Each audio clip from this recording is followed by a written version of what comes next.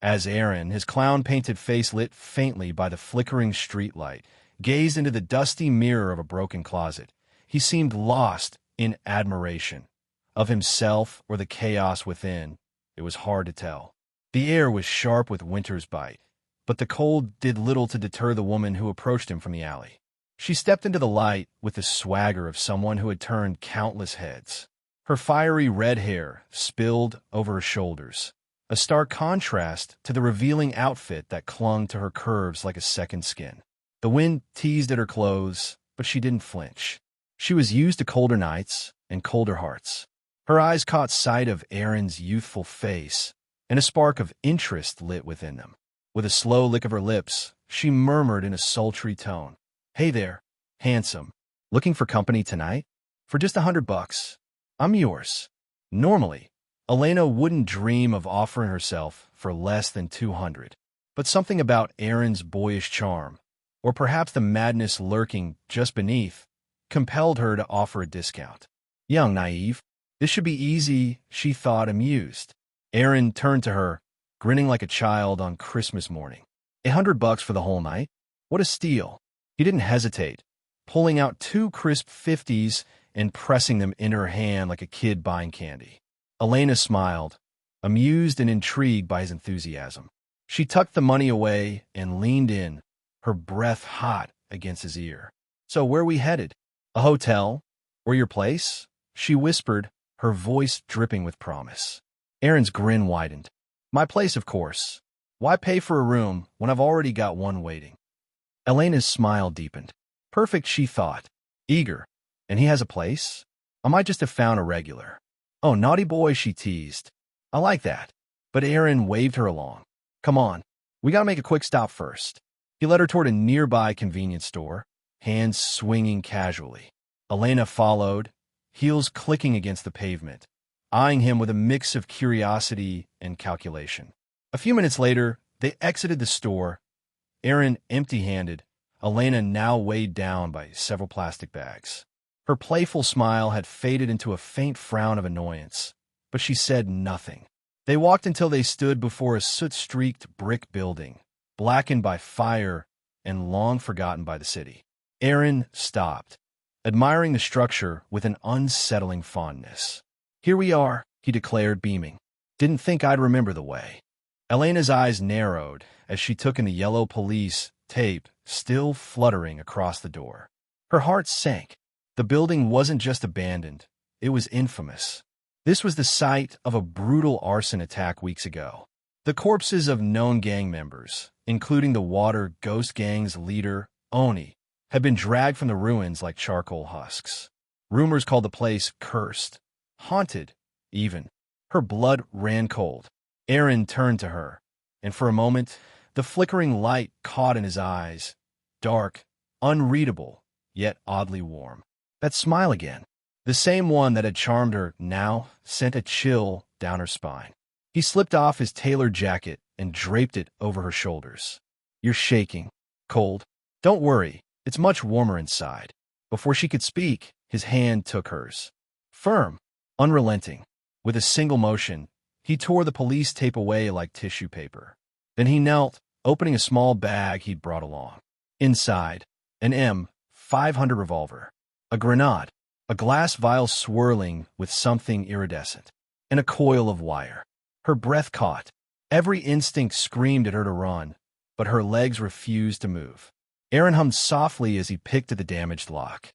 The metallic click of success echoed like a gunshot in the night. The door creaked open, revealing nothing but shadow beyond. He turned, smiled again, and gave a mock bow. "My lady," he said, voice rich with unsettling charm. To Elena, Eren's gentlemanly tone no longer sounded inviting. It rang with something darker, something final. His smile, once disarming, now struck her as a mask, hiding something far more terrifying beneath. Behind him, the warped door gaped open like the maw of some ancient predator, shrouded in blackness, so complete it seemed to swallow the dim yellow streetlight hole. Elena's legs buckled as she stared into the void. Her voice broke into a desperate whisper, trembling as violently as her limbs. "Please don't hurt me. I'm begging you. Eren paused, slinging his backpack over one shoulder and casually slipping the revolver back inside. He blinked at her in mock confusion, tilting his head as if genuinely puzzled. Hurt you? Why would I do that? He said, his tone light, almost cheerful.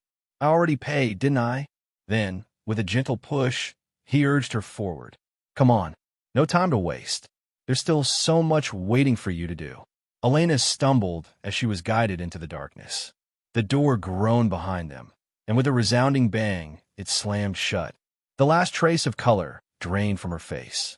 The house swallowed her whole. Elsewhere, beneath the streets of Chinatown, in a hidden underground lab, pale fluorescent lights flickered overhead as Eren leaned over a steel workstation. His face was deathly pale, the aftereffects of soul trauma still carved deep into his features, but his eyes gleamed with purpose. He held a small dropper between trembling fingers, releasing a single bead of liquid, extracted from the rare Welwitschia mirabilis, the so-called thousand-year orchid, into a swirling green solution. The droplet hissed as it landed, producing an immediate froth that bubbled violently toward the beaker's rim. He exhaled. Another failure. With a flick of his fingers, the lab bench opened up, swallowing the unstable potion into its mechanical guts. In moments, the same beaker reemerged, sterilized and empty. This seamless operation was thanks to one of his most useful creations, a biomechanical entity he had nicknamed Little Oddball, the lab's tireless custodian and silent assistant. Though it maintained the workspace dutifully, something within Little Oddball had begun to change.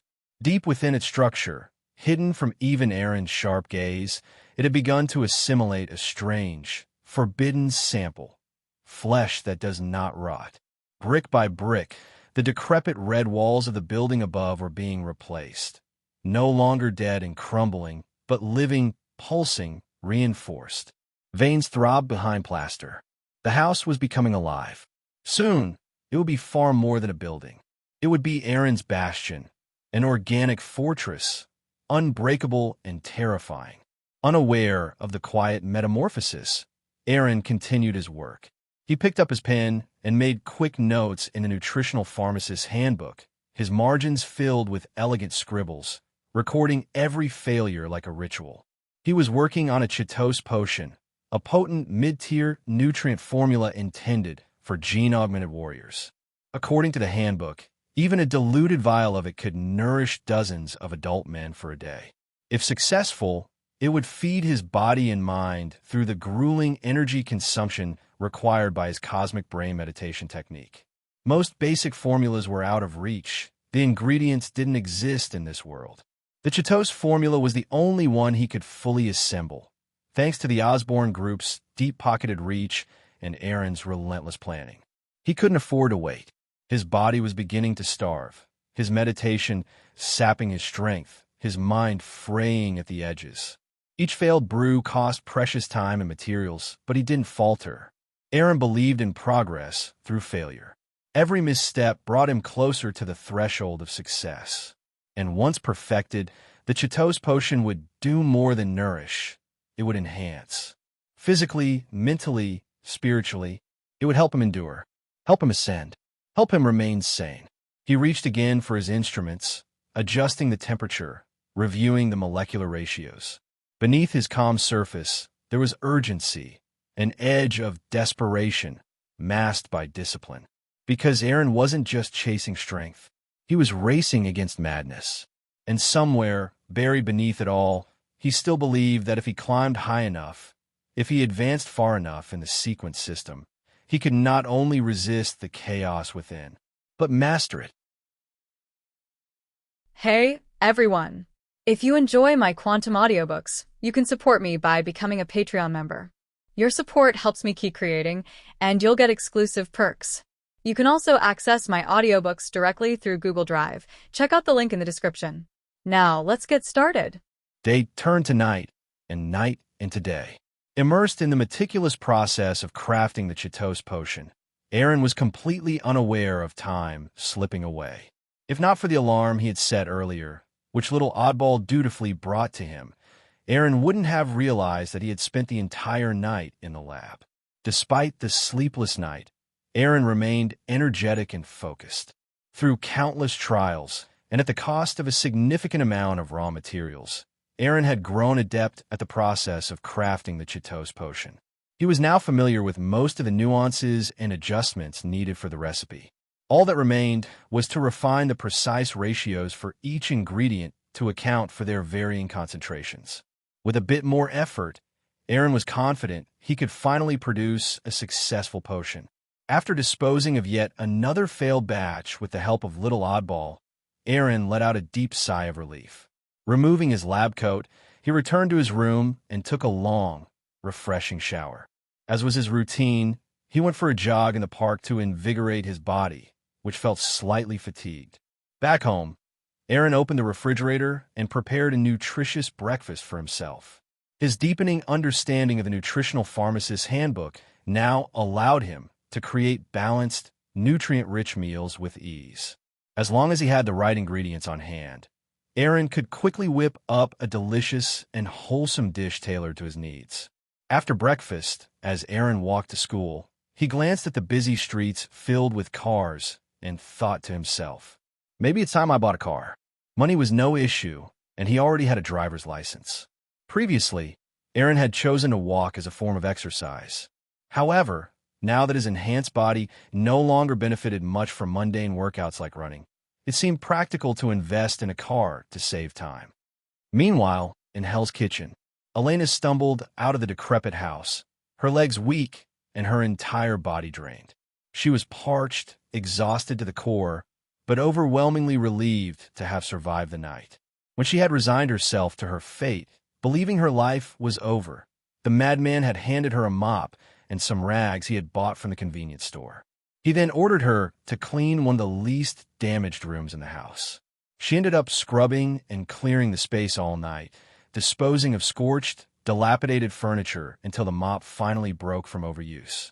By dawn, she had managed to clean out a small, empty room. Throughout the night, Eren lounged on a chair he had brought in from somewhere, watching her work with an unsettling calmness. As he put it, I paid for the full night. Not wanting to waste even a cent of the $100 he had spent, Eren kept Elena working nonstop. He even made her return to the store with him to buy more supplies, carrying everything back to the house by herself. The workload was so intense that even the most exploitative of capitalists would have been impressed by Eren's ruthlessness. Still, despite her aching body, Elena was grateful. She had survived. Inside the room she had cleaned, Eren had strung up a large hammock, suspended from the four corners of the room with fixtures. He now lay back in it, processing the information he had gleaned. While Elena cleaned, she had shared plenty of details about Hell's Kitchen. It turned out that the entire area was under the iron grip of Wilson Fisk, known as the Kingpin. Even the streetwalkers like Elena operated under his empire's permission.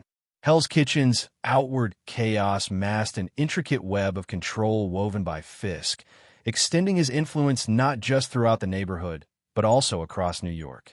For Eren to establish his own foothold here, his first step would be to tear apart the oppressive net of order that Fisk had created.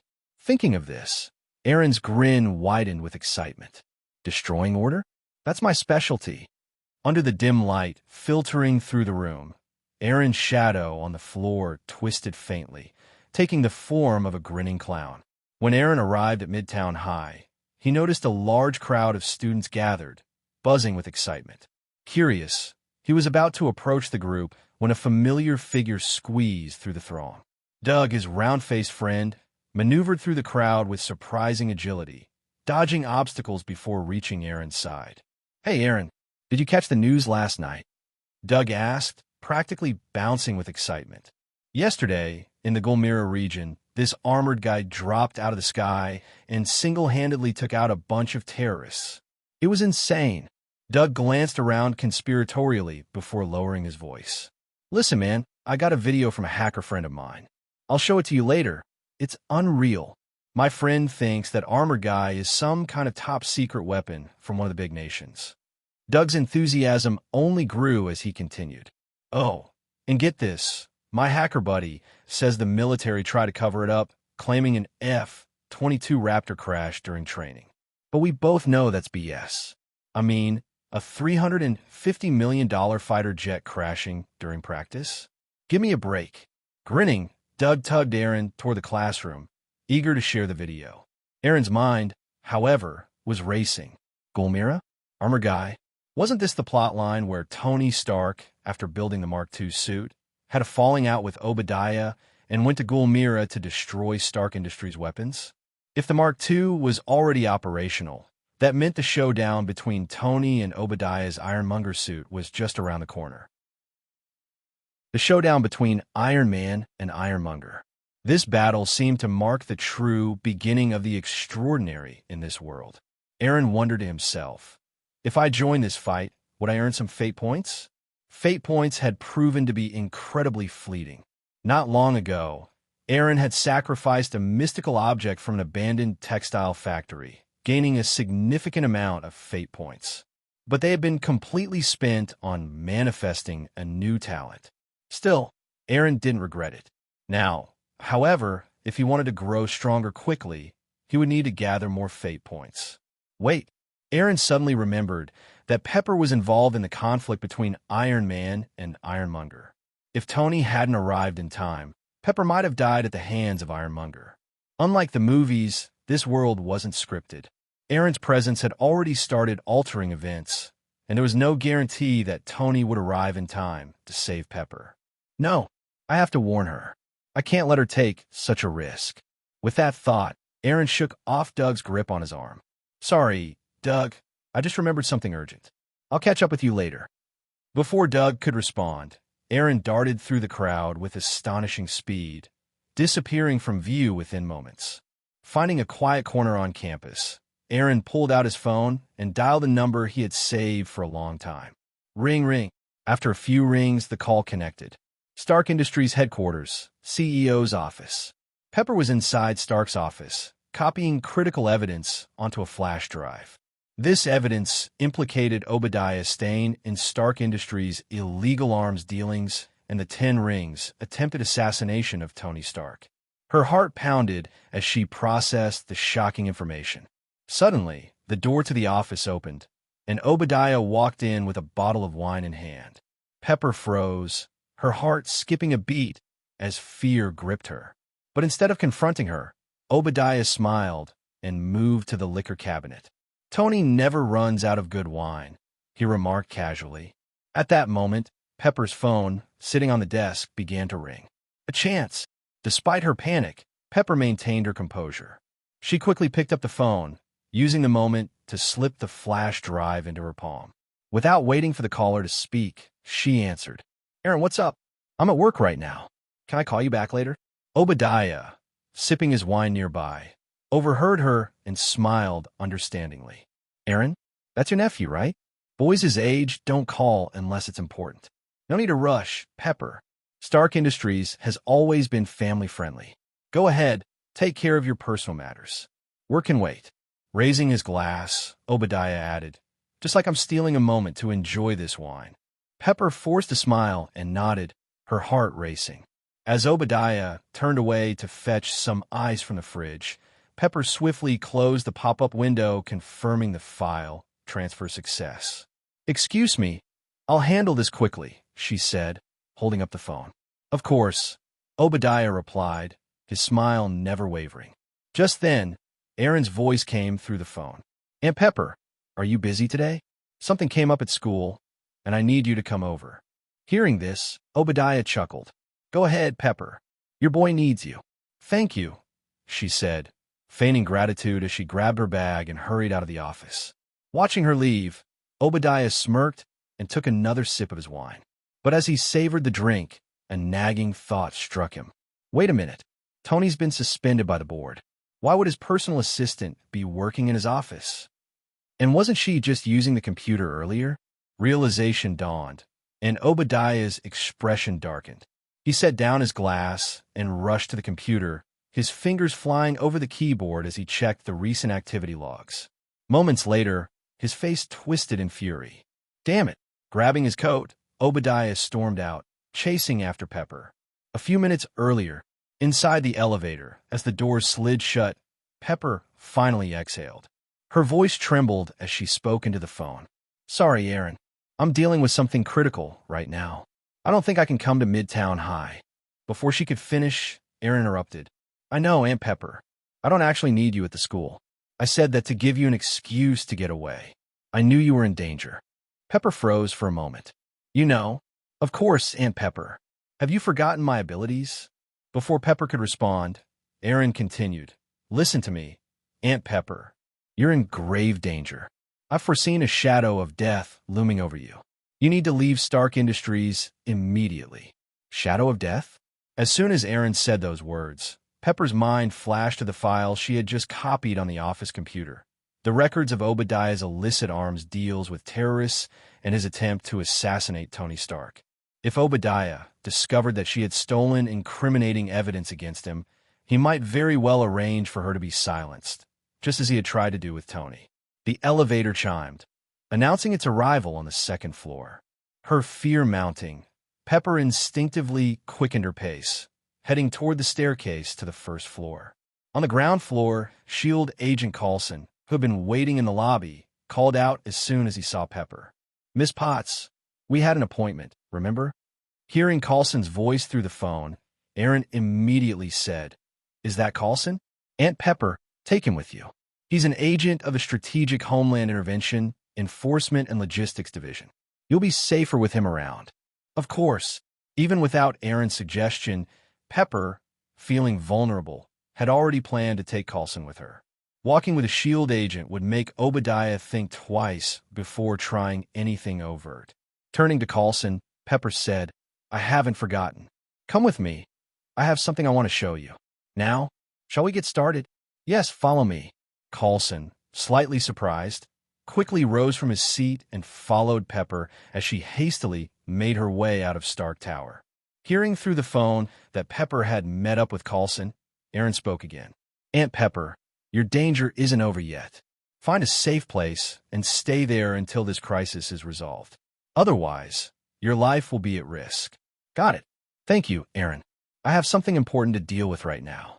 I'll contact you later." After thanking Eren, Pepper hung up and turned to Coulson. "I have some evidence I want to hand over to you. I think you'll find it interesting." "Evidence? Of what?" "Proof that Obadiah Stane has been smuggling weapons and hiring terrorists to kill Tony." Meanwhile, back on campus, Eren stared at the disconnected call, frowning slightly. Although he had warned Pepper, he knew she wouldn't simply sit still and follow his advice. She was too strong-willed for that. "I guess I'll have to take matters into my own hands," Eren muttered. At that moment, he spotted Gwen walking toward him with a stack of books. A thought flashed through his mind. Taking a few quick steps, Eren approached Gwen and greeted her with a smile. "Hi, Gwen." "Hi, Eren," Gwen replied, smiling back. After all they had been through together, the bond between Gwen and Eren had grown significantly stronger. Although they hadn't known each other for long, Eren had unknowingly become an important part of Gwen's life. Eren cut straight to the point. "Hey, Gwen, you're a student assistant, right?" "Of course. I'm the 12th grade assistant," she said proudly. "Perfect." Eren grinned. "I need to take the day off for something urgent. Can you help me get it approved by the teachers?" Hearing this, Gwen's expression grew concerned. "Is something wrong? If you need help, I can." Before she could finish, Eren shook his head and interrupted. "Don't worry, it's nothing serious. I just need to visit Aunt Pepper. The best way you can help is by getting the teachers to approve my leave." Seeing that Eren didn't seem troubled, Gwen sighed in relief. "All right, I'll take care of it. Being an assistant has its perks, after all. I'll talk to the teachers for you." "Thanks. I owe you one." "Dinner's on me next time," Eren promised with a smile before turning to leave the school grounds. Watching him go, Gwen smiled faintly, then turned to head toward the administration office to fulfill her promise. After leaving the school, Eren didn't head straight for Pepper. Instead, he took a taxi back home to prepare. A diviner never fought without certainty, and that principle applied to Eren as well. Returning to his Chinatown hideout, Eren concealed a few items on his person and began his divination ritual to gather more information. Meanwhile, Pepper handed the evidence against Obadiah to Coulson. Coulson escorted her to his car and pulled out a laptop to examine the files on the flash drive. After browsing through several documents, his expression darkened. Turning to Pepper in the back seat, he said gravely, "This is beyond my jurisdiction. I'll need to inform the director immediately." As Stark Industries' second-largest shareholder and longtime CEO, Obadiah had amassed significant power and influence over the years. Even with such damning evidence, bringing him down wouldn't be easy. Recognizing the severity of the situation, Coulson decided to call in the big guns. The director of S.H.I.E.L.D., Nick Fury, had the authority and experience to handle someone like Obadiah Stane. A few hours later, after a flurry of activity on the computer, Eren redirected the $10 billion he had used to short Stark Industries stock, along with the $50 billion he had earned from the stock market during this period, to buy Stark Industries stock at its lowest point. Since Iron Man was about to emerge, continuing to short Stark Industries stock would undoubtedly become a losing proposition. Eren wasn't about to let himself lose money, so he seized the opportunity to purchase Stark Industries stock while it was at rock bottom. This way, when Tony announced his identity as Iron Man, Eren could make another fortune.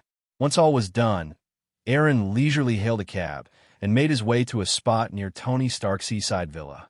Tony Stark's villa was far from New York City. By the time Eren arrived, the sky had already begun to darken. After paying the fare and dismissing the driver, Eren found a concealed spot outside Tony's villa and quietly waited.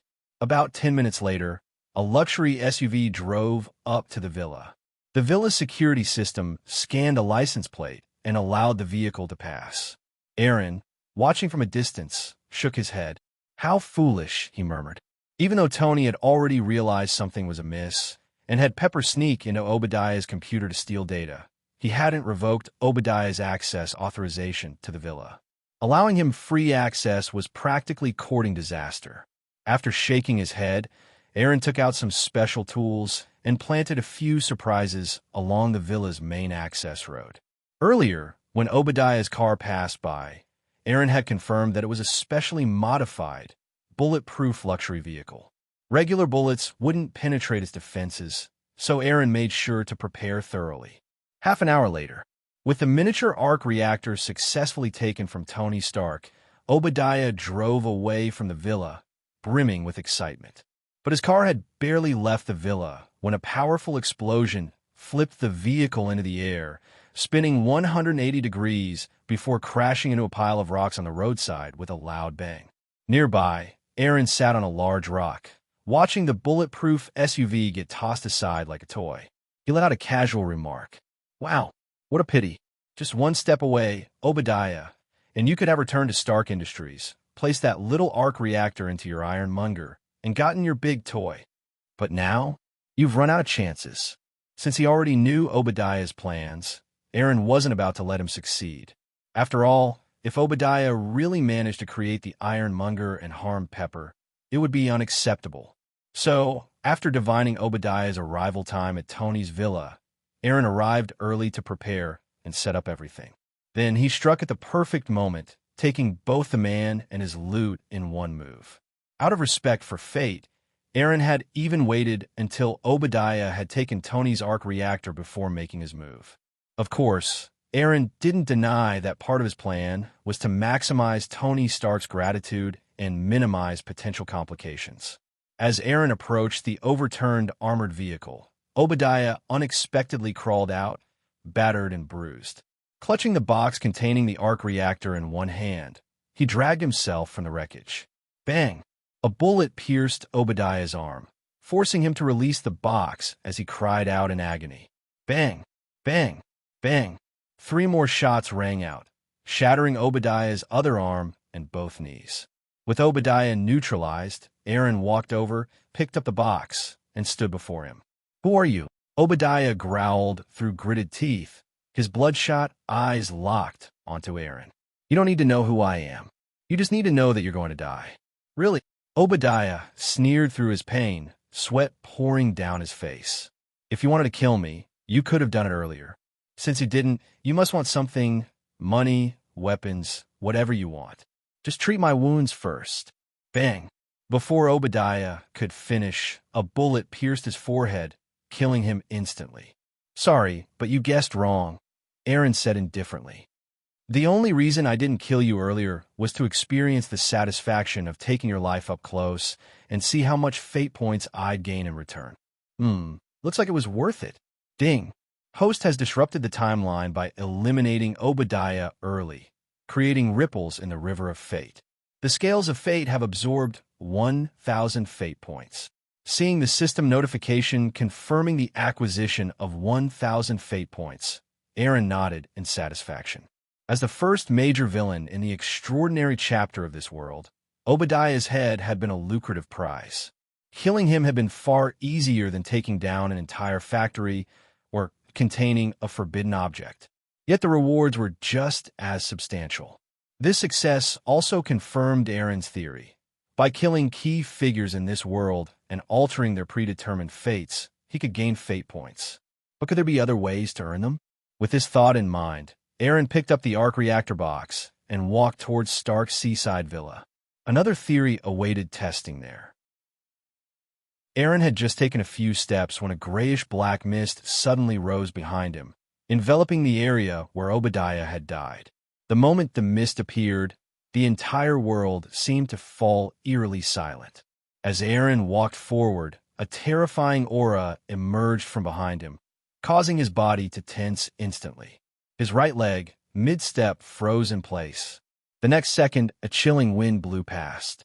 Just as mysteriously as it had appeared, the grayish-black mist vanished without a trace. At the same time, the horrifying presence that had enveloped Eren also disappeared.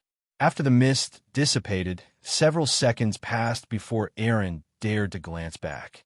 The mountains were still the same, the road unchanged, and even the roadside weeds looked no different than before. But Obadiah's luxury car now appeared as though centuries had passed in an instant. The vehicle was corroded beyond recognition, reduced to a rusted, skeletal frame. As for Obadiah's corpse, which should have been beside the car, it had turned to human-shaped ashes. The sea breeze quickly scattered the remains into the air. Damn it, what just happened?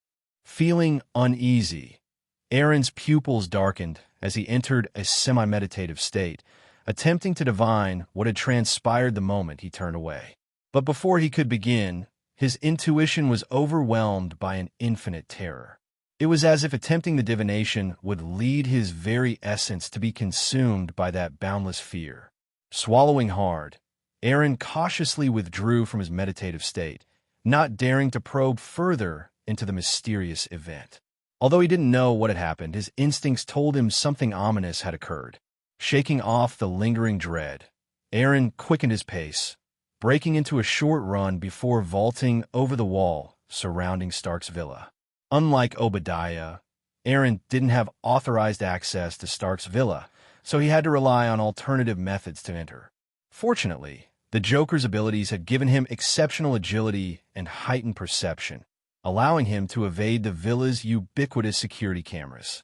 After about a minute, Eren climbed onto the balcony and slipped into the villa, where he found Tony Stark slumped on the sofa, incapacitated by a device Eren had invented, a powerful electromagnetic disruptor. Tony's body trembled slightly, racked with pain. Without the miniature arc reactor in his chest, the shrapnel lodged near Tony's heart moved closer with every beat, inching toward a fatal endpoint. To make matters worse, the electromagnetic disruptor heightened Tony's suffering, leaving him gasping for breath and on the verge of suffocation. Paralyzed, Tony was utterly helpless. "Wow, you look absolutely pathetic," Eren remarked as he stepped into the living room, observing Tony's desperate struggle between life and death. Hearing Eren's voice, Tony's bloodshot eyes flickered with a glimmer of hope. His trembling body strained, his lips parted as though to speak, but the paralysis and darkened veins on his face rendered him mute. Instead of immediately returning the arc reactor to Tony's chest, Eren pulled out his phone. "Hold on," he said casually. He snapped several photos of Tony from different angles. A moment like this, Tony Stark, so utterly defeated, was too rare not to document. Satisfied, Eren finally opened the briefcase and retrieved the miniature arc reactor that Obadiah had stolen. Buzz. As soon as the arc reactor was reconnected to the device in Tony's chest, he took a deep, life-saving breath. While Tony recovered, Eren went to the bathroom to wash the electrolyte solution off his hands. When he returned to the living room, Tony was still lying on the sofa, breathing heavily and unable to compose himself. Eren dialed Pepper's number in front of Tony. The call was answered after just a few rings. "Pepper, where are you right now?" Eren asked directly. Tony, still gasping for air, froze when he heard Pepper's name. He hadn't forgotten Obadiah's chilling words when he stole the arc reactor. "It's a shame you dragged Pepper into this. I had planned to spare her. If Pepper got hurt because of him, Tony knew he'd never forgive himself." Fortunately, his worst fears hadn't yet materialized. Pepper's voice came through the phone.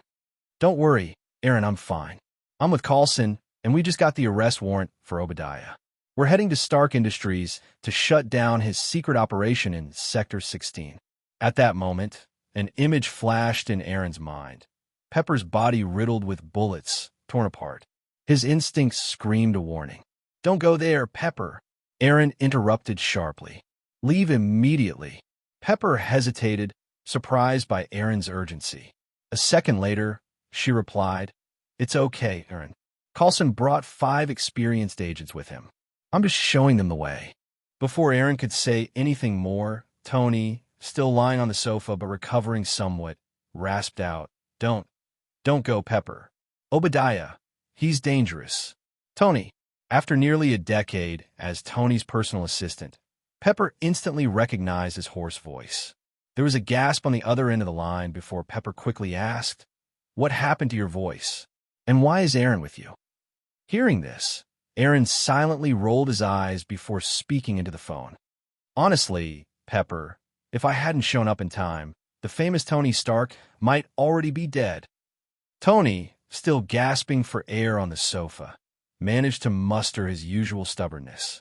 "No, even if you hadn't come, I'd still be fine. It was just a minor hiccup." Eren shot Tony a scornful look, raising his phone as a reminder of the incriminating photos he'd just taken. Tony's face twitched as he caught sight of the gesture. Quickly shifting the subject, he said, "Listen, Pepper, Obadiah has lost it. He nearly killed me just now. Anyway, anything involving Obadiah is extremely dangerous right now. Leave the matter of shutting down Sector 16 to the agents. That's not something you should be handling. The only thing you need to do is find a safe place and stay there until this is over." "Got it." After Eren and Tony both issued warnings, Pepper, who had felt reassured by the 5 agents accompanying her, began to sense that something was wrong. But as she stood before the entrance to Sector 16, she muttered, "But we're already here. Damn it, what kind of timing is this?" Eren cursed silently before shouting into the phone, "Pepper, leave immediately. I've already foreseen your death. If you stay there, you're going to die."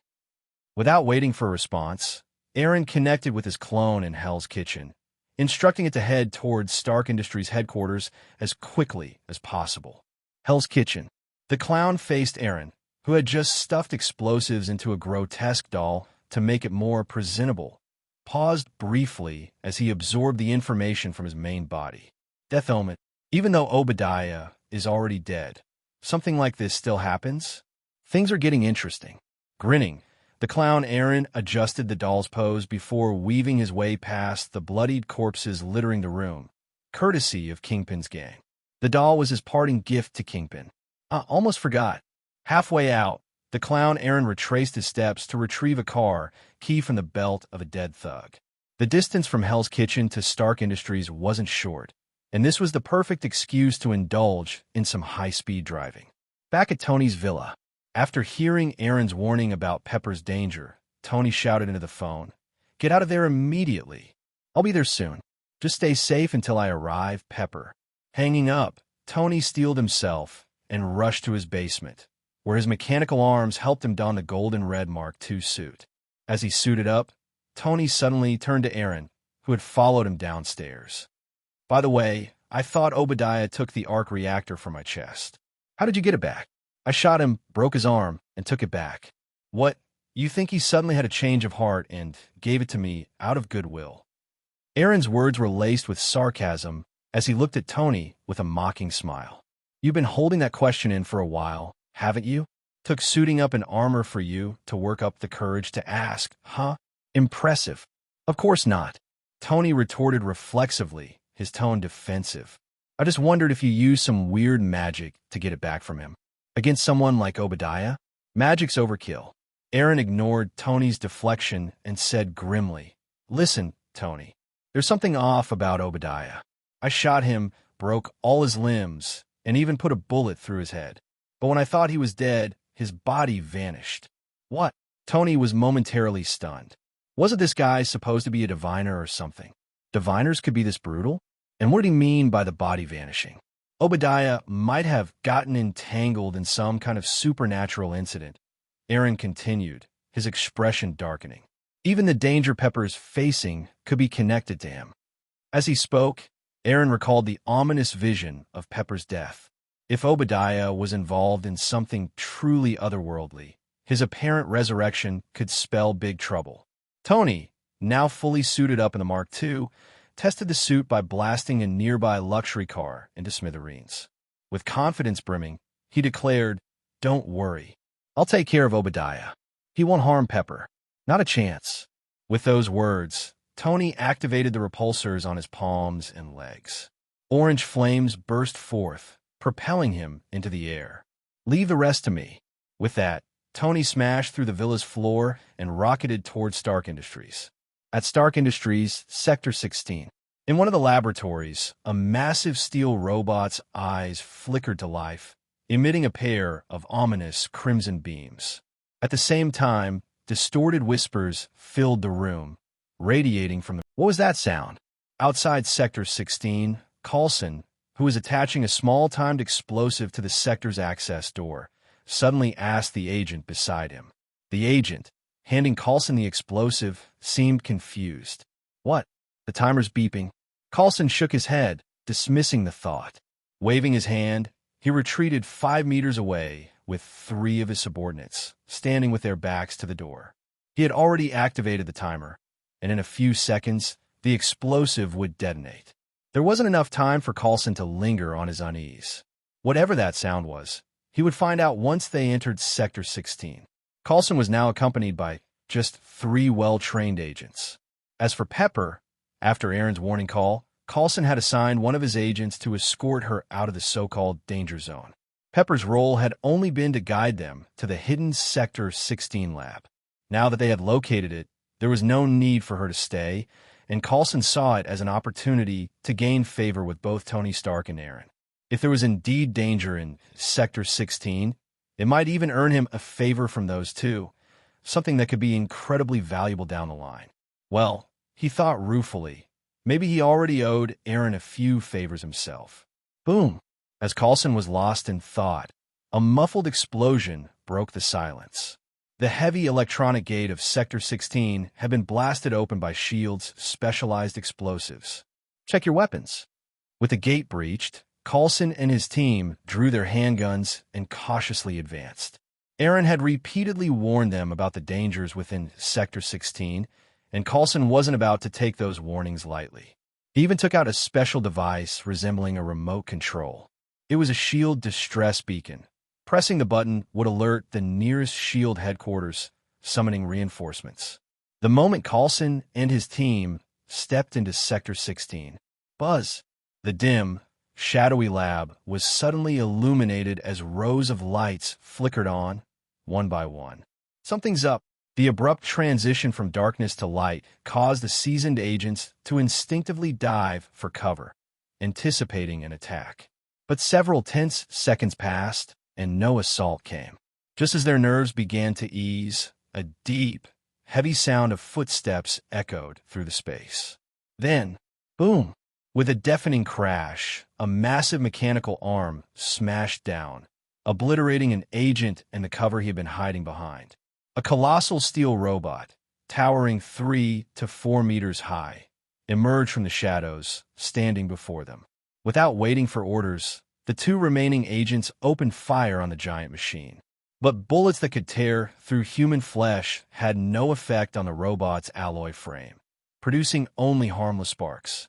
The giant robot instinctively raised one of its mechanical arms to shield its head. When it realized the bullets couldn't even scratch its armor, the machine paused. A guttural voice, tinged with Obadiah's chilling tone, emerged from the robot. Flesh is weak. Only steel is eternal. Just moments ago, Obadiah's human body had been powerless against bullets. A single handgun had been enough to shatter his limbs and end his life.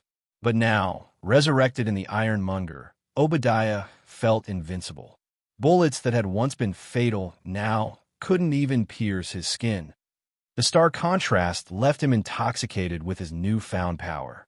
With a laugh, the massive robot stomped its mechanical leg, shattering several tiles as it closed the distance to one of the agents in an instant.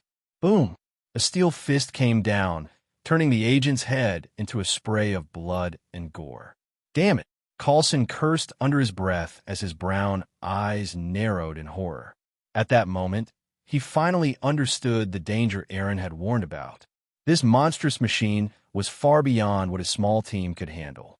If Pepper had stayed with them, she would have been torn apart in seconds. Damn it! Obadiah actually created this kind of mechanical monstrosity. Things just got a lot worse. Without hesitation, Coulson pressed the distress button in his hand and shouted to the last remaining agent, "Retreat." Then he turned and ran without looking back. Bang! Bang! The remaining agent fired 2 shots at the Ironmonger's head before quickly retreating. As he ran, he kept glancing over his shoulder at the massive robot. Unbeknownst to him, those gunshots were his death knell. The bullets ricocheted harmlessly off the Ironmonger's head, leaving faint sparks. Remembering the vulnerability of his human form, the robot's eyes flared crimson, glowing like searchlights. "I hate the sound of bullets," it growled. Raising one arm, it launched a small rocket from its mechanical limb. Boom! The explosion ripped through the retreating agent, reducing him to a spray of blood and fragmented flesh. After killing the last agent, the Ironmonger turned its crimson, glowing gaze toward Coulson, who was sprinting into the entrance corridor of Sector 16. The heavy steel behemoth's legs ignited with bursts of flame, unleashing immense propulsion power. Like a berserk bull, the Ironmonger barreled through precious equipment, leaving a trail of sparks and destruction as it charged into the reinforced corridor, built with bunker-level strength. But within the confined space of the corridor, the Ironmonger's massive frame became a liability, slowing its pursuit. Sensing the monstrous presence closing in behind him, Coulson gritted his teeth and pushed his body to its limits, narrowly evading the steel hand that reached for his back. With a sharp left turn, Coulson disappeared from Obadiah's sight. The Ironmonger crashed into the corridor walls, lodging its massive steel body in the tight confines. Watching Coulson's fleeing figure vanish, a cold, menacing voice echoed from the mechanical giant. "You can't escape. This time, no one will stand in my way, no one." Once outside Sector 16, Coulson sprinted toward the laboratory's exit, quickly dialing S.H.I.E.L.D.'s New York branch. "This is Coulson. I need heavy firepower support immediately. Obadiah has built a massive suit of armor that looks even stronger than Tony Stark's Iron Man suit. Standard firearms are completely ineffective against him. We'll need significant heavy artillery to take him down." As Coulson ran, the ground ahead of him suddenly cracked open. The Ironmonger burst through the surface, its hulking form emerging from the debris. Without hesitation, Coulson grabbed a high-explosive grenade from his belt and hurled it at the mechanical behemoth's head, diving in the opposite direction as he did. Boom! A fiery explosion engulfed the Ironmonger as it was still halfway out of the ground. Coulson, flattened against the ground, wasted no time. After evading the blast's initial shockwave, he bolted toward a nearby building for cover. He knew from S.H.I.E.L.D.'s records that Tony Stark's smaller Iron Man suit could withstand tank shells. There was no way a single grenade would destroy this larger, heavily armored machine. Betting on such slim odds was foolish. His only option was to buy time, using the surrounding structures to evade the ironmonger until reinforcement arrived. But just as Coulson reached a wall for cover, whoosh, a small rocket from the ironmonger's arm shot toward him, slamming into the wall ahead. Boom! The explosion's force sent Coulson flying backward. His left arm was severed, and his upper body was drenched in blood. He lay motionless on the ground. The ironmonger emerged from the flames, its body scorched but otherwise unharmed. Its crimson eyes glowed with disdain. With one heavy step, it crushed Coulson's discarded phone, which was still connected to S.H.I.E.L.D. Pathetic humans. After eliminating the last agent, the ironmonger's glowing red eyes scanned the surroundings. They quickly locked onto a black Audi speeding away from the Stark industrial complex. The car, carrying Pepper, was fleeing at high speed. Pepper, I gave you a chance. Since you've chosen to stand against me, be prepared to pay with your life. Muttering to itself, the ironmonger's massive steel frame shifted slightly. A second later, its legs and palms ignited, unleashing flames and smoke that lifted the heavy machine into the air. After adjusting its trajectory, the ironmonger shot off in pursuit of the black Audi. Inside the black Audi, sitting in the back seat, Pepper anxiously looked out the rear window. Seeing the terrifying figure, engulfed in smoke and flames, closing in on them, she shouted to the S.H.I.E.L.D. agent driving, "Faster! It's catching up to us. I'm already at full speed." The agent, his foot pressed firmly on the gas pedal, replied through gritted teeth. Beads of sweat trickled down his forehead. The distant sounds of explosions from the lab had already set them on edge. Determined to protect Pepper, the agent had immediately floored the accelerator, pushing the car to its limits. But the ironmonger's propulsion system, designed by Stark Industries' top engineers, gave it a flying speed far beyond anything a ground vehicle could match. High above, less than 50 meters from the fleeing car, the ironmonger raised its massive right arm. The rotary cannon mounted on its arm locked onto the black Audi, carrying Pepper. Farewell, Pepper. The next moment, the rotary machine gun began to spin rapidly, emitting a chilling metallic glow. Rat-a-tat-tat. Orange-yellow bullets poured out like a storm, raining toward the black Audi, carrying Pepper. Just as the metallic storm was about to engulf the Audi, threatening to tear Pepper and the accompanying S.H.I.E.L.D. agent apart along with the car, a white semi-truck burst through the guardrail with a deafening honk. In a daring drift, it positioned itself between ironmonger and the black Audi. The massive truck's body intercepted the storm of bullets, shielding the Audi completely. Simultaneously, in the truck's cab, a figure wearing a clown mask enthusiastically waved at ironmonger, hovering in midair. "Hey, big guy, look over here." "Yeah, that's right, look this way." As ironmonger's attention was drawn to the clown-masked figure, a grin of excitement spread beneath the mask. "That's it. Right here, you bastard." Dread gaze. In the next instant, ironmonger's electronic consciousness was overwhelmed by the sight of the clown's face, which seemed to morph into a terrifying dragon, roaring ferociously as if it had awakened from an ancient slumber. The indescribable dread emanating from the dragon's roar swept through Obadiah's mind, even burning out a critical circuit deep within ironmonger's armor. If ironmonger were a pure machine, the dread gaze might not have had any effect. But the steel body contained the self-aware soul of a human, and that soul was not immune to such mental assaults. Haha. Enjoy the fireworks, sweetheart. Taking advantage of ironmonger's momentary daze, the clown, Eren, pulled out a shoulder-mounted rocket launcher he had prepared beforehand. Without hesitation, he aimed at the hovering mech and fired. Whoosh! The rocket soared through the air, trailing a fiery tail before hitting its marked dead center. Boom! The ensuing explosion sent ironmonger flying backward, the massive steel monstrosity crashing onto the street and rolling uncontrollably, smashing countless oncoming cars in the process. Boom! Boom! Boom! As one car after another was crushed under ironmonger's weight, sparks and flames erupted into the sky, filling the street with the cacophony of car alarms and panic.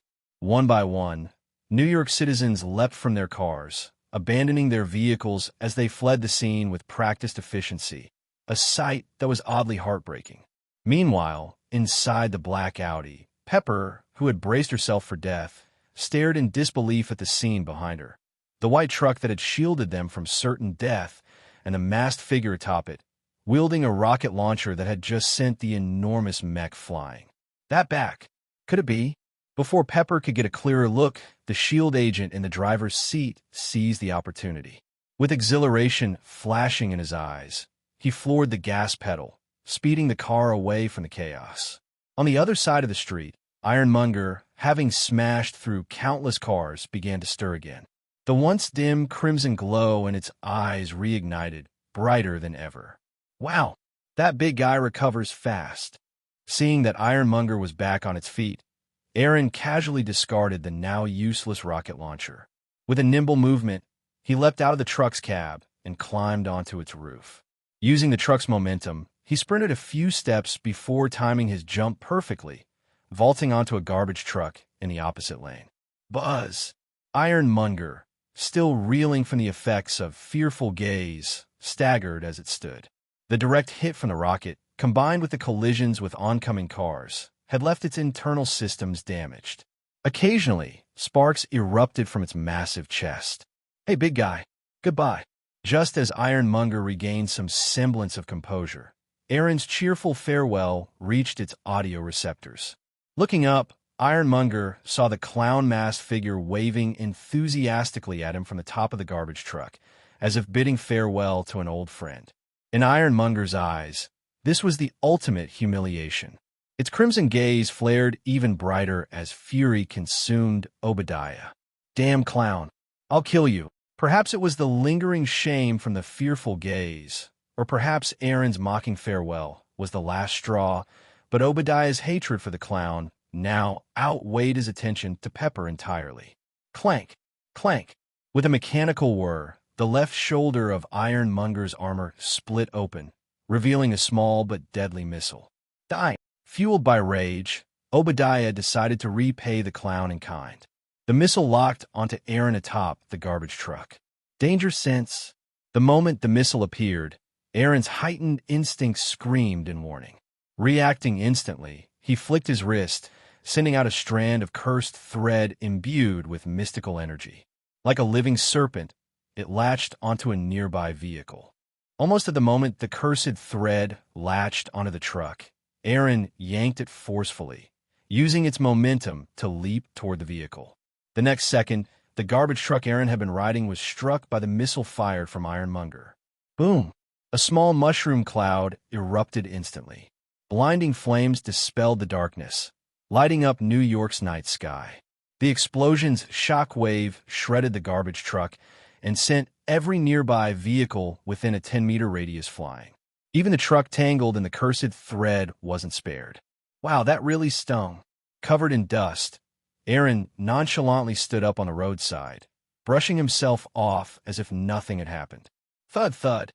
Seeing the clown-masked troublemaker still alive, Ironmonger stomped heavily, flames jetting from its mechanical feet as it leapt over several overturned cars and landed with a thunderous crash in front of Eren.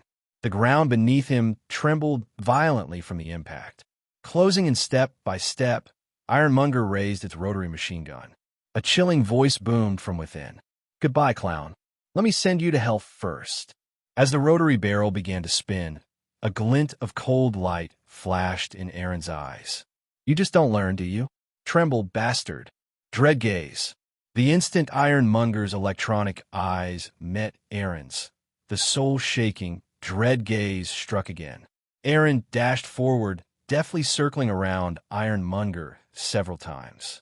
Then, pulling a grenade from his pocket, he jammed it into a gap in Ironmonger's left leg armor. As he finished, Eren instinctively ducked. The next second, a massive mechanical arm whooshed past, just missing his head.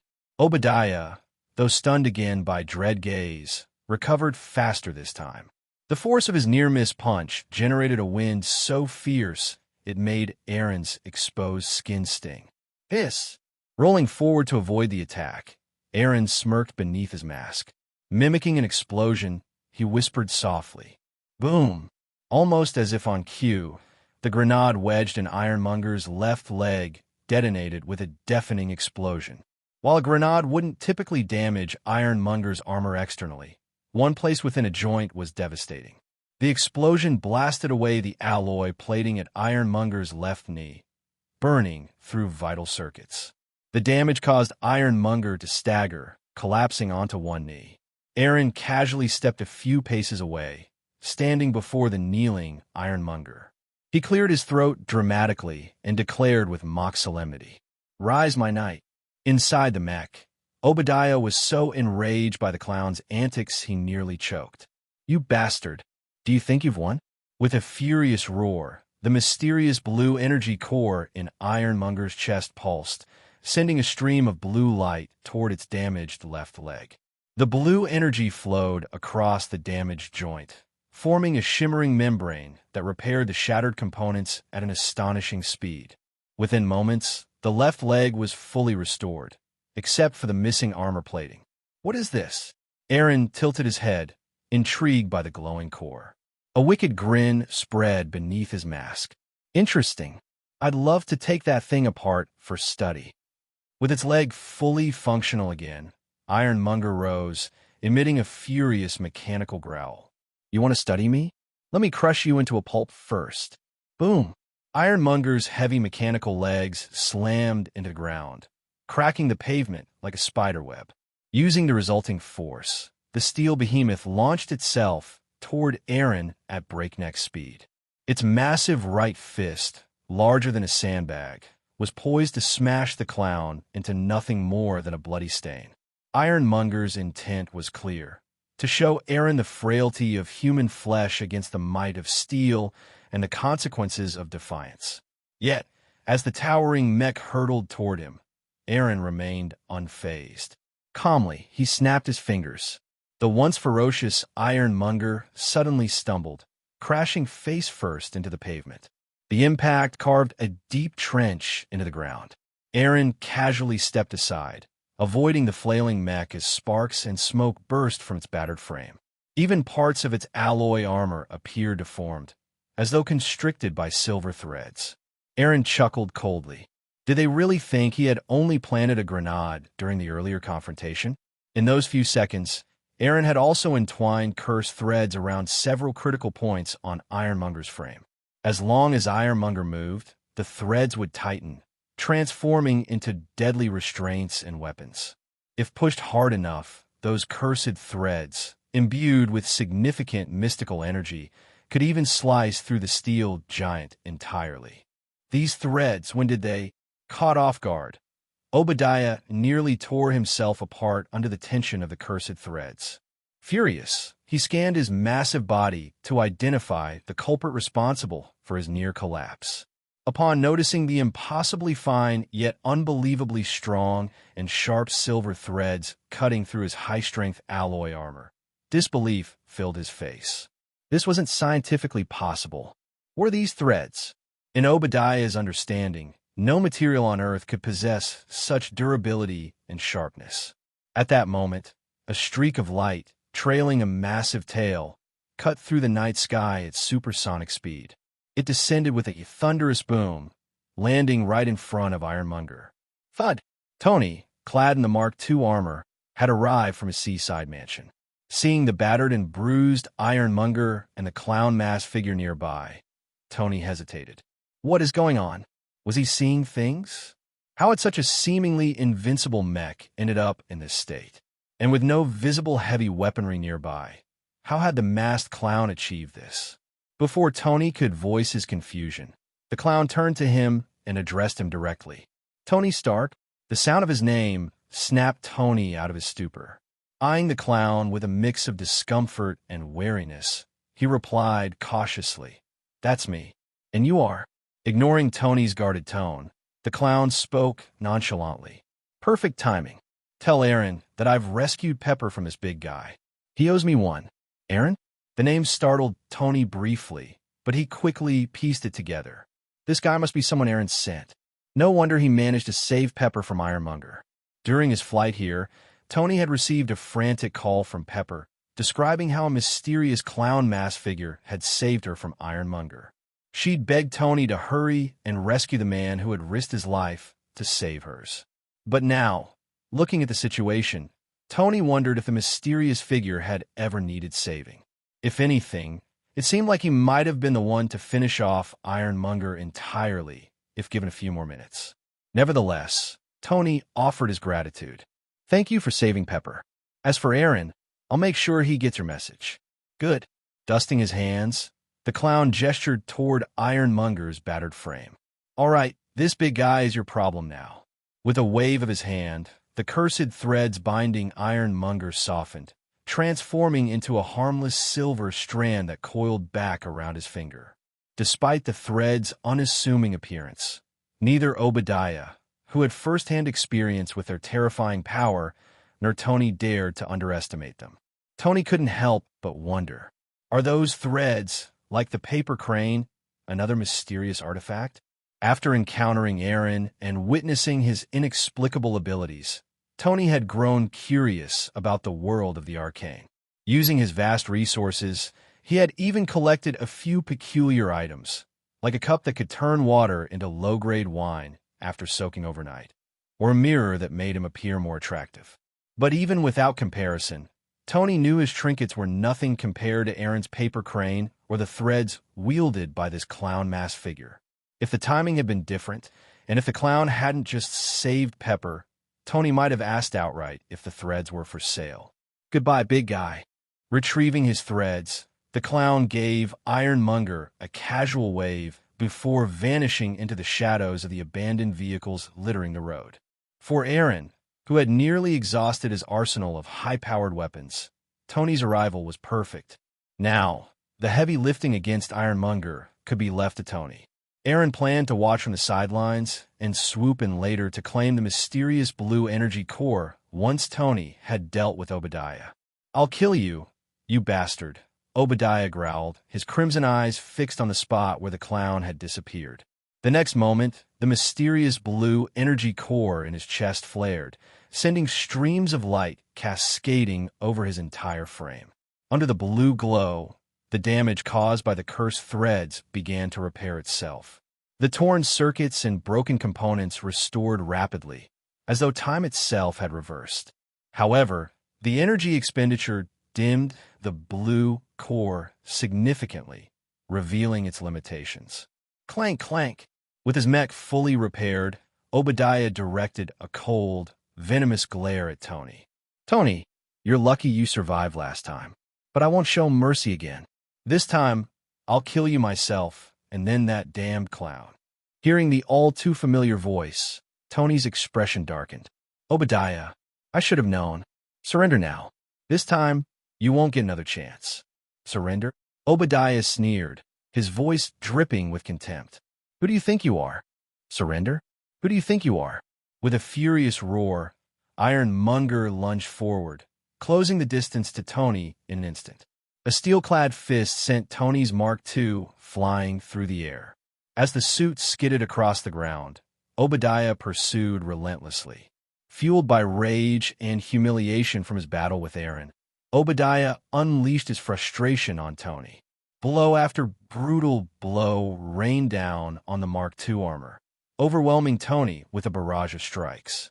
Tony managed to blast Ironmonger back momentarily with a repulsor shot, giving himself some breathing room. But no sooner had he recovered than a barrage of missiles launched from Ironmonger's frame, forcing Tony to dodge frantically. Boom, boom, boom. Explosions lit up the night, filling the air with smoke and debris. Inside the Mark II, Tony's expression grew grim. How many weapons does this guy have? While the Mark II clearly had superior mobility and performance, there was a problem. Tony had never designed the suit as a full-blown war machine. It lacked the heavy arsenal necessary to counter the enhanced armor and weaponry of Ironmonger. Bang! A massive punch sent Tony crashing into the ground again. The Mark II now sported numerous dents and scorches, while Ironmonger's thick armor absorbed the punishment with little visible damage. This couldn't go on. Struggling to his feet, Tony activated the arc reactor in his chest. A charged energy beam blasted from the reactor, sending Ironmonger flying backward. Now it's my turn. Capitalizing on his suit's agility, Tony maneuvered behind Ironmonger. Grabbing onto its neck, he tore off a thick piece of armor. Before he could dismantle more components, Obadiah roared in fury. Damn it! Ironmonger's massive hands grabbed Tony, slamming him to the ground with bone-rattling force. Before Tony could react, Ironmonger's colossal foot came down toward his chest. Tony fired his repulsor at point-blank range. Boom! The energy blast disrupted Ironmonger's balance, toppling the mech. Tony seized the opportunity to escape, taking to the skies. Hovering above, Tony stared down at the smoking Ironmonger, his face dark with frustration. Damn it! Why was that clown able to beat you into that sorry state? But when it's my turn, you suddenly turn into a monster. Do I look weaker? Easier to bully. Tony, of course, would never admit to being weaker. Determined to finish this, he issued a command to JRVS. JRVS, channel 50% of energy. Target the reactor core in his chest. Understood, sir, JRVS replied. As energy gathered, the arc reactor on Tony's chest glowed brighter and brighter, emitting an aura of destruction so intense it even made Obadiah, still recovering, feel a pang of dread. Without hesitation, Obadiah launched every remaining missile at Tony. At the same time, Tony unleashed a massive energy beam from his arc reactor. Boom! The beam collided with the missiles mid-air, triggering a devastating explosion. The resulting shockwave radiated outward, obliterating everything in its path. Vehicles were torn apart, debris was flung through the air like bullets, and the asphalt cracked and peeled away to expose the road's foundation. The deafening explosion drew immediate attention. Units from the NYPD, FBI, and Homeland Security scrambled to the scene. Meanwhile, S.H.I.E.L.D.'s backup team, already en route following Coulson's distress call, diverted straight to the blast zone. Before the dust even settled, 5 modified S.H.I.E.L.D. armored vehicles arrived on the scene. Heavy weapons were deployed immediately. Agents armed with rocket launchers took aim at the smoky epicenter of the explosion. A vehicle-mounted heavy machine gun was positioned, its barrel pointed at the same spot. Go, go, go! Heavily armed agents disembarked, spreading out cautiously to surround the area. Half a minute later, as the dust cleared, the scene came into view. In the middle of what used to be a smooth road lay a massive crater several meters in diameter, splitting the street in two. The surrounding asphalt had been stripped away, exposing the underlying foundation. Near the crater, 2 steel-clad figures lay motionless, one large, one small. Just as the S.H.I.E.L.D. agents approached, the smaller, red and gold figure stirred. Damn it! Tony groaned, climbing to his feet and muttering angrily. It's that mind attack again. I'm sure now. That clown-masked lunatic is definitely working with Eren. Unbelievable. We're supposed to be on the same side, and that maniac still knocked me out. What the hell? JRVS. Record the data from when I was hit by the psychic attack. One day, I'm going to figure out how to counter it, and then I'll beat both of them senseless, falling for the same trick twice. Do I, Tony Stark, have no dignity? As Tony silently vowed to find a way to get back at those 2 clowns one day, JRVS interrupted his thoughts with a sobering report. Apologies, sir, but I've reviewed the footage from before your blackout and found no trace of any attack. Tony froze, frowning. Not a single trace? Not even with the Mark II's advanced detection systems. JRVS, the most advanced AI Tony had ever created, coupled with the cutting-edge sensors in the Mark II, couldn't detect how the clown had incapacitated him. The realization weighed heavily on Tony. Correct, sir. However, based on the data, both you and the massive steel mech experienced the blackout immediately after locking eyes with the clown-masked individual. My analysis indicates a 37.65% probability that the psychic attack is linked to eye contact. Tony pondered for a moment before responding. Eye contact, so their gaze acts as the medium for the attack. JRVS, note this down. Understood, sir. As JRVS logged the data, Tony turned his gaze toward Ironmonger's remains. The mech lay dismantled, its head severed, and energy core extracted. Obadiah. Sighing, Tony stepped forward to take one last look at his former mentor. But as soon as he moved, an array of weapons turned to face him. High-caliber rifles, sniper rifles, rocket launchers, and even a mounted heavy machine gun, all aimed directly at him. "Don't move. Raise your hands and stand down."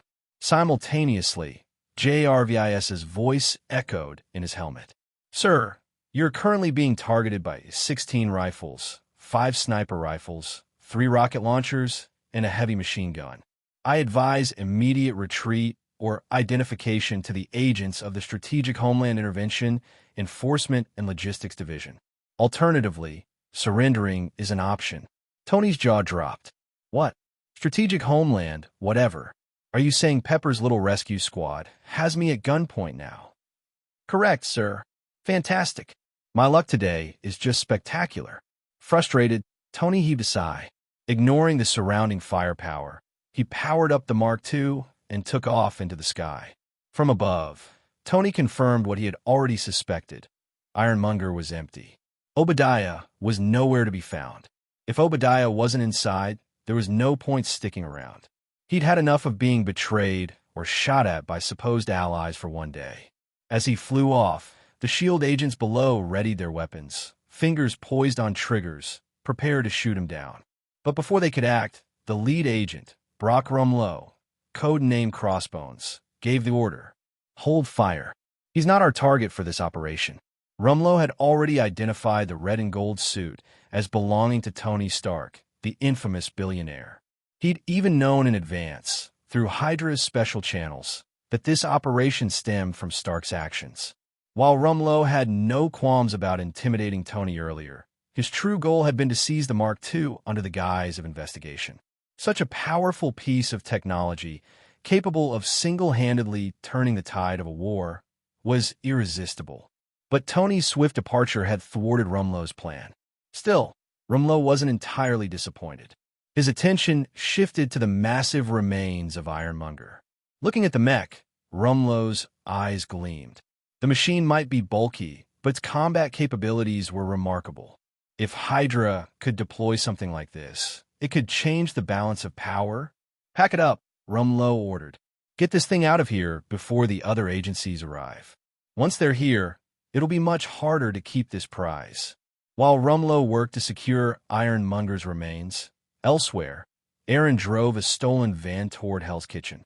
Moments earlier, during Tony and Ironmonger's clash, Eren had seized the opportunity. He had unleashed his dread gaze at full power, incapacitating both Tony and Obadiah simultaneously. His original plan was simple: decapitate Ironmonger, extract its energy core, and uncover the secrets of Obadiah's transformation into such a monstrosity. However, things didn't go as expected. The cursed threads he had sent toward the unconscious Ironmonger began to resonate strangely. A powerful hunger emanated from them, as though they yearned to consume the mech's energy core. All right, feeling the intense hunger radiating from the grudge silk, Eren, as a responsible master, naturally wouldn't let it down. So, without hesitation, he gave the grudge silk a stern lesson. Then, seizing the opportunity, he sliced off Ironmonger's head and dug out the mysterious azure energy core from its chest. After fiddling with the mysterious glowing blue orb in his hand for a while, Eren, under the sulking and aggrieved aura of the grudge silk, casually tossed the orb to it. "No, you can't do that." At this moment, the decapitated head of Obadiah, as if sensing something, suddenly regained consciousness and let out a terrified scream directed at Eren. Oh, surprised that Obadiah could still speak with just his mechanical head remaining, Eren's lips curved into a seemingly kind smile. The next moment, right before Obadiah's eyes, Eren placed the metal head and the energy core beside the grudge silk. Then, he ordered, "Now, you can eat." The grudge silk, receiving Eren's permission, immediately extended 2 silver threads that plunged fiercely into the azure energy orb and the metal head. The instant it made contact, arcs of ghostly blue lightning erupted from the core and the head, attempting to scorch the inconspicuous silver threads to ashes. Unfortunately for them, the electricity not only failed to harm the grudge silk, but seemed to provoke it further, igniting an even more voracious devouring force. Slurp! With a grotesque sucking sound, the red glow in the head and the azure light from the orb dimmed rapidly. Meanwhile, the grudge silk, nourished by this rich feast, began to grow exponentially. 5 meters, 10 meters, 20 meters. Crack! In just 2 seconds, the head of Ironmonger and the azure orb shattered into fragments. The grudge silk's length, in turn, surged to an impressive 54 meters. A 54-meter long silver thread. Seems like there's potential for a lot of creative uses here. Elsewhere, as the grudge silk consumed Obadiah's soul and energy core, Eren, who had casually stolen an Aston Martin from Tony Stark's seaside villa and was on his way to New York, heard the sound of the fate balance notifying him. Ding! Host has killed the designated destiny antagonist, the anomalous mechanical life form, Ironmonger, prematurely ending Iron Man's fated battle and causing a ripple in destiny. 2,000 fate points successfully intercepted. So I can earn fate points from kills my clone makes, too? Now, that's a pleasant surprise. But what's the deal with Obadiah? What happened to him at the moment I killed him? How did he transform into an anomalous mechanical life form? Ironmonger? From the memories shared by the clone, the enhanced Ironmonger was far tougher than its original version. Without my clone's help, even Tony Stark with a fully powered arc reactor might not have been able to handle it. Still, I didn't expect Obadiah's second death to net me another haul. In total, he's contributed 3,000 fate points to me. Not bad at all. Truly one of the catalysts of the Marvel Universe's extraordinary rise. What a pity, though. This is probably the last time I'll be able to milk fate points from him. With his soul completely consumed by the grudge silk, there's no chance of him resurrecting to trouble me again. At the same time, Eren's clone, perfectly in sync with his thoughts, also received the information. Satisfied that Ironmonger was now well and truly dead, the clone picked up the now useless heap of scrap metal and began searching for a vehicle. Within seconds, the clown-faced Eren located an unlocked van, placed Ironmonger's head in the back seat, and drove off toward Hell's Kitchen while humming a cheerful tune. Back in the present, not long after leaving the battlefield, Tony used JRVS to locate Pepper and quickly piloted the Mark II to reunite with her. Seeing Pepper step safely out of her car, Tony let out a long sigh of relief. Thank goodness you're all right. Pepper, seeing Tony unharmed, also breathed a sigh of relief. Earlier, when she'd learned from Eren that Tony had almost died at Obadiah's hands, she had been terrified. Fortunately, Eren had intervened just in time. Thinking of Eren, Pepper suddenly recalled the clown-masked figure who had seemed so familiar. She quickly asked, "Tony, did you take care of that giant mech? That's Obadiah's secret weapon from District 16. And when you arrived, did you see the man in the clown mask? I still haven't thanked him for saving me." Tony's expression stiffened slightly at her words. With a forced smile, he replied, "That big guy's been taken care of. As for the clown-masked man, don't worry, he's fine. If you want to thank him, you should ask your nephew about him.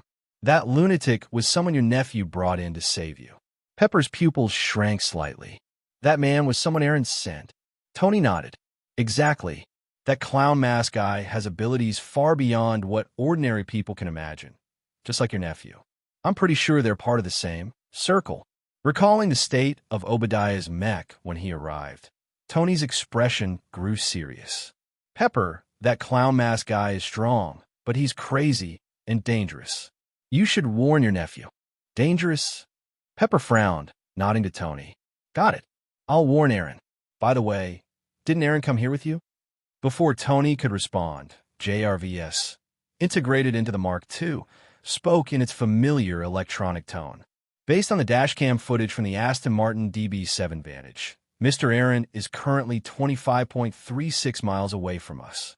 At his current driving speed, it will take him approximately 1 hour to arrive. 1 hour? Pepper's eyes flashed with doubt upon hearing this. Did I mistake someone else for him? Huh. Tony Stark was momentarily stunned by JRVIS report. Aston Martin DB7 Vantage? Wait, are you referring to the one I kept in my underground garage? Yes, sir. You granted Mr. Eren temporary level 1 access before you left. Based on that permission, he was authorized to take any vehicle from the garage. Would you like me to revoke the Aston Martin DB7 Vantage's usage rights? Hearing JRVS' response, Stark's expression twitched. It's just a car. Am I, Tony Stark, really that petty? It's just unsettling to have my stuff taken without notice. No need, Tony replied, waving his hand. If the kid likes the car, let him have it. JRVS, transfer the ownership of the car to him. After all, Eren had saved his life twice now. Tony had been racking his brain on how to thank him. Since the kid had taken the car, it made sense to gift it as a token of gratitude. With the car as a placeholder, Tony would have more time to think about how to repay Eren properly for saving his life. Although Eren was Pepper's nephew, Tony didn't see that as a reason to accept such a massive favor without showing appreciation. Understood, sir. JRVS, always efficient, executed Tony Stark's command. Backed by Stark Industries' influence, the ownership transfer of the Aston Martin DB7 Vantage was completed at an astonishing speed. By the time Eren arrived in New York, Tony and Pepper were already gone. While Obadiah was dead, it didn't mean the ordeal was over. In fact, it was just the beginning of trouble. Various federal departments had already bombarded Pepper's phone with calls. There was now a mountain of aftermath to deal with, leaving Tony and Pepper scrambling to clean up the mess. After a brief video call with Eren, Pepper hurried back to Stark Industries to handle the fallout. Meanwhile, Eren turned his newly acquired Aston Martin DB7 Vantage toward Chinatown. Earlier, JRVS had not only transferred ownership of the car to Eren, but also thoughtfully arranged for insurance coverage. JRVS' efficiency was truly remarkable. By the next morning, Eren had received the car title, registration documents, and a brand new insurance policy, all delivered right to his door. Now armed with a driver's license, car title, registration, and insurance, the Aston Martin DB7 Vantage was officially Eren's. Meanwhile, news of the battle that had unfolded on the streets of New York had already gone viral. The fierce and imposing Ironmonger, the sleek and agile Iron Man, and the enigmatic, powerful clown. The world's attention was riveted. Amidst the speculation, Ironmonger's origins were relatively clear. Many had witnessed it launch from Stark Industries, and numerous videos corroborated this. This wasn't good news. Preliminary estimates suggested Ironmonger's rampage had caused at least 17 deaths and 43 injuries. If it was confirmed that Ironmonger came from Stark Industries, the company would face a flood of lawsuits from victims' families. But in this age of sensationalism, most of the public's focus wasn't on Ironmonger. Instead, it was on the dazzling Iron Man. Countless people speculated about the identity of the person behind the armor. Was he a military secret weapon? Or, like Ironmonger, a Stark Industries creation?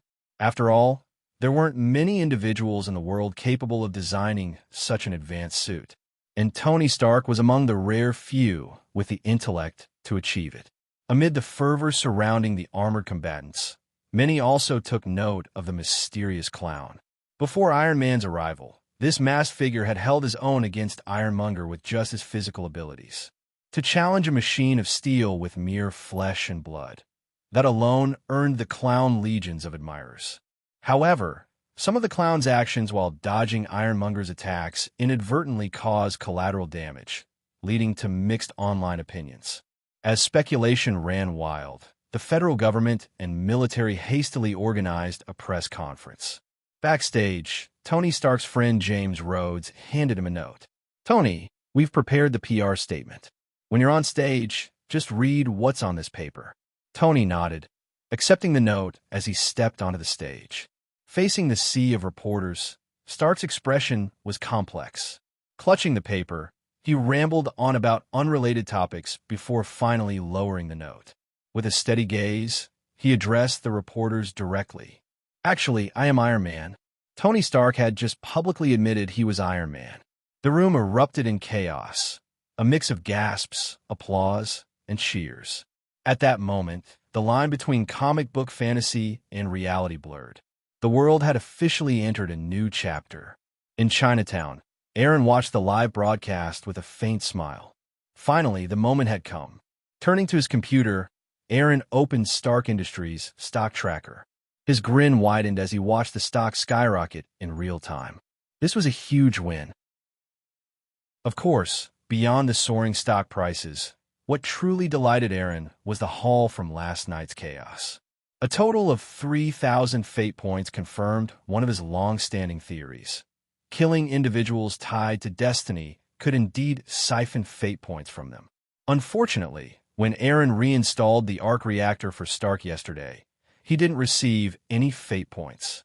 Perhaps it was because, with or without Eren, Tony would have accessed the spare reactor in the basement and survived anyway. This lack of reward left Eren slightly disappointed. It seemed that such an act didn't count as altering Stark's destiny. He made a mental note to test this on someone else next time. As he reflected on the intelligence gathered from last night, thoughts of the 3,000 fate points set Eren's heart racing. Since I got the fate points, let's do a round of draws. The battle between his clown clone and Ironmonger had highlighted a glaring weakness. Eren lacked truly powerful offensive techniques. The clone's paper soldier technique and his own sharpshooting skills were highly effective against ordinary foes. However, against heavily armored enemies like Ironmonger, Iron Man, or the Hulk, such methods were far less effective. In fact, he couldn't even break through their defenses. This time, Eren hoped to draw something to bolster his offensive capabilities. With that thought, he entered the fate balance space through meditation. Inside the space, Eren summoned the phantom of the fate compass. All in, I'm betting all my fate points on a 30-draw streak. This time, Eren didn't bother with smaller batches to test his luck. He wagered everything on a single massive draw. The enormous phantom of the fate compass spun rapidly before him, its dazzling array of prizes flashing past his eyes. Soon, after leaving behind 30 radiant orbs of various colors, the phantom vanished. The results: 1 purple, 3 blue, 5 green, and 21 white. The sight of the orbs made Eren's eyes gleam with excitement. A purple! The single purple orb alone was enough to offset the disappointment of the large number of white ones. Eren decided to save the best for last and started with the 21 white orbs. One by one, Eren crushed the white orbs, yielding the following items: a disguised diary, a fine tea set, a necklace, a generator, a sniper rifle, a pack of T9 explosives, a princess dress, a pair of sunglasses, a high-quality sapphire, a pair of gargoyle statues, a bottle of poison marked with a skull, a delicious bento box, 3 handguns, 6 grenades from different timelines. Despite their abundance, most items were either mundane or of limited use to him. Next, Eren turned his attention to the 5 green orbs, which promised items imbued with extraordinary power. After crushing them, he received Cursed Scarecrow, a straw doll made from cursed grass. Write a name on its back and burn it to curse the target into the abyss of death. Limitations: only effective on ordinary souls. One-time use: Feather Quill, a quill that automatically completes homework, created by a wizard frustrated with assignments. Magician's Ring, a ring imbued with the heritage of a magician. Wearing it grants enhanced physical abilities like finger dexterity, memory efficiency, flexibility, and balance, all considered essential traits for magicians. Crystalline, a monocle that allows the wearer to see spirits and ethereal beings. Prolonged use may reduce vision and attract ghosts. Sunfire Talisman, a talisman inscribed with solar energy, capable of suppressing evil and inflicting significant damage on spirits. One-time use. The Magician's Ring particularly caught Eren's eye. Beyond the physical enhancements it offered, its inherited magical techniques could prove invaluable in the future. Thankful by this unexpected luck with the green orbs, Eren eagerly moved on to the 3 blue orbs. Ding! Congratulations, host. You have obtained the sequence potion, which... What? Staring at the witch potion in his hand, Eren froze mid-motion. Seriously? Adding this to the assassin potion from before? All I'm missing is the instigator potion to complete the witch trio and perfect my gender transformation. He groaned internally. What kind of joke was this? Out of all the incredible items the fate compass could have given him, why these? Feeling a bit exasperated, Eren reached for the remaining 2 blue light orbs. Fortunately, these orbs didn't disappoint. First orb, perfect human skin mask. A rule-based item. This magical mask allows the wearer to completely transform into another person in every sense of the word. Remark 1. No one can detect your disguise, except for an actual deity/god. Remark 2. Once worn, the mask causes you to subconsciously forget its presence and fully believe you are the person you are disguising as. The longer you wear it, the more convincing the disguise becomes. However, prolonged use blurs the line between self and disguise.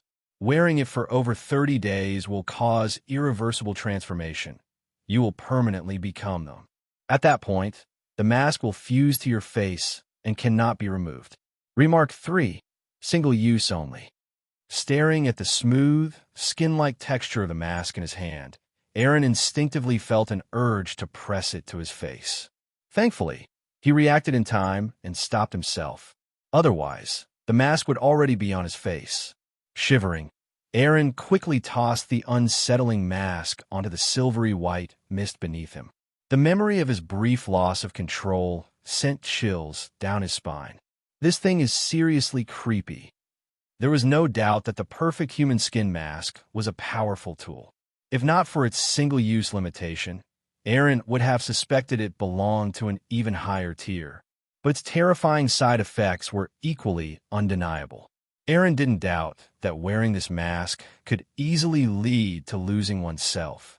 Determined, Eren resolved never to use the mask until his mental fortitude had grown strong enough to resist its insidious influence. With his nerves slightly calmed by the acquisition of such a powerful tool, Eren reached for the final blue orb. Second orb, Spatial Stone. A crystal condensed from spatial energy, brimming with immense power. Remark, can be used for crafting space attribute equipment or tools, or absorbed directly to enhance one's own spatial abilities. A spatial stone? This was a valuable item, but as someone who wasn't an alchemist or craftsman, Eren couldn't make use of it. Still, he didn't dwell on it for too long. The Fate Balance's exchange function meant he could trade the stone for something more suitable in the future. Now, only the purple light orb remained. The last purple orb Eren had opened had granted him the invaluable cosmic brain meditation technique, which significantly enhanced his mental capabilities. What could this one hold? Excited anticipation welled up in him as Eren reached into the purple orb. Ding! Congratulations, host. You have obtained the Angelic Staff. Angelic Staff. This staff was once wielded by a 6-winged battle angel. During a battle, the angel was captured and forged into the staff itself. The staff absorbed the angel's power, significantly enhancing its capabilities. Abilities: Healing. Basic Healing Light, refreshes daily. Intermediate Healing Light, refreshes weekly. Advanced Healing Light, refreshes monthly. Intimidation.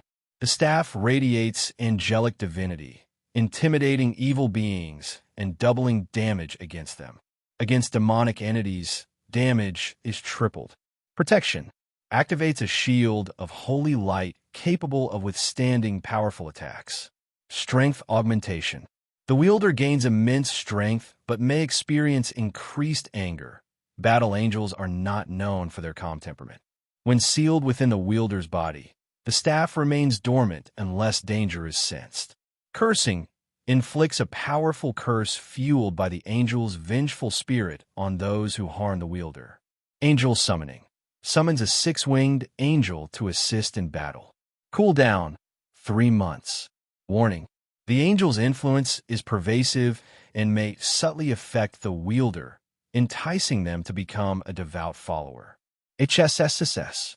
Eren sucked in a sharp breath as he examined the towering angelic staff, which stood as tall as his 1.8-meter frame. Its attributes were simply astounding, living up to its purple tier ranking. With 6 distinct abilities combining offense and defense, the staff's versatility was extraordinary. The summoning ability, in particular, left Eren in awe. If not for the 3-month cooldown, he would have summoned the 6-winged angel immediately to see its power firsthand. While Eren wasn't entirely sure how this world's legendary artifacts compared in terms of power, he was confident the angelic staff could rival them. Never in his wildest dreams did he expect to obtain such a mighty artifact from the draw. Though the angelic staff was incredibly powerful, Eren recognized it didn't quite surpass the cosmic brain meditation technique in overall value. After all, the meditation technique enhanced his core foundation, helping him maintain control over the chaotic nature of sequence potions and preventing mental instability.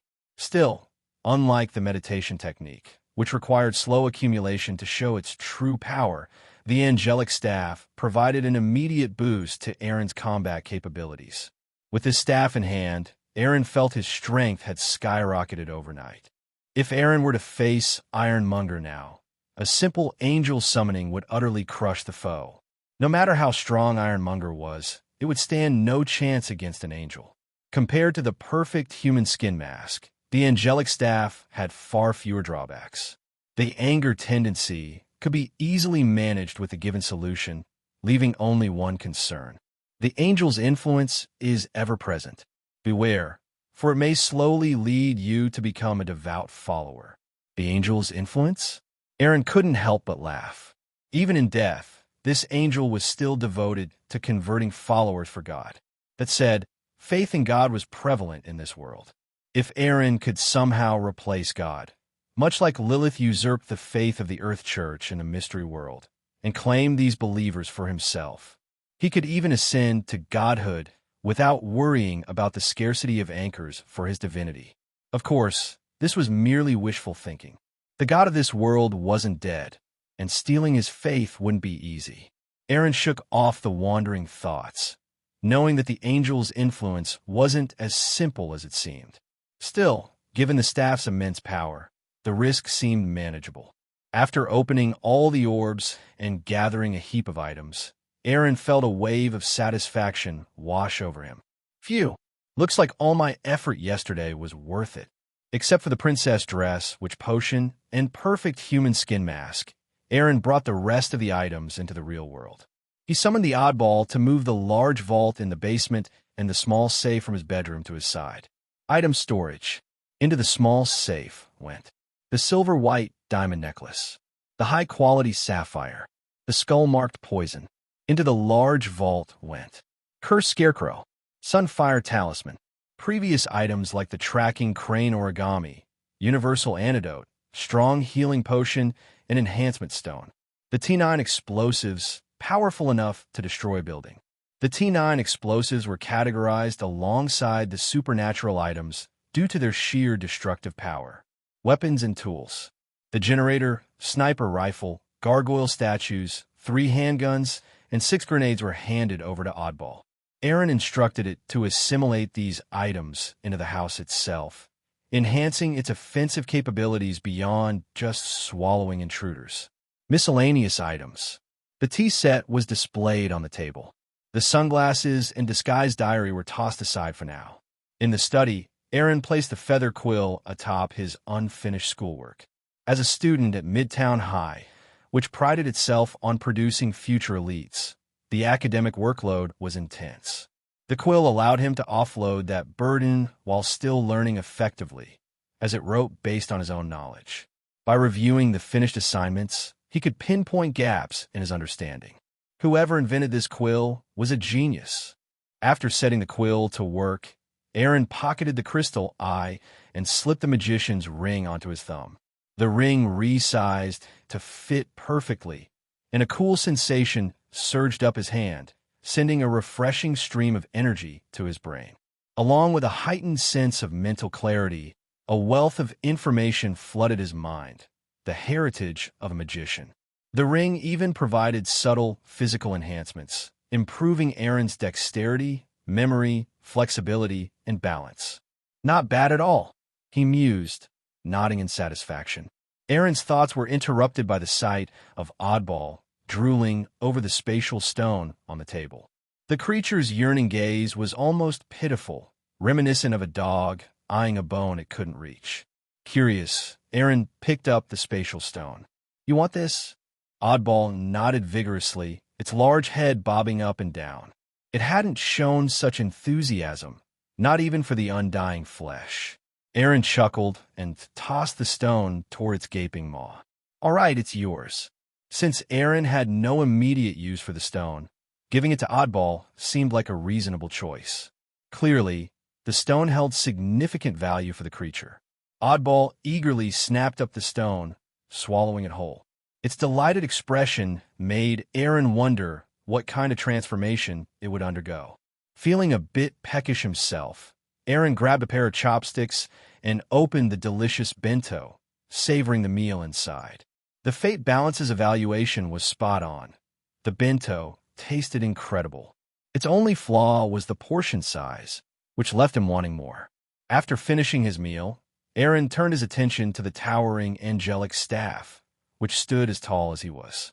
"Now, how do I seal something this big into my body?" The angel's staff in front of Eren seemed to resonate with his thoughts, trembling faintly. Then, in a flash of silver light, it transformed into a radiant stream that merged into Eren's right arm. When the silver light dissipated, a small, intricate tattoo appeared on his right arm. It depicted a six-winged angel standing proudly with a war staff, exuding an aura of dominance. Occasionally, a silver-white divine glow would ripple across the tattoo, adding a touch of sacredness to it. At the same time, a gentle, warm current flowed from Eren's right arm into his mind. Looking at the six-winged angel tattoo on his arm, Eren suddenly understood. This was how the angel's staff was sealed into his flesh and blood. The process was far gentler than Eren had anticipated. He had initially thought he might need to carve a bloody wound into his body and then press the angel's staff into it. To his surprise, the actual process was much different. And with the angel's staff transformed into a small tattoo, carrying it around became much more convenient for Eren. Of course, there were pros and cons. The angel's staff, in its tattoo form, had its abilities slightly diminished. However, this did not matter much to Eren. If he ever needed the full power of the angel's staff, he could summon it directly from his arm. As Eren was experimenting with summoning the angel's staff and familiarizing himself with its abilities and the changes it brought, his phone suddenly rang. Picking it up from the table, Eren saw that it was Gwen calling. Pressing the answer button, Eren greeted warmly, "Good morning, Gwen." Honestly, being dragged to the principal's office first thing in the morning isn't a great way to start my day. Don't tell me our model student Gwen was late. Otherwise, why would the principal be looking for you so early? On the other end of the line, Gwen rolled her eyes. "Sorry to disappoint you. If I were late, the principal would only be concerned about my health and whether something had happened. Well, that's the privilege of being Midtown High's top student." The stark difference in treatment was maddening. After some playful banter, Gwen got to the point. "Actually, the principal called me in to ask if something had happened to you." "Me?" "Yes, we were all worried about you." "Worried about me?" Eren was even more puzzled. "I only asked for a day off yesterday, but you didn't show up today either. Combined with the large-scale battle in New York last night and your connection with Ms. Pepper, well, we were worried something might have happened to you." As it turned out, Principal Shermo, who had been secretly browsing news in his office, immediately thought of Eren when he learned that Tony was Iron Man. As one of the few staff members at Midtown High aware of Eren's connection to Pepper, Shermo grew increasingly concerned about Eren's absence. After failing to reach Eren on his school-registered number, Shermo sought out Gwen, who had helped Eren take a day off yesterday. Thankfully, Gwen didn't let him down. Hearing Shermo's concerns, Gwen, who was also worried, stepped aside and dialed Eren's number. The moment she heard his voice, the worry in her eyes began to fade. Standing nearby, Shermo also relaxed visibly after learning that Gwen had reached Eren. However, after his initial relief, Shermo's stern demeanor returned as he thought about Eren's skipping class. "Gwen," he said, walking over, "tell Eren this. Since I became principal, Midtown High has never had a student skip class without a valid reason. I expect him in my office with an explanation." After delivering his message, Shermo walked away, his footsteps noticeably lighter. Once Shermo was out of sight, Gwen spoke into the phone. "You heard him. I suggest you think of a good reason before meeting him. Oh, and it seems like he's heading toward the school gates, probably to wait for you there. You'd better hurry up." Eren was stunned for a moment. After everything that had happened since yesterday, he had completely forgotten that Gwen had only asked for one day off on his behalf. Great. Now he was caught red-handed. With a wry smile, Eren said, "Thanks, Gwen. I'll handle it." "I'm sure you will," Gwen replied with a chuckle before asking with a hint of concern. "But are you really okay, Eren?" "Don't worry. I'm fine." After a few more reassurances to ease Gwen's mind, Eren returned to his bedroom, changed into fresh clothes, grabbed the keys to his Aston Martin, and drove to Midtown High. Sure enough, as Eren drove his Aston Martin into the school parking lot, he spotted Principal Shermo chatting with a security guard at the gate. The moment Eren noticed Shermo, the principal also caught sight of Eren stepping out of the sleek Aston Martin. Upon seeing this, Shermo's eyelid twitched involuntarily. Goodness, an Aston Martin DB7 Vantage. As a car enthusiast, Shermo immediately recognized the luxury sports car, a vehicle that had captured the hearts of many the moment it debuted. Shermo had once fantasized about driving this car down the street, roaring past and drawing admiring screams. But the exorbitant price tag of the Aston Martin DB7 Vantage had always kept it beyond his reach. He hadn't expected to see a car he could never afford being driven by one of his students. For the sake of this car, Shermo decided to give this rule-breaking student a good scolding later. He needed to teach Eren how serious it was to skip school. However, when Shermo saw Eren quickly approaching him with a smile on his face, his irritation mysteriously dissipated. In the blink of an eye, Shermo found himself unable to get angry. Especially when Eren greeted him with that warm smile, it felt strangely endearing. In an instant, Shermo's mind was filled with a peculiar thought. Maybe Eren skipping school today wasn't such a big deal after all. If Eren could offer a reasonable explanation, Shermo decided he would let it slide this time. As Shermo's thoughts shifted, Eren arrived in front of him and apologized sincerely. "Sorry, Principal Shermo. I happened to be at Tony Stark's mansion last night. Something happened there, which delayed me. Plus, the travel time didn't help. Anyway, I'm sorry for being late today." Looking at Eren, who was apologizing earnestly, Shermo's expression softened further. "So he really was at Stark's mansion last night? That means he was involved in that major event." That made sense. A good student like Eren wouldn't skip school for no reason. After finding a plausible explanation in his own mind, Shermo sighed and said, "Fine, as long as you're okay. Go back to class for now. This afternoon, make sure to visit the administration office and fill out a leave slip." Patting Eren on the shoulder, Shermo stepped aside to let him into the school. "Thank you, Principal Shermo." Eren thanked him and quickly entered the campus. Standing nearby, the security guard, who had been expecting Shermo to lay into Eren, widened his eyes in disbelief. Since when did Shermo become so lenient? Wasn't he just saying he'd give that kid a good scolding? How'd he change his mind so quickly? On the other side, as Eren entered the school, he subtly retracted the mental energy that had been focused in his eyes. Moments ago, he had subtly hypnotized Shermo, enhancing the principal's favorable impression of him and subtly altering his thoughts. For dealing with ordinary people with weak mental resistance, hypnosis truly is an incredibly useful tool. It's practically unstoppable when they don't even realize it. Smirking slightly, Eren quickened his pace toward his classroom. By the time Eren arrived at school, it was almost noon. The morning classes were already in their final session. Fortunately, his class had a self-study period for the last session. With no teacher in the room, Eren smoothly returned to his seat.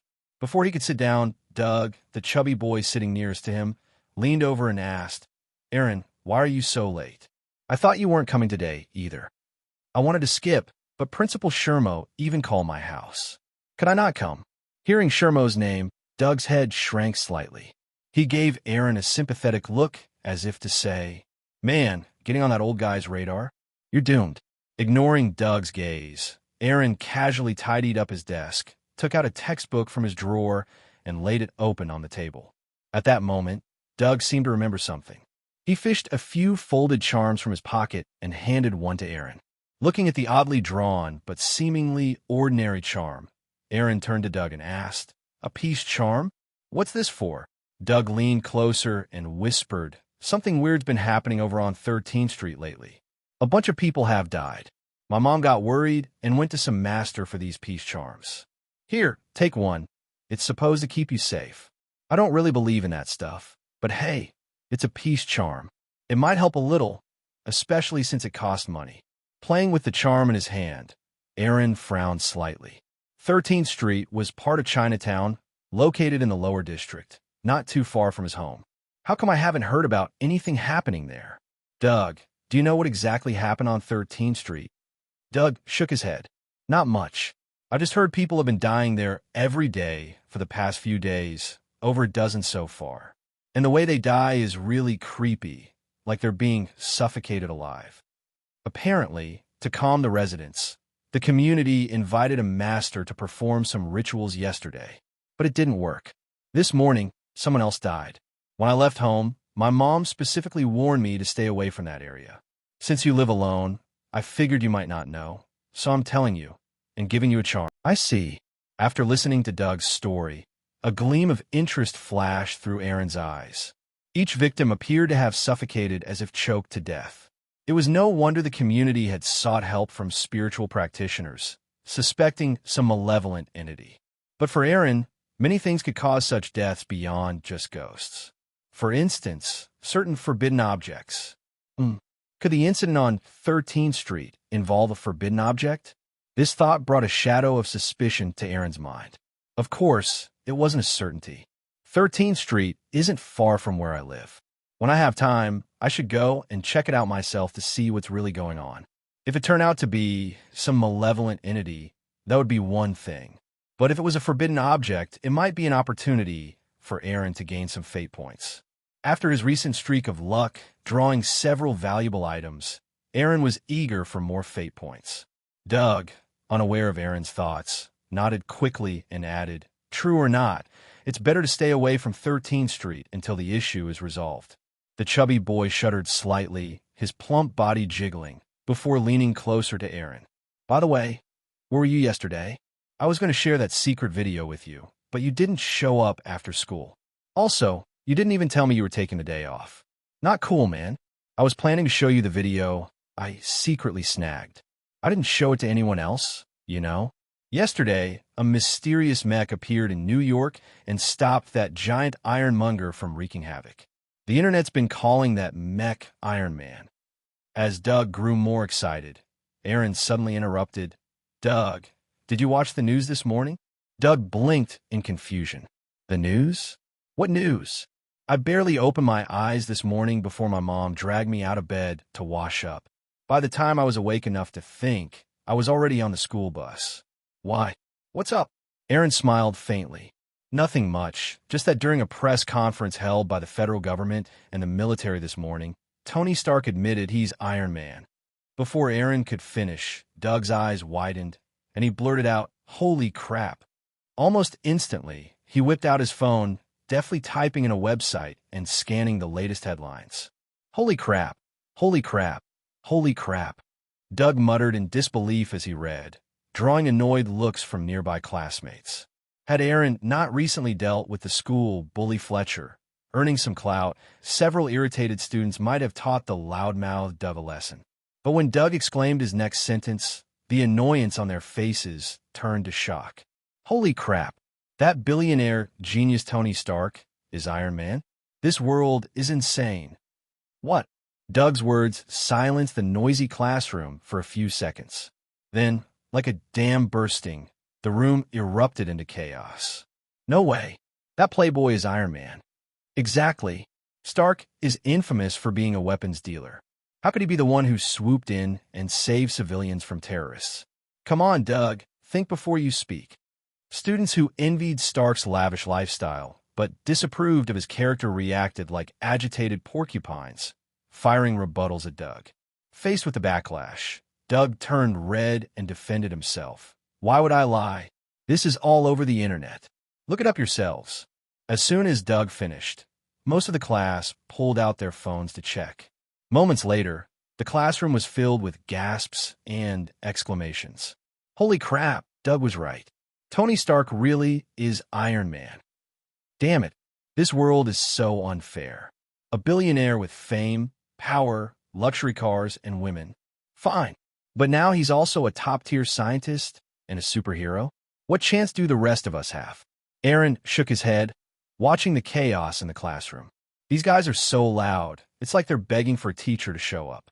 Sure enough, it wasn't long before Principal Shermo stormed in, slamming the door open with a loud bang. What's going on? Are you all trying to start a rebellion? The students, who had been buzzing with excitement just moments ago, froze at the sight of Shermo's thunderous expression. One by one, they sank into their seats, heads bowed, as silence blanketed the room. Shermo stood at the door for a while, ensuring the students remained subdued before finally leaving. Though he was gone, no one dared to cause a commotion again, fearing he might return unexpectedly. The oppressive silence didn't last long, however. When the bell rang for the end of class, the classroom erupted in chatter again. With keywords like Iron Man and Tony Stark, the buzz quickly spread throughout Midtown High like wildfire. Exiting the classroom, Eren soon spotted a familiar golden-haired figure in the crowd. Pushing through the chatting students, he made his way to Gwen. As Eren approached, Gwen noticed him and started making her way toward him as well. Before long, the two met amidst the bustling crowd. Seeing Eren safe and sound, Gwen smiled and said, "Looks like you managed to handle Principal Shermo." "Well, Principal Shermo is usually reasonable," Eren joked. He then turned to Gwen and asked, "Are you heading to lunch?" "No, my mom needs her dressing changed at noon, so I'm heading to the hospital first." Midtown High's lunch break was long enough, and the hospital treating Helen wasn't far. With careful time management, Gwen could easily make a round trip. "To the hospital? Let me give you a ride. I drove today." Gwen blinked at Eren, then smiled brightly. "Thanks, Eren." A few minutes later, Gwen stood in front of Eren's sleek Aston Martin DB7 Vantage, staring at it in disbelief. "This is your car?" In the U.S., used cars were cheap. Most high schoolers, upon earning their driver's licenses, would save up from part-time jobs to buy a used car. Gwen had assumed Eren's car was one of those.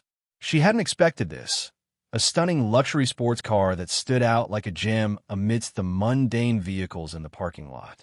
Isn't Eren an orphan? How could he afford such a car? Just by looking at the beautiful curves of the car, Gwen could tell it was worth more than several years of her dad's salary. Yeah, the process was a bit complicated, but this car is mine now. Eren opened the passenger door for Gwen and smiled. "Hop in. I'll explain on the way to the hospital." "All right, but you'd better tell me the full story." As Gwen climbed into the car, Eren slid into the driver's seat, and they drove off. Outside Midtown High, Doug stared in shock as Eren's sports car sped away with Gwen in the passenger seat. He wasn't the only one. Other students at the school gates, boys and girls alike, were frozen, their eyes glued to the car as it disappeared from view. The boys envied Eren for his car and the goddess sitting beside him, while the girls were jealous of Gwen for getting to ride in such a luxurious car. None of them had ever ridden in a car that beautiful. A little over 10 minutes later, in the hospital's underground parking lot, Gwen was still trying to process what she'd heard. "So, Tony Stark just gave you this car?" "Of course. I did save his life after all. For a billionaire like Stark, giving away a car gathering dust in his garage isn't a big deal." "All right, let's hurry up. Helen's waiting." "Fair enough. That does sound like something a billionaire would do." Accepting Eren's explanation, Gwen opened the car door and stepped out of the Aston Martin. On the other side, Eren exited the driver's seat as well, grabbing a bouquet of flowers from the car. The bouquet, purchased at the hospital entrance, was a simple but thoughtful gesture Eren couldn't visit empty-handed. "Let's go." Gwen nodded and led the way. A few minutes later, they entered a private hospital room, where Helen was lying on the bed, quietly reading a book. "Good afternoon, Mrs. Helen," Eren greeted. "Eren, what a surprise," Helen said, her face lighting up when she saw him. "I was planning to visit you once I recovered to thank you for saving my life, but you beat me to it." Eren smiled. "Saving your life? Wasn't it George who rushed in and got you out of that freezer? I only showed him the way." Helen chuckled. "I know George carried me out, but without you, he wouldn't have found me." "Not necessarily. I believe George would have found you on his own, given his abilities." Eren handed her the bouquet. "I was in a bit of a rush, so I grabbed these carnations at the hospital entrance. I hope you don't mind." "Of course not." Helen took the bouquet and inhaled deeply, a smile spreading across her face. "Thank you, Eren," she said, her mood visibly uplifted by the fragrant flowers. Gwen smiled and said, "Mom, let me put the flowers in a vase for you." "Thank you, Gwen." After handing the bouquet to her daughter, Helen gestured for Eren to sit. "So, Eren, what brings you and Gwen here together?" "Well, I came to share some good news." "Oh, what kind of good news?" Helen teased. "Don't tell me you two are dating." "That would certainly be good news." Helen's playful remark made Gwen's face turn beet red. "Mom," Gwen protested, her tone both shy and exasperated. Helen chuckled at her daughter's reaction, clearly enjoying the moment. Eren smiled and explained, "Mrs. Helen, you're mistaken. The good news is that I managed to obtain a special scar removal serum from a lab at Oscorp. Once your wounds heal, using this serum will perfectly remove any scars." "A perfect scar removal serum?" Helen didn't look thrilled. Instead, a hint of worry appeared on her face. "There's no such thing as a perfect scar removal serum. Eren, are you sure you weren't scammed?" Eren smiled reassuringly. "Don't worry, Mrs. Helen. I wouldn't fall for a scam. Besides, Gwen's interning at Oscorp. If the serum didn't exist, she'd know, wouldn't she?" "Really?" Helen turned to her daughter, her gaze questioning. Caught off guard, Gwen hesitated briefly before nodding. "Dr. Connors has mentioned this serum before, but it's produced in very limited quantities. Even he has trouble acquiring it. I plan to tell you about it once I got my hands on some." With Gwen's cooperation and the robust resources of Oscorp's biological laboratory, it didn't take long for Eren to dispel Helen's doubts. When Helen learned that the scar removal serum Eren had purchased would arrive soon and could be used to remove the scars on her calf after her wounds healed, her spirits visibly lifted. After all, no woman would willingly give up on beauty. At that moment, an older nurse entered the room, pushing a cart filled with gauze and medical supplies. She glanced at Gwen and smiled. "Miss Gwen, will you be changing Helen's dressing again today?" "Of course," Gwen replied, taking the cart from the nurse. "Thank you, Miss Syndra." "You're welcome." With a kind smile, the nurse turned to Helen. "Mrs. Helen, you have such a wonderful daughter. Mine wouldn't even help me with a Band-Aid." Helen chuckled, her eyes full of affection. "Gwen is the best angel God has given me." The nurse nodded, leaving behind a parting comment. "I'll come back in half an hour to retrieve the cart," and quickly moved on to the next room. Gwen had specifically requested to handle her mother's dressing changes.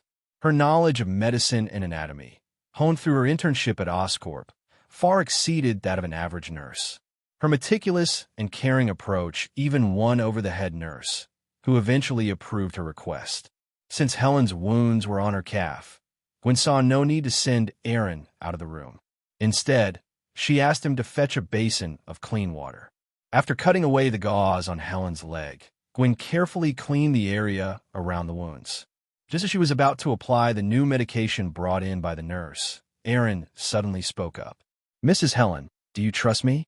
Helen, watching her daughter clean her wounds, was momentarily surprised by the question. Then, she smiled warmly. "Of course." Eren smiled back. "In that case, let me show you a magic trick."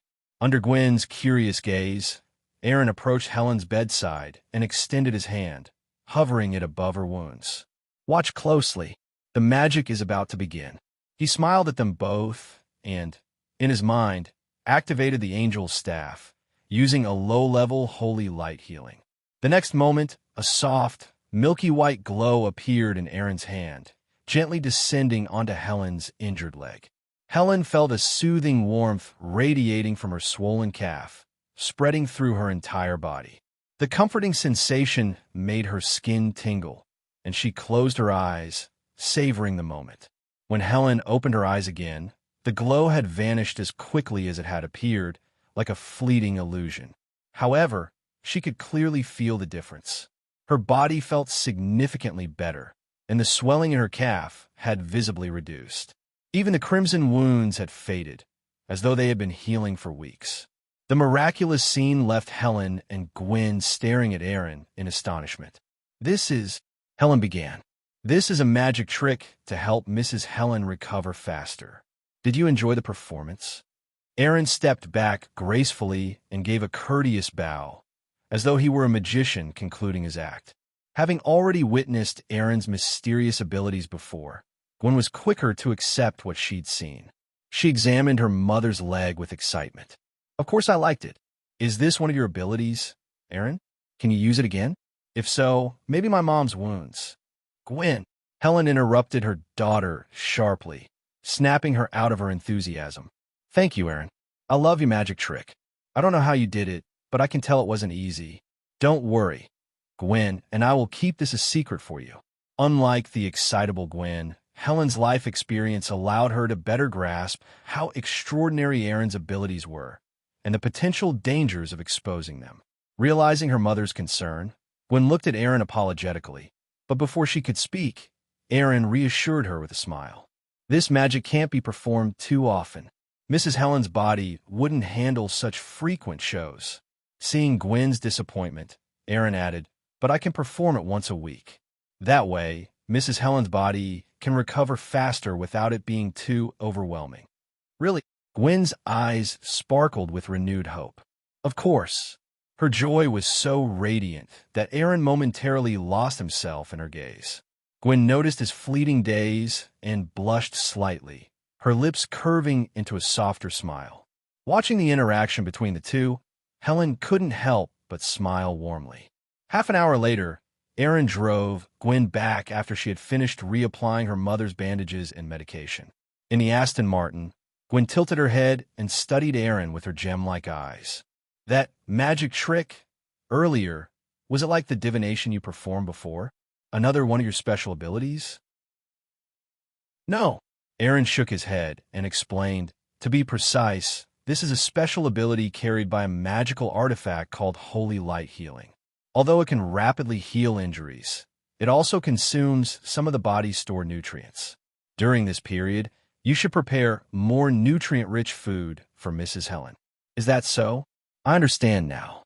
Upon hearing Eren's explanation, Gwen quickly realized why he mentioned at the hospital that Helen's body couldn't withstand daily treatments. It was simple. Helen's body lacked sufficient nutrients. Forced treatment, while accelerating the healing of her calf injury, would ultimately weaken her body, making it counterproductive. After clearing up her doubts, Gwen once again thanked Eren. Thank you, Eren. At that moment, sunlight from the window illuminated Gwen's profile, highlighting her beauty. Eren glanced at Gwen, then checked the time. I know a restaurant nearby that's quite good. How about we try it now? I still owe you a feast. Hearing this, Gwen blinked at Eren. Can it match Helen's cooking skills? That depends on the chef's performance. With a press of the gas pedal, the engine roared as Eren made a sharp right turn onto Fifth Avenue. A few minutes later, Eren parked the Aston Martin near a restaurant. Winston's Dream Restaurant. Gwen's jaw dropped slightly at the sight of the restaurant. Of course, she knew about this place. Though not a Michelin 3-star restaurant, its fame in New York surpassed any 3-star venue. Rumor had it that the head chef here had won a prestigious federal award. Helen and George had once wanted to experience this so-called dream restaurant, but this restaurant operated on a membership basis. Different membership levels offered different privileges.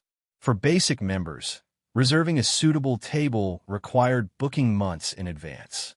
Though George had secured a basic membership, his unpredictable work schedule made it impossible to plan months ahead. As a result, their family never got the chance to dine here. Are you a member of this restaurant too? After getting out of the car, Gwen looked at Eren with a mix of surprise, curiosity, and delight. But this restaurant's reservations are notoriously difficult to secure. Even for members, tables must be booked months in advance. How did you manage to get a spot here? Is that so? Eren smiled, then closed the car door. Looking at Gwen, he said, "Then I guess I didn't choose the wrong place today, right? Gwen, shall we?" Gwen. Winston's dream restaurant had 5 floors, each themed with its own dreamy ambience, creating 5 unique dining environments. Each theme hosted 6 tables, making a total of 30 tables. Every table only served 2 to 3 groups of guests per day. Although the restaurant was spacious, to ensure every guest enjoyed an excellent dining experience, invisible partitions separated the tables, maintaining ample distance between them. After entering the restaurant, Eren presented a black and gold card. The staff enthusiastically guided them to a prime spot on the 5th floor. From the spiral staircase in the center of the 5th floor, one could look down and take in the restaurant's various fantastical scenes. "This is so beautiful." Gwen's eyes lit up as she admired the dreamy decor. She reached into her bag for her phone. "What are you doing? What do you think?" "Taking pictures, of course." Eren watched Gwen snapping photos, then glanced at the other women entering the restaurant, who were also eagerly taking pictures of the decor. Some even began sharing videos with their friends, showing off the venue. He couldn't help but blink at Gwen. Indeed, even in another world, women still shared many universal traits. After capturing various shots of the restaurant, Gwen reviewed the photos on her phone and said to Eren, "If I send these to Ilya, she'll lose her mind with jealousy. She's always wanted to come here with her boyfriend, but never managed to get a reservation. The same goes for my parents." Ilya was one of Gwen's few close female friends at school, her confidant. Eren had met her briefly at school, but didn't have a strong impression. Recently, she had taken an extended leave due to illness, so Eren hadn't seen her since arriving in this world. "Be honest," Gwen said, her curiosity piqued. "How did you manage to pull this off?" This visit was clearly a last-minute decision. In response, Eren took out the black and gold card he had shown earlier and handed it to Gwen. "This is the legendary non-personalized black gold membership card for Winston's Dream Restaurant. Oh my god, how did you get this? I heard only 5 of these cards were issued when the restaurant first opened, given to 5 mysterious VIPs. Eren nodded. "Remember the textile factory? I found this card outside the factory. Consider it our shared trophy. If George and Mrs. Helen want to visit, you can lend them this card. With it, the restaurant manager will arrange a table for them as soon as possible." This black gold card was indeed a trophy Eren obtained from the textile factory. If Eren hadn't recognized the card back then, it would have either been burned in the explosion or confiscated by the police as evidence. Of course, Eren had only taken the card after divination confirmed it wouldn't bring him trouble. "Found it." Gwen rolled her eyes, clearly not buying that excuse. She treated it as a pretext for Eren to lend her the card. After examining the card for a few seconds, Gwen paused, then returned it to Eren. "Never mind. I won't use it." "Why not?" Eren asked, puzzled. Gwen replied, "I think it would mean more to my parents if they got a reservation through their own efforts." If Gwen gave the card to her parents, her outing with Eren would no longer be a secret. Winston's Dream Restaurant had another nickname, the Dream Couple Restaurant. Apart from those drawn by its reputation, most visitors were couples. In this enchanting dining environment, many proposals made at the tables had a higher success rate. It was said that every day, this restaurant witnessed several couples getting engaged, further enhancing its fame. This also made reservations even harder to secure. If George found out Gwen had dined here alone with Eren, he might never let Eren into their home again. So, rather than lending the black card to George and Helen, which might mean Eren would never be able to visit her house again, Gwen decided she'd rather let Helen and George continue waiting for their reservation. They'd already waited so long. Surely, a little longer wouldn't hurt. Gwen's response surprised Eren slightly, but he didn't dwell on it. At Winston's Dream Restaurant, the service was impressively fast. Not long after they placed their order, exquisite dishes were brought to their table by attentive staff. Gwen snapped a few pictures of the beautifully plated dishes before joining Eren to savor the flavors. It had to be said, To have built such a renowned reputation in New York, a city of countless culinary gems, Winston's dream restaurant truly lived up to its name. The taste. It was, without a doubt, the best Western cuisine Eren had ever eaten. After the meal, the only minor downside for Eren was that the portions weren't quite enough for his appetite. In every other aspect, the experience exceeded his expectations. For Gwen, dining alone with Eren at such a dreamy restaurant was an entirely different kind of experience.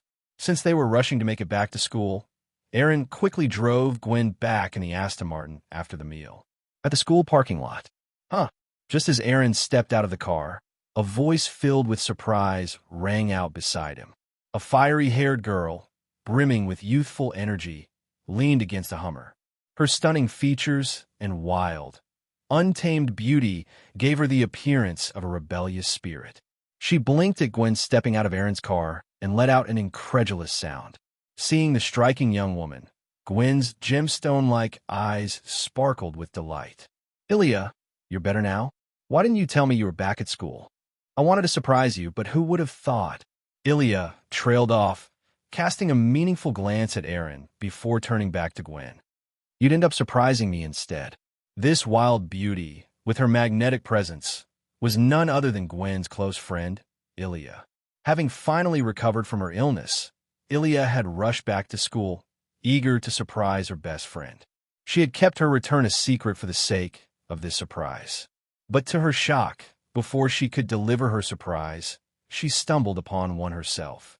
As soon as she arrived at school, she heard rumors flying around about Gwen leaving in Eren's Aston Martin.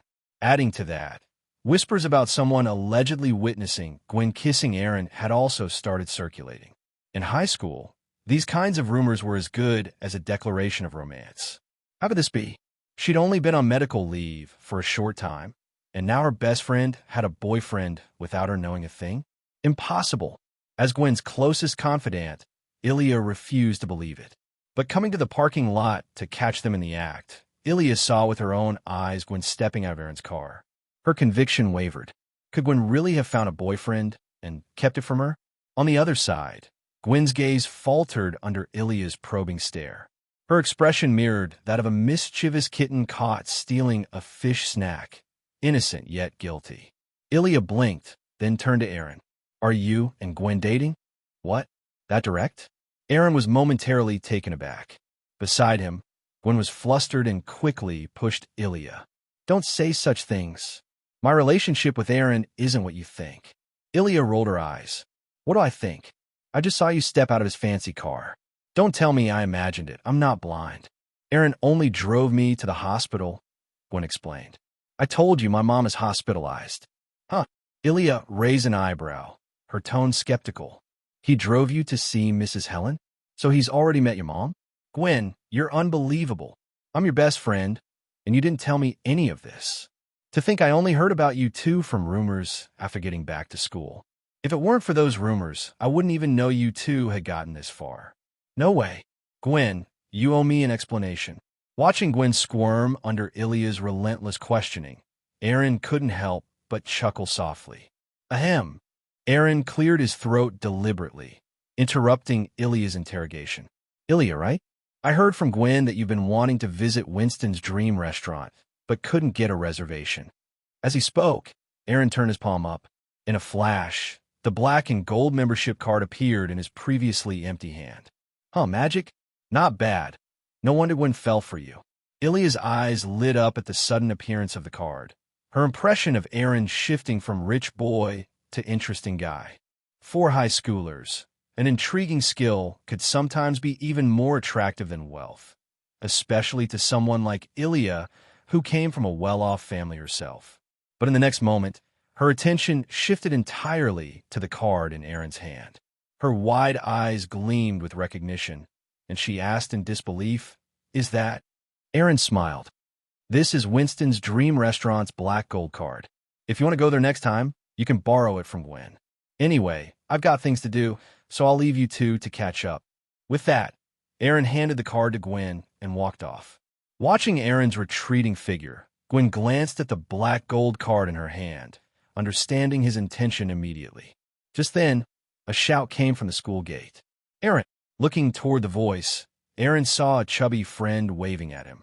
Smiling at Gwen and Ilya, he said, "My friend's calling me. I'll see you later." Any plans Ilya had to grill Gwen about her relationship with Eren were forgotten. Hugging Gwen's arm tightly, she pleaded, "Gwen, give me. Watch where you're grabbing." Hearing faint laughter and chatter behind him, Eren silently shook his head and quickened his pace. He approached Doug, who was standing at the school gate, and glanced at the backpack slung over the chubby boy's shoulder. Slightly surprised, Eren asked, "School's not over yet. Why are you carrying your bag? Are you planning to skip class this afternoon? Aren't you afraid your mom will come after you with a feather duster?" Doug rolled his eyes and held up a slip of paper. "What kind of look is that? Don't you see this leave of absence note?" His mood suddenly dimmed as he continued. "My uncle was found dead this morning on 13th Street. My mom called at noon and asked me to take a few days off to help with his funeral. My grandparents passed away long ago, so we're the closest relatives he has left. I'm sorry, Doug. My condolences." Eren offered his sympathies, but he froze for a moment. 13th Street again? Could Doug's uncle's death be related to that rumored entity haunting the area? Before Eren could voice his suspicions, Doug spoke up first. "Enough with the condolences. I've heard that enough today. Let's change the subject. How about telling me how far things have progressed between you and Gwen?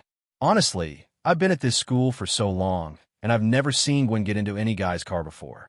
Doug paused, narrowing his eyes at Eren. "And what's the deal with that flashy sports car? Don't tell me you rented it." Realizing Doug didn't want to dwell on his family matter, Eren decided to drop the topic. Doug was one of the few people Eren considered a friend, so pressing him further wasn't worth it. He figured he could find out more about 13th Street by investigating it himself later. With that settled, Eren replied, "Gwen and I are just regular friends." "Really?" "Of course. Gwen is the school's beauty queen. If I had managed to date someone like her, would I keep it a secret?" Doug instinctively replied, "Obviously not. If I scored a girl that's stunning, I'd shout it from the rooftops." Eren shrugged. "Exactly. If there was something between us, why wouldn't I admit it?" "That makes sense." Doug stared at Eren, feeling like something about his words didn't quite add up. Their conversation didn't last long before a yellow cab pulled up nearby. "See you later, Eren," Doug said before climbing into the taxi and disappearing from sight. As night fell, Eren crossed several blocks, weaving through dimly lit alleys, until he arrived at 13th Street. Located on the fringes of Chinatown, 13th Street was the most desolate and run-down area in the district. The scene was even more dilapidated than Eren had imagined. Abandoned factories dotted the street, and only a few shops remained open amidst the boarded-up storefronts. The street's bleak atmosphere starkly contrasted with the bustling energy of the other Chinatown neighborhoods. Eren couldn't tell if this desolation was caused by the rumored entity haunting 13th Street, or if the area had always been this neglected. Whatever the reason, the eerie tales of suffocating deaths on 13th Street seemed to have scared people away. Under the cover of night, the streets were almost empty. The few people Eren spotted hurried along with anxious expressions, as though something terrifying was chasing them.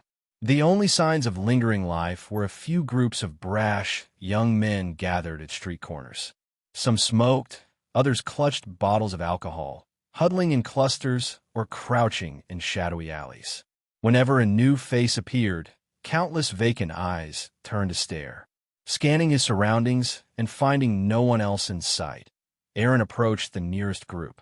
As Eren walked toward them, two blond men holding beer bottles exchanged glances.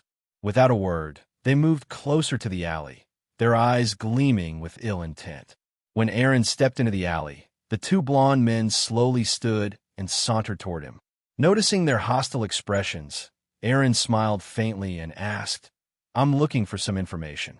I heard some strange things have been happening on 13th Street lately. Do you know anything specific? For example, about the man who died today?" The two men paused, their eyes lighting up at Eren's calm demeanor. They smirked and continued to close the distance. When they were just a few steps away, they suddenly reached for their waists, revealing folding knives as sinister grins spread across their faces. "You want answers?" Sure, as long as you can satisfy us first. Then we'll tell you everything you want to know. One sneered. Just as they pulled out their knives, Eren swiftly drew a silenced pistol from his waistband and fired. Puffed. The sudden shot startled the second blonde man, snapping him out of his alcohol-induced haze. He stared in shock as his companion dropped his knife, clutching his wrist and howling in pain. Before the second man could fully process what had happened, Eren calmly shifted his aim, leveling the gun directly at his face. The sight of the gun barrel sent the second man's face pale, and his pants grew visibly damp. Now, Eren said coldly, "Can you answer my question properly?" "Why, yes." "Of course," the man stammered. "Then tell me, what's the real story behind this so-called entity on 13th Street? The terrified man's legs shook as he cried, "Boss, I swear we don't know. We really don't. Think harder." On the verge of tears, the man suddenly pointed to a distant building. I remember now. That apartment. It's that apartment. The rumors say that all the recent deaths on 13th Street are tied to that building. It started with that building, the Pingan Apartments. The first deaths happened there, and even the priest the community hired performed rituals there. Following the direction the man pointed, Eren squinted through the dim lighting and sparse branches, catching sight of a deep gray building in the distance.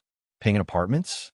Could this be the source of the mysterious incidents on 13th Street? After gathering this information, Eren turned to the man and asked calmly, "Anything else?" "That's all. I swear, we're just small-time punks, not even on the radar of any real gangs. We don't know anything else." Eren nodded. "All right, I won't interrupt your activities anymore." With a snap of his fingers, Eren activated his mental abilities, triggering a surge of primal desire in the man's mind. Holstering his gun, Eren walked away toward another group of delinquents gathering in a nearby alley. Behind him, the remaining man, eyes red with intensity, turned to his injured companion, who shrieked in terror, "Stay away from me." Before long, a wailing scream echoed through the alley. Meanwhile, Eren approached the next group and employed the same method to extract more information. By the time a third scream pierced the night, the remaining delinquents scattered from the alleys like startled rats, abandoning their usual haunts. The information gathered was consistent. Everyone believed the bizarre events on 13th Street originated from the Pingan Apartments. While the exact cause remained unclear, the connection to the apartment was undeniable. Walking under the flickering streetlights, Eren made his way along the uneven sidewalk. After a few hundred meters, the Pingan Apartments came into view. The streetlights surrounding the building were inexplicably dark. The five-story structure was cloaked in a heavy darkness that resembled black silk. A flock of crows circled ominously above the roof. The apartment had only one entrance, a rusted iron gate secured by a shiny new padlock. "The gate is so worn out, but the lock looks brand new." "Wait, what's this?" Eren noticed a piece of white paper stuck next to the gate. Initially mistaking it for an advertisement, he found upon closer inspection that it was a no-entry notice. After reading it, Eren activated his spiritual vision. His eyes, now glowing faintly, focused intently on the building. Through his heightened perception, Eren saw the Pingan Apartments shrouded in an overwhelming aura of decay and despair. The air was thick with a grayish-black miasma, resembling countless intertwining strands of hopelessness. This oppressive aura wasn't just a coincidence. It had been forged over years by the despair of the building's inhabitants. The sheer density of this despair suggested that even the most optimistic person would succumb to hopelessness after spending time here. Their will to live gradually eroded. Pingan Apartments, not peaceful at all, Eren muttered, taking a deep breath. While entering such a place late at night seemed ominous, Eren had no intention of turning back. As he neared the building, the balance of fate activated, delivering a new message. Ding! Detected a class 2 forbidden item, Shadow of Suffocation, currently in gestation within this building. It is strongly recommended to contain the item before its gestation completes. Successfully containing it will yield significant fate points. The notification confirmed Eren's suspicions. The strange events on 13th Street were indeed connected to a forbidden item. However, unlike what he initially expected, this item was still in the process of forming. Even so, the chaos it had already caused, claiming multiple lives, demonstrated its immense potential. A Class 2 forbidden item. That's new, Eren mused. If the shadow of suffocation fully forms, it'll likely be far more dangerous than the Moonlight DJ from Morningstar Bar. The Moonlight DJ had claimed over 100 lives in mere days. Who knew how many the shadow of suffocation could kill if left unchecked? Determined, Eren flipped his wrist, producing a thin wire. With practiced precision, he inserted the wire into the lock, deftly manipulating it. Moments later, the padlock clicked open. Removing the lock, Eren pulled the iron gate open with a creak. As the heavy door swung wide, a wave of foul, putrid air rushed out, carrying the stench of decay and ruin. The interior of the apartment was suffused with the smell of rot, typical of abandoned buildings. Yet according to the delinquents, this building had still housed residents just 2 weeks ago. The strange events had spooked the local Chinese council, prompting them to forcibly evict everyone living there. If not for their intervention, the Pingan apartments might still have been occupied. How could a building become so decrepit in such a short time? Before Eren could ponder further, a sudden noise interrupted his thoughts. Thud!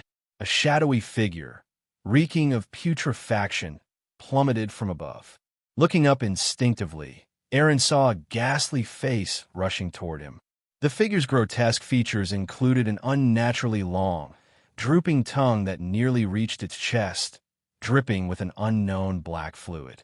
Its expression was a horrifying mix of laughter and sorrow, with bulging eyes radiating despair.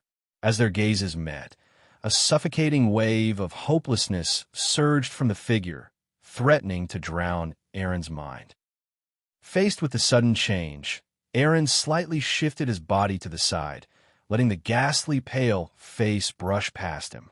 With a loud thud, the body crashed onto the yellowed tiles below, cracking them with its impact.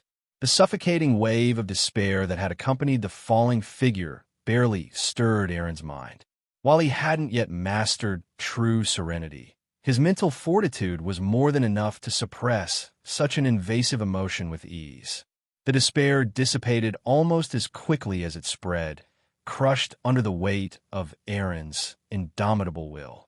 A dead body here? Eren frowned slightly. The Pingan apartments had been cleared out under orders from the Chinatown Council. Surely, a building inspection was conducted during the evacuation. If a corpse had been this visibly present at the entrance, it would have been impossible for the inspectors to miss it.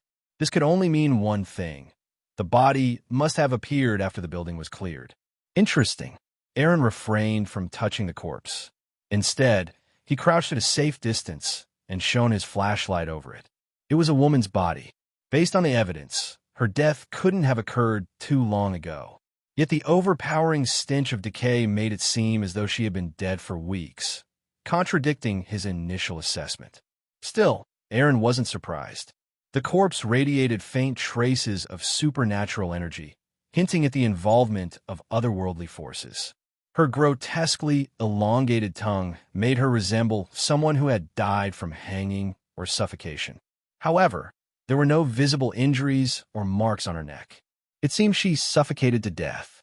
Is this the ability of the forbidden item shadow of suffocation still in gestation? Eren stood and directed his gaze toward the dark, foreboding corridor ahead. The building was larger than he'd anticipated. Despite its eerie state of disrepair, the floors were surprisingly free of trash, save for a thin layer of dust. The long, winding hallway made the interior feel even more oppressive. The green-painted doors lining both sides added to the claustrophobic atmosphere, while the peeling, discolored walls enhanced the sense of desolation. With a measured step, Eren began moving deeper into the building. As he walked, he noticed something unsettling. The fallen wall paint occasionally revealed dark red stains beneath, resembling dried blood. Worse still, The air around these spots reeked of decay, as if the walls themselves concealed hidden corpses. Not far from his starting point, Eren discovered another body slumped beside a trash bin. The second one. Moments later, he came across a third corpse. As Eren delved further into the building, even ascending to the second floor, the number of bodies continued to grow. Some were curled up near trash bins. Others lay motionless in stairwell corners. A few knelt against the walls, their faces twisted in anguish. The sheer number of corpses made Eren's expression darken. Men and women, young and old, well-dressed professionals and tattered vagabonds. People from all walks of life were united in one grim similarity. They had all died from apparent suffocation. Despite their intact bodies and unmarked necks, the unmistakable signs of asphyxiation were etched into their final expressions. A chill crept over Eren's heart as he pressed onward. Simultaneously, an odd sensation began to stir within him, a nagging feeling that he was forgetting something important. Yet no matter how hard he tried, the realization eluded him. As he mulled over the puzzle, his footsteps slowed, and he murmured to himself, "All these bodies suffocated without any visible wounds. What's going on here?" Suddenly, Eren's legs froze mid-step. A faint heartbeat echoed in his ears as a shocking thought struck him. I haven't breathed in a long time." In the deathly silent Pingin apartments, his voice resounded like a thunderclap in his own mind. Eren realized with horror that, at some point, he had stopped breathing entirely. The nagging sensation that had plagued him earlier finally made sense. Breathing was an instinctive, automatic function, something even unconscious bodies did naturally. And yet, here he was, standing in eerie silence, his body completely neglecting this most basic reflex. How absurd. It wasn't until his chest began to ache and his mind replayed the agonized expressions of the corpses around him that Eren became aware of the issue. Panicked, he tried to take a deep breath, but the air felt thick and unyielding, as if the atmosphere had congealed into an impenetrable barrier. Breath air. Eren's voice grew hoarse as he realized what had happened. Somewhere along the way, the shadow of suffocation had begun exerting its influence over him, causing him to abandon the most fundamental of human actions. So, the shadow of suffocation is already affecting me. A cold gleam flashed in his eyes. If it's resorting to this so early, it must be impatient. So eager to affect me this early on? It seems this as-yet unborn secondary forbidden item is far more impatient than I imagined. With that thought, Eren allowed himself a brief sigh of relief. The shadow of suffocation targeting him so urgently only confirmed one thing. It instinctively sensed a threat from him, even in its embryonic state. It was trying to neutralize that threat by eliminating him. For Eren, this was actually good news. At the very least, it suggested that this secondary forbidden item was not as powerful as he had initially feared. Otherwise, it wouldn't need to act with such urgency. But before Eren could relax, a sharp instinct from his clown abilities caused every hair on his body to stand on end. The acute warning filled him with a sense of danger from all directions. The overwhelming threat surged toward him, making it impossible to pinpoint its exact source. At the same time, Eren's heartbeat grew slower and heavier. Prolonged oxygen deprivation due to his inability to breathe was drastically lowering the oxygen levels in his blood, weakening even his heartbeats. Dizziness, fatigue, and other symptoms began to manifest and worsen. This was the shadow of suffocation, intensifying its influence. Unless Eren could contain it or escape its range of effect, the lack of oxygen alone could kill him. Despite the extraordinary abilities of Sequence 8 clowns, they were still mortal beings. Prolonged suffocation could indeed claim his life. Realizing this, Eren's eyes narrowed. It seems I'll need to speed things up and deal with this now. Just then, a pale hand silently emerged from his blind spot, reaching for his side. However, as the hand was about to touch him, Eren's body instinctively dodged to the side, as if he had eyes on his back, avoiding the sneak attack. Almost simultaneously, Eren's right hand flipped, and a pistol slid into his grip. Without hesitation, he raised the gun slightly and pulled the trigger. The next moment, a faint flash of light erupted from the silenced barrel, blasting apart part of the skull of what should have been a lifeless corpse lying in the corner. The putrid brain matter splattered everywhere. If Eren hadn't quickly found cover, he might have faced another biochemical attack from the corpse that had just tried to ambush him. What the hell is going on? Why did this corpse move? I checked the bodies along the way with spirit vision. They were all ordinary corpses, devoid of supernatural power. Eren's expression was filled with disbelief as he poured more spirituality into his eyes. As his spirit vision intensified, Eren soon spotted something abnormal on the corpse that had attempted to attack him. Even though the skull had been blown apart, its shadow remained intact. The shadow wriggled continuously, manipulating the corpse in an attempt to attack him again. A shadow. In the pitch-black peace apartment at this late hour, it was only thanks to the intensified spirit vision that Eren noticed the unusual shadow. So, this shadow of suffocation isn't limited to suffocation. It can control shadows as well. Watching the wriggling shadow manipulating the shattered corpse, Eren finally pieced together the mystery. The corpses themselves were ordinary, lacking any supernatural power. The real puppeteer was the shadow controlled by the forbidden item, the shadow of suffocation. As Eren made this realization, a horrifying sound of cracking bones echoed throughout the apartment building. One by one, corpses with twisted postures began crawling out from every corner of the building. Their faces were frozen in suffocating agony, full of despair and resentment. It was as if even in death, their bodies couldn't find peace. Each corpse had a dark, suffocating shadow at its feet or back, manipulating it. From these shadows, thin, dark threads extended, weaving into a massive spiderweb deep within the building, emanating despair and a suffocation. The corpses, controlled by the shadows, lurched forward in an eerie tide, converging from all directions toward Eren. The dozens, then hundreds of corpses turned the peace apartment into a nightmarish hellscape. Seriously, where did all these bodies come from? Even accounting for those removed or buried, this building alone has over 100 corpses? What else have those damned politicians been covering up? Seeing the mindless, stumbling corpses swarming him, Eren barely resisted the urge to curse aloud. Without hesitation, he holstered his pistol and summoned the angel's staff sealed within his arm. The gun could blow off skulls, but was useless against the shadows controlling the corpses. Wasting bullets would only delay the inevitable. Instead, the angel's staff, fused with divine remnants capable of doubling damage against evil entities, was his best option in this dire situation. With a determined expression, Eren gripped the shimmering staff, ready to face under the control of the shadow of suffocation. The twisted corpses surged toward Eren in waves. As they approached, the sight alone was harrowing, but the oppressive sensation of suffocation grew even more intense.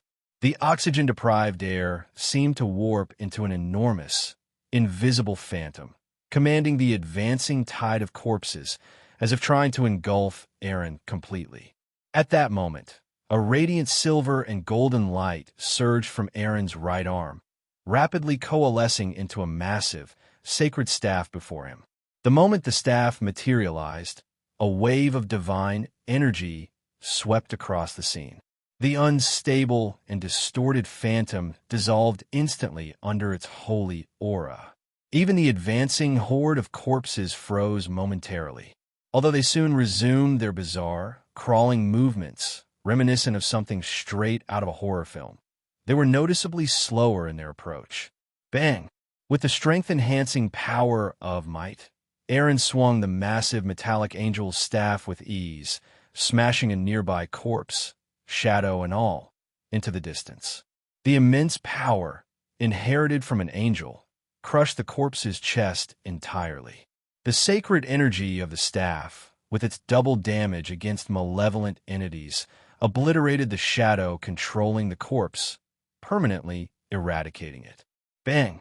Bang! Bang! Eren swung the angel's staff in wide arcs, clearing a circle around himself of corpses and shadows alike. But despite his success, no trace of relief appeared on his face. While the angel's staff was highly effective against the shadows, every swing rapidly consumed the limited oxygen in his body. Ordinarily, a trained individual could hold their breath for a minute or two underwater. Some experts could even last 10 or 20 minutes. Eren, while not reaching professional levels, could normally endure for 10 minutes or so. But under the strain of intense combat, which drained his oxygen reserves even faster, he wasn't sure how long he could hold out. And to make matters worse, the oppressive suffocation in the building continued to intensify with every passing second. Gradually, it went beyond merely physical suffocation. An invisible force began pressing on Eren's spirit, inducing a mental sense of asphyxiation as well. It was as though he had been cast into the depths of the ocean, deprived of air, while immense pressure squeezed the remaining oxygen from his body and weighed on his very soul. I can't drag this out any longer. I need to find that embryonic shadow of suffocation, and fast. Shattering another shadow with his staff, Eren made his decision. Following the faint threads connecting the shadows, he strode deeper into the peace apartment. As if sensing his determination, the embryonic secondary forbidden item seemed to react. The shadows around Eren went berserk, launching suicidal attacks in a desperate bid to stop him. Some corpses, in a crazed frenzy, scrambled ahead to block his path, their rotting, pale hands clawing at him from all directions. Holy Shield! A luminous, sacred barrier enveloped Eren, protecting him from head to toe. The decaying hands striking the shield sizzled upon contact, blackened by its divine energy. Some corpses struck with such force that chunks of rotting flesh were burned clean off their hands. Using the shield to his advantage, Eren swung the angel's staff in a wide arc, carving a path through the horde. Without wasting time, he sprinted down the corridor toward the apartment's depths. Behind him, the nightmarish horde of corpses surged, clawing desperately at his retreating figure. The scene resembled a surreal, macabre painting. Countless ghastly figures clawing at a lone, radiant silhouette, trying to drag it into the abyss. Time was of the essence. Without pausing for a second, Eren rushed into the fourth floor of the building, where the threads converged into a dense web. The long corridor on this floor was pitch black, devoid of any light. Even the moonlight and street lights outside seemed unable to penetrate the darkened windows, leaving the hallway shrouded in deathly silence. With the faint glow of the angel's staff, Eren used spirit vision to trace the countless threads leading into room 404. Room 404? The number on the slightly reflective doorplate made Eren pause. What an ominous number. The door to room 404 was ajar, with a narrow gap barely wide enough for a finger. Through the gap, Eren could see the threads controlling the shadows streaming out. Beyond the threads, an even darker void loomed within the room, surpassing the oppressive gloom of the hallway. As Eren peered through the gap into room 404, a pair of bloodshot crimson eyes suddenly emerged from the abyss. The instant those blood-red eyes appeared, a chill ran down Eren's spine, and goosebumps erupted across his body as every hair stood on end. When Eren's gaze met the crimson pupils, a suffocating despair surged across the spatial divide, bypassing the holy shield and piercing directly into his mind. Like a tidal wave, the despair flooded Eren's mental sea, attempting to drown it and pollute his soul. Buzz! At that critical moment, the angel's staff in Eren's hand quivered slightly. A warm, milky white glow flowed from the staff into Eren's body, wrapping him in a maternal warmth. The soothing stream alleviated his stiffened body and dispelled the suffocating despair that sought to overwhelm him. Using the reprieve provided by the angel's staff, Eren quickly severed his gaze from the crimson eyes. He fortified his mental defenses building layer upon layer of barriers in his mind. Prepared, Eren didn't hesitate.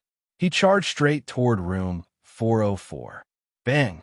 With a powerful kick, Eren blasted open the door to room 404. Inside, a pitch-black figure stood by the window, gazing silently at him. This shadowy figure, apart from its eerie crimson eyes, was entirely composed of writhing black threads, constantly twisting and contorting. The threads extending from the corpses outside were connected to the tangled mass emanating from the shadow. These threads had woven the suffocating nightmare that engulfed the peace apartment. At the same time, the shadow was greedily drawing despair from all around it, using the suffocating emotions as nourishment to accelerate its development. Eren's sudden arrival seemed to provoke the shadow, causing it to frantically absorb more despair, as though trying to complete its maturation before Eren could act. But a secondary forbidden item wasn't so easily perfected. So this is the shadow of suffocation, huh? Slashing through the dark threads attempting to ensnare him with the glowing angel's staff, Eren advanced steadily toward the shadowy figure. Finish it while it's weak. The embryonic state of the shadow of suffocation presented the perfect opportunity for Eren to eliminate it entirely. Armed with the angel's staff, a weapon capable of countering such malevolence, Eren wasn't about to waste the chance. Room 404 was small. In a few determined strides, Eren closed the gap between himself and the shadow. Although countless threads sprang from the figure in a futile effort to stop him, the sacred light of the angel's staff severed them effortlessly. When Eren was within 3 meters of the shadow, ready to strike it with the angel's staff, the figure made a sudden move. Its crimson eyes detached from the body, hurtling toward Eren like blazing meteors. Oomph! Sensing the danger, a flash of anger crossed Eren's eyes. He channeled the full power of the angel's staff, activating its twin abilities. Protection, might, a radiant holy shield, a finger's width thick, enveloped Eren, while he swung the massive staff with all his enhanced strength, aiming for the incoming crimson eyes. The sacred glow of the angel's staff collided with the ominous crimson pupils in a dazzling explosion of light. Boom! Blazing silver-white flames erupted from the staff, engulfing the entire room in a flash. In mere moments, everything inside room 404, tables, beds, sofas, chairs, even the concrete walls, was reduced to ashes under the sacred flames. By the window of room 404, the shadowy figure stood motionless as the purifying blaze consumed it. The scorching light seared away the writhing black threads clinging to its body, turning them into ash bit by bit. As more threads were burned away, a frail, translucent figure began to emerge from within the shadow. When the sacred flames had nearly incinerated both the black threads and the majority of the figure's body, a hint of clarity returned to its amber eyes.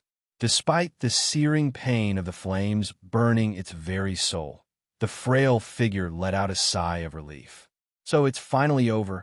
Realizing that its soul would soon be obliterated, the translucent figure didn't show the slightest panic. Instead, it offered a genuine smile. Turning to Eren, who was gripping the angel's staff, it said, "Thank you for not letting me become that monster. I have nothing left to repay you with, but I'll give you the power of that creature." As it spoke, the translucent figure's shadow stretched out beneath it, extending slowly toward Eren's. The movement was slow enough that Eren could have dodged or even struck the shadow with the angel's staff to destroy it entirely. But as he watched the figure smile amidst the sacred flames, Eren dismissed the thought. He stood still, allowing the small shadow to merge with his own. The moment the two shadows merged, the translucent figure was consumed entirely by the holy flames, vanishing into nothingness. At the same time, fragments of unfamiliar knowledge flowed from the shadow into Eren's mind. In those fragmented memories, Eren felt as if he had personally lived through the man's brief yet tragic life. Born into a humble family in Chinatown, The man's parents were Chinese immigrants who had illegally crossed into the U.S. Though not wealthy, his family managed to scrape by due to his parents' hard work. However, their relentless focus on work left him largely unguided during his formative years. During his school days, he spent more time playing games and goofing around. While he wasn't completely inattentive to his studies, he didn't have the drive to compete with the top students in his class. As a result, he only managed to get into a modest community college. After graduating, he secured a job at a Chinatown factory, thanks to a favor his parents had called in. His eloquence got him transferred to the sales department, where he landed a few major deals. With newfound confidence, he found love in the factory and eventually married, starting a family of his own. It seemed like he was destined to live a life similar to his parents, ordinary but peaceful. But fate had other plans. One evening, his father was hit by a speeding car while walking home with a bottle of beer he had just bought to relax. The car, driven recklessly by two intoxicated men who had stolen it, ended his father's life just 200 meters from their home. The men, two impoverished junkies, were charged with vehicular manslaughter and hit and run. Legally, they should have been sentenced to 5 years in prison. However, due to heightened racial tensions and frequent riots at the time, the jury, in an attempt to de-escalate the situation, sentenced them to only a year in prison with a 2-year probation. The meager compensation they were ordered to pay, a combined $20,000, was never collected. It was clear the two criminals couldn't afford it. The loss of her husband plunged his mother into deep sorrow. She fell gravely ill not long after. As her son, he naturally took responsibility for her medical bills. Though he hadn't expected the expenses to be so high, his years of savings managed to cover them. He figured that by working hard for a few more years, he could recoup the losses. But tragedy struck again. The factory where he worked, a relatively stable source of income, collapsed under the weight of a massive breach of contract fine after failing to deliver goods on time due to supply chain issues. Jobless, he began searching for new work, only to find that the local labor market had become ruthless. With a surplus of workers from the collapsed factory, employers slashed wages, offering less than half of what he used to earn. Benefits were practically non-existent. Unwilling to accept such conditions, he reluctantly worked at a new factory for a few months.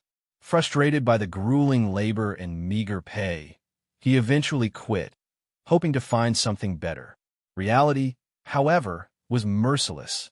As if cursed, every job he found ended within a few months due to various reasons, sometimes voluntary, sometimes not. His savings dwindled rapidly, eaten away by mounting expenses, his mother's medical bills, his child's needs, and basic household necessities. Credit cards were maxed out one after another, and his income continued to shrink as his debt ballooned. The crushing weight of life's demands suffocated him.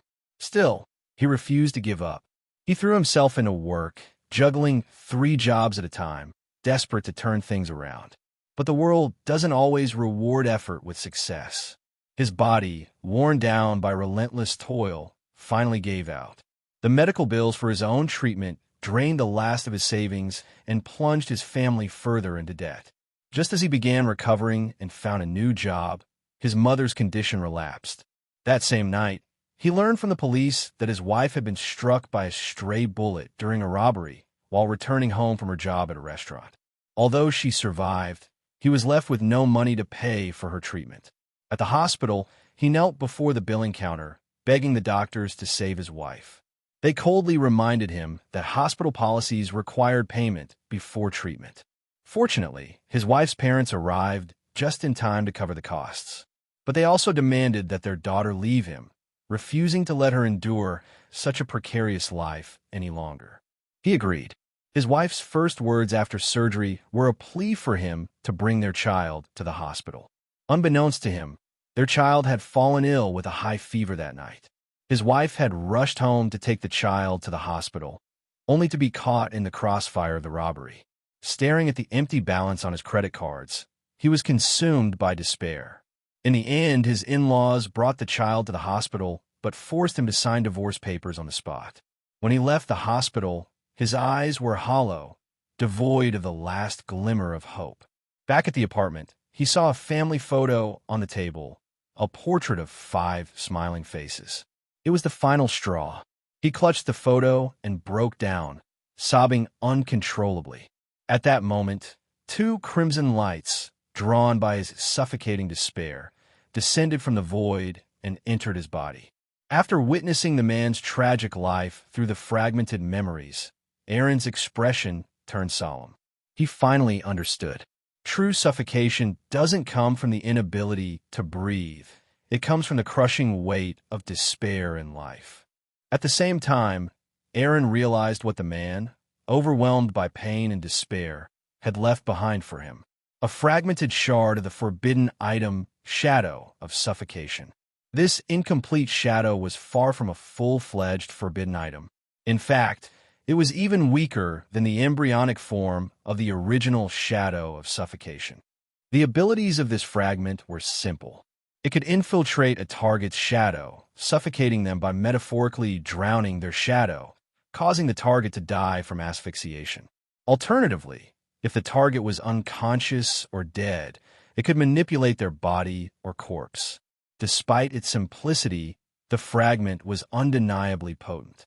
In this world where the supernatural remained largely unseen, the power was sufficient to kill 99% of people, barring a few exceptional individuals. However, being a fragmented version, the shadow of suffocation had notable flaws. It was vulnerable to light. In environments with strong illumination, its abilities would be drastically weakened, and it could even be forced out of a host's shadow. Additionally, its side effects were significant. Prolonged possession could subtly interfere with the host's breathing reflex, creating a risk of death by suffocation. As the sacred white flames in the room dimmed and the translucent figure dissolved into nothingness, Eren sighed softly and turned to leave.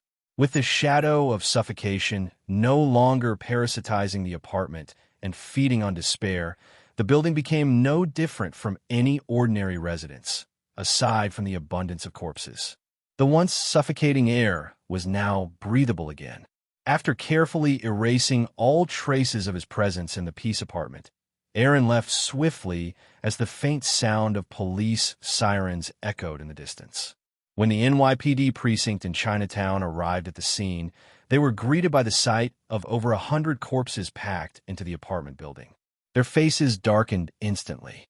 Such a large-scale loss of life within their jurisdiction was bound to cause significant trouble, not only for them, but for their superiors as well. Unconcerned by the chaos in the NYPD, Eren was sitting in a 24-hour cafe, enjoying a leisurely cup of coffee with his clone. Setting down the slightly bitter coffee, the tuxedo-clad clown Eren smirked and scoffed. I never thought that big brute Kingpin could endure so much. I've already destroyed a dozen of his bases, almost wiping out his operations in Hell's Kitchen, and he's still hiding in the shadows. In recent weeks, Clown Eren had been busy dismantling Kingpin's criminal empire, taking down 1 or 2 of his operations every day. Yet, despite these provocations, Kingpin hadn't shown himself. He hadn't even sent his enforcer, Bullseye, into action. This unusual behavior left Clown Eren puzzled. Eren shook his head. Why not just use divination or a homing charm to locate him? It'd save a lot of time. Clown Eren's grin widened mischievously. Oh no, that's no fun. Don't worry, I won't take too long. Seeing the playful glint in Clown Eren's eyes, Eren sighed. Fine, do whatever makes you happy. With that, Eren tapped his foot lightly against the shadow. A long, slender shadow emerged, slithered across the floor, and merged into Clown Eren's shadow. Eren had come to the cafe specifically to transfer the shadow of suffocation to his clone. After its integration into his own shadow, Eren had noticed that the angel's staff seemed to reject the shadow's presence. If not for his suppression, the staff might have unleashed a holy flame to purge it. To avoid any conflict, Eren decided to pass the shadow onto his clone. As the fragment merged into his shadow, Clown Eren's eyes lit up. He grinned like a child receiving a new toy, clearly delighted. This shard isn't weak. Used correctly, it could provide some unexpected advantages. Just watch out for its side effects. I don't want to have to resurrect you someday, because you suffocated. In addition to the shadow of suffocation, Eren handed over the cursed straw doll and the crystal eye that his clone had requested. With the transfer of these items complete, Eren left the cafe without delay. Meanwhile, at a classified shield base, now operating under the new name, a man known as Crossbones, Brock Rumlow, was frowning as he examined a dossier. Codename, Clown. Gender, male. Real name, unknown. Abilities, exceptional marksmanship and combat skills. Notes, suspected of possessing supernatural abilities. Personality. The dossier was detailed, documenting every known event involving Clown Eren, from his first appearance to his systematic dismantling of Kingpin's empire in Hell's Kitchen. Even Clown Eren's current residence was marked. Rumlow looked up from the file and addressed the figure before him. What do you want me to do? This clown has been destroying Kingpin's operations in Hell's Kitchen. Not long ago, Kingpin approached us, offering a significant reward to eliminate this problem for him. Rumlow raised an eyebrow. You want me to do a favor for that crime lord? No, I want the item that clown stole. According to our intel, he was the one who took Ironmonger's head. Rumlow, we need that head. After the nighttime battle on the streets of New York, besides earning Tony his moniker as Iron Man, S.H.I.E.L.D. also managed to obtain the remains of the Ironmonger. Initially, both S.H.I.E.L.D. and Hydra, hidden within its ranks, believed that by reverse engineering the Ironmonger, they could develop a battlefield-dominating war machine. Their goal was clear: mass-produce these steel behemoths. However, reality soon crushed their lofty ambitions. Although they successfully recreated a brand-new, flawless Ironmonger, complete with an arsenal of weapons, the absence of the arc reactor as its core energy source, and the Jarvis-like subsystem for superior operational performance reduced the towering, multi-ton, extravagantly expensive steel machine to little more than an oversized pile of scrap metal. Unwilling to accept this monumental loss, S.H.I.E.L.D. and Hydra turned their focus to the missing critical component, the Ironmonger's head. Thus, after extensive analysis and investigation, the clown who had taken the head that day quickly entered their radar. Around the same time, Kingpin, who had been collaborating with Hydra, offered a handsome reward to deal with the clown who had cost him dearly in Hell's Kitchen. Hydra, already planning to take action against the clown, gladly accepted Kingpin's payment. The Ironmonger's head, huh? Recalling the video footage of the Ironmonger, a war machine seemingly incarnate, Brock's eyes burned with fervor. I understand. I'll retrieve the head. Of course, I have no doubt about that, the figure in front of him replied after a pause. Also, this clown seems to possess extraordinary abilities. For this mission, I've secured temporary access to the Winter Soldier. He'll assist you. The mention of the Winter Soldier brought a confident smile to Brock's face, further boosting his resolve for the mission. Elsewhere, at a cafe, Eren toyed with the crystal eye, a mischievous grin flashing across his face as a thought struck him. At that moment, he sneezed violently several times. Achoo! Rubbing his itchy nose, Eren's eyes narrowed coldly. This feeling, is someone plotting against me? With his strong divination abilities and precise control over his facial muscles, Eren knew that his sneezes weren't mere coincidences. Excluding common causes like colds, every sneeze he had was a warning from fate, a subtle nudge from destiny itself. Interesting. Could be Kingpin. After being quiet for so long, he finally wants to make a move. Pocketing the cursed straw doll and crystal eye, Eren adjusted his black top hat and leisurely made his way back to Hell's Kitchen. Shortly after stepping into Hell's Kitchen, Eren's steps faltered for a moment. A slight smile graced his lips as he adjusted his hat, then veered off the main road. Seconds later, two burly men glanced at Eren from afar before silently tailing him. Minutes passed. When Eren turned into a secluded alley, the two men quickened their pace, following closely. Where is he? Gone. The alley was a dead end, littered with trash. The two men exchanged uneasy glances. Just as they considered retreating, a chilling voice echoed from above. Looking for me, gentlemen? Startled, they instinctively looked up, only to be swallowed by mesmerizing illusions and the terrifying gaze of someone who seemed to tower above them. Dread gaze. The attack instantly shattered their mental defenses. Hanging by his enchanted threads, Eren descended from above, plucking an earpiece from each of their ears and crushing them. Then, summoning the power of mental seal, he interrogated them while rummaging through their belongings. Beyond a pile of fake IDs, all he found were 2 photos of himself, which he promptly destroyed. After extracting the information he needed, Eren pointed a finger, unleashing the ravenous threads of malice, which devoured their bodies and souls in an instant. Convenient ability for cleanup. During the brief window created by Dread Gaze, Eren had hypnotized the 2 to reveal critical information. These weren't hired assassins from Kingpin, but agents sent by Hydra. Their mission was to kill Eren and retrieve the Ironmonger's head. Hydra believed that with their tech, the head would eventually allow them to replicate the Ironmonger and perhaps one day produce their own Iron Man-style heroes. Hydra, huh? Do they think I'm that easy to deal with? Shaking his head, Eren approached his temporary, smoke-stained residence. A faint smirk played on his lips. Seems like there's a guest at home. Raising his head slightly, Eren's deep black pupils seemed to pierce through the smoke-charred brick walls, catching sight of the uninvited guests. Seeing one distinct aura after another, Eren's lips stretched into an exaggerated curve, his grin growing wider by the second. Well, quite a crowd, huh? Looks like I'll have to give these guests a proper welcome. From his pocket, Eren retrieved a piece of wire he had fashioned into a makeshift key.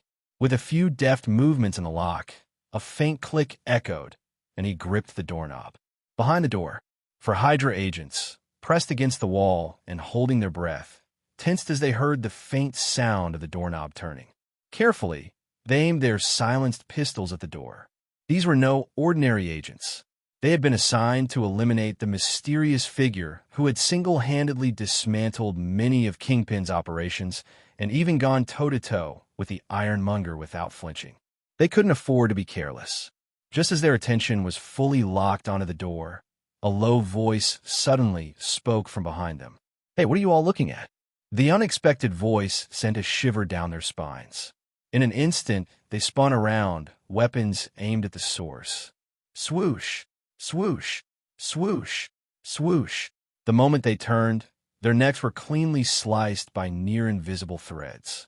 Blood seeped from the precise lines on their throats as their bodies stiffened. Eren smirked at the gruesome scene.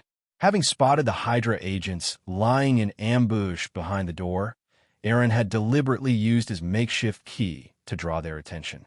While they were distracted, he had slipped in through a window, silently wrapping his threads of malice around their necks. Once his trap was set, he simply greeted them, and the startled agents, in their haste, practically offered their heads to the threads. The result?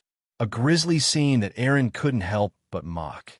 As the scent of blood filled the room, Eren wrinkled his nose in mild disgust. Ugh, you're stinking up my perfectly trashy residence. With a flick of his finger, the threads of malice tightened, consuming the agents' bodies and souls in an instant, leaving no trace of blood behind. The threads, seemingly meticulous, even absorbed the splatters, as though protecting the integrity of the fire-damaged home. Having warmly welcomed his first 4 guests and sent them into eternal rest, Eren turned his gaze toward the staircase leading to the 2nd floor. There, more important guests awaited his attention. Humming softly, Eren strolled upstairs, making no effort to mask his footsteps. The sound of his steps quickly reached the ears of the Hydra agents stationed on the 2nd floor. Hearing the approaching noise, a squad leader with piercing blue eyes frowned in irritation. What are those idiots downstairs doing? Letting the target reach the staircase like this? Are they trying to tip him off? As the leader prepared to reprimand the supposed underlings coming upstairs, a figure wearing a clown mask casually appeared at the top of the staircase. The leader froze for a moment before realizing the truth. Attack! He shouted the command to his team while raising his Uzi submachine gun, aiming directly at Eren.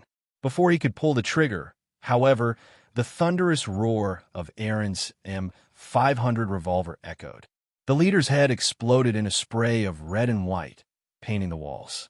Without missing a beat, Eren fired 4 more shots, each one claiming the life of another Hydra agent before they could react. Wow, that's disgusting, Eren muttered, eyeing the gore-soaked second floor with distaste. This place is too filthy now. Guess I'll need a new hideout. As Eren considered his options, the deafening sound of his revolver alerted the other Hydra operatives hiding in the building. In the only clean room left in the house, Brock stood by the Ironmonger's head, his expression filled with disbelief. He had assumed capturing Eren would involve a grueling interrogation to locate the Ironmonger's head. But the moment he entered the building, he found the prized trophy casually dumped in a corner of this room. At first, Brock thought it was a trap. After numerous careful tests, however, he realized all his efforts had been a waste of time. To Eren, the Ironmonger's head was nothing more than an ordinary keepsake, something so insignificant that he hadn't even bothered to secure it. If Hydra had known it would be this easy, they would have sent someone to sneak into the house and steal the Ironmonger's head from the corner long ago. Instead, they waited until now, bringing Crossbones and the Winter Soldier, along with a small army, to ambush the clown, only to discover that the Ironmonger's head had been quietly sitting in the corner of the room all along. As Crossbones picked up the head, planning to leave with it, a sudden barrage of deafening gunfire erupted from downstairs, followed by intense combat noises.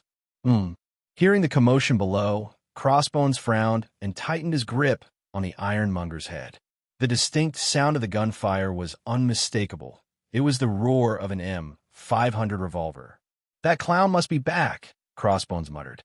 As Hydra's ace infiltrator within S.H.I.E.L.D., Crossbones had sharp instincts. Even from 2 floors away, he immediately recognized the unique sound of the weapon. M500? Crossbones smirked dismissively. Sure, the M500 packed a punch, but its limited 5-round capacity made it impractical for a seasoned operative. Why bother trading magazine capacity for such a small number of rounds? He mused, shaking his head. Turning to the Winter Soldier, whose cold eyes betrayed no emotion behind his half-covered face, Crossbones ordered, "I'll take the head back. You go kill the clown." The Winter Soldier nodded silently. Armed to the teeth, he headed toward the source of the gunfire on the 3rd floor, while Crossbones, accompanied by 2 agents, made his way to the rooftop. His priority was the Ironmonger's head. Engaging the clown wasn't worth risking damage to the valuable trophy. Just as Crossbones was about to leave, a powerful bullet struck the staircase ahead of him with a thunderous bang, blowing a massive crater into the cement steps. The scattered debris stung his face, bringing a sharp pain.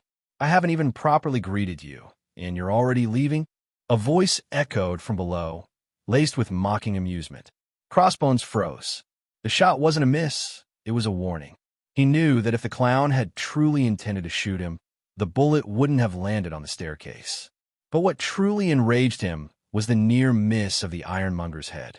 The destructive force of the M500's rounds could easily obliterate its delicate components, creating significant challenges for Hydra's engineers to repair it. Furious, he turned to the Winter Soldier. "Kill him." "Understood," the Winter Soldier replied, raising his shotgun and firing 2 rounds toward the lower floor.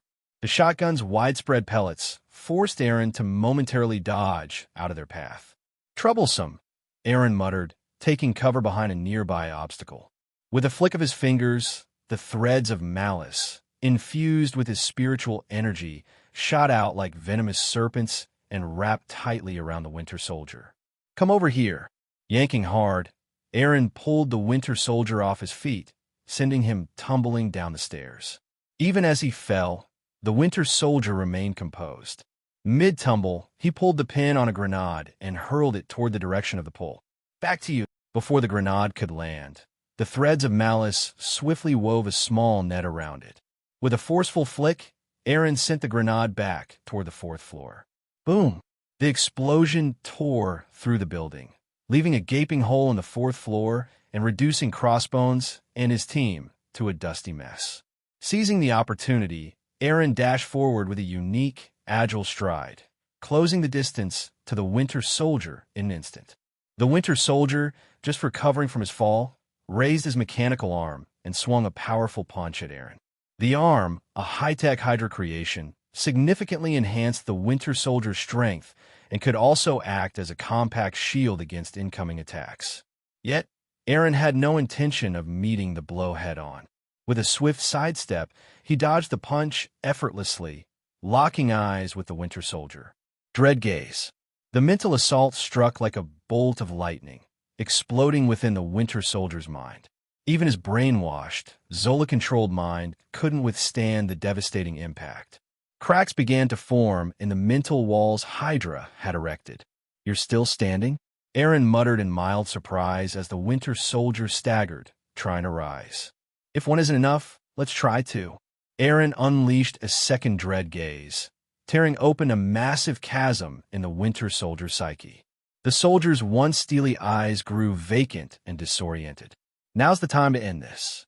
Summoning his spiritual energy, Eren prepared to deliver a decisive blow to the Winter Soldier's mind. As the third dread gaze struck, the Winter Soldier, Bucky Barnes, descended into utter mental chaos. Forget following orders. He could barely remember who he was. Eren's dread gaze not only shattered Bucky's will, but also obliterated Hydra's mental conditioning, along with the tireless efforts of their hypnotists. For the first time in decades, fragments of Bucky's original self began to surface. Memories flickered through his mind like shards of glass. Childhood recollections of his parents. Growing up alongside Steve, the future Captain America. The nerves of his first battle, the terror of bullets flying around him, and the resilience forged in the crucible of war. Then came the despair of falling into the icy ravine. The endless torment of Hydra's brainwashing after his secret recovery, and the cold, detached memories of his missions as Hydra's deadly weapon. The torrent of memories overwhelmed Bucky, leaving him unable to distinguish between his identity as Bucky Barnes, the soldier, or the Winter Soldier, Hydra's killer. Letting out a guttural roar, Bucky clutched his head in agony before finally collapsing, unconscious. From the moment Bucky appeared at the staircase to attack Eren, only seconds had passed. The Winter Soldier, Hydra's ace weapon, was now cold. Meanwhile, on the fourth floor, Crossbones and his team were just picking themselves up from the blast of the return grenade. Useless!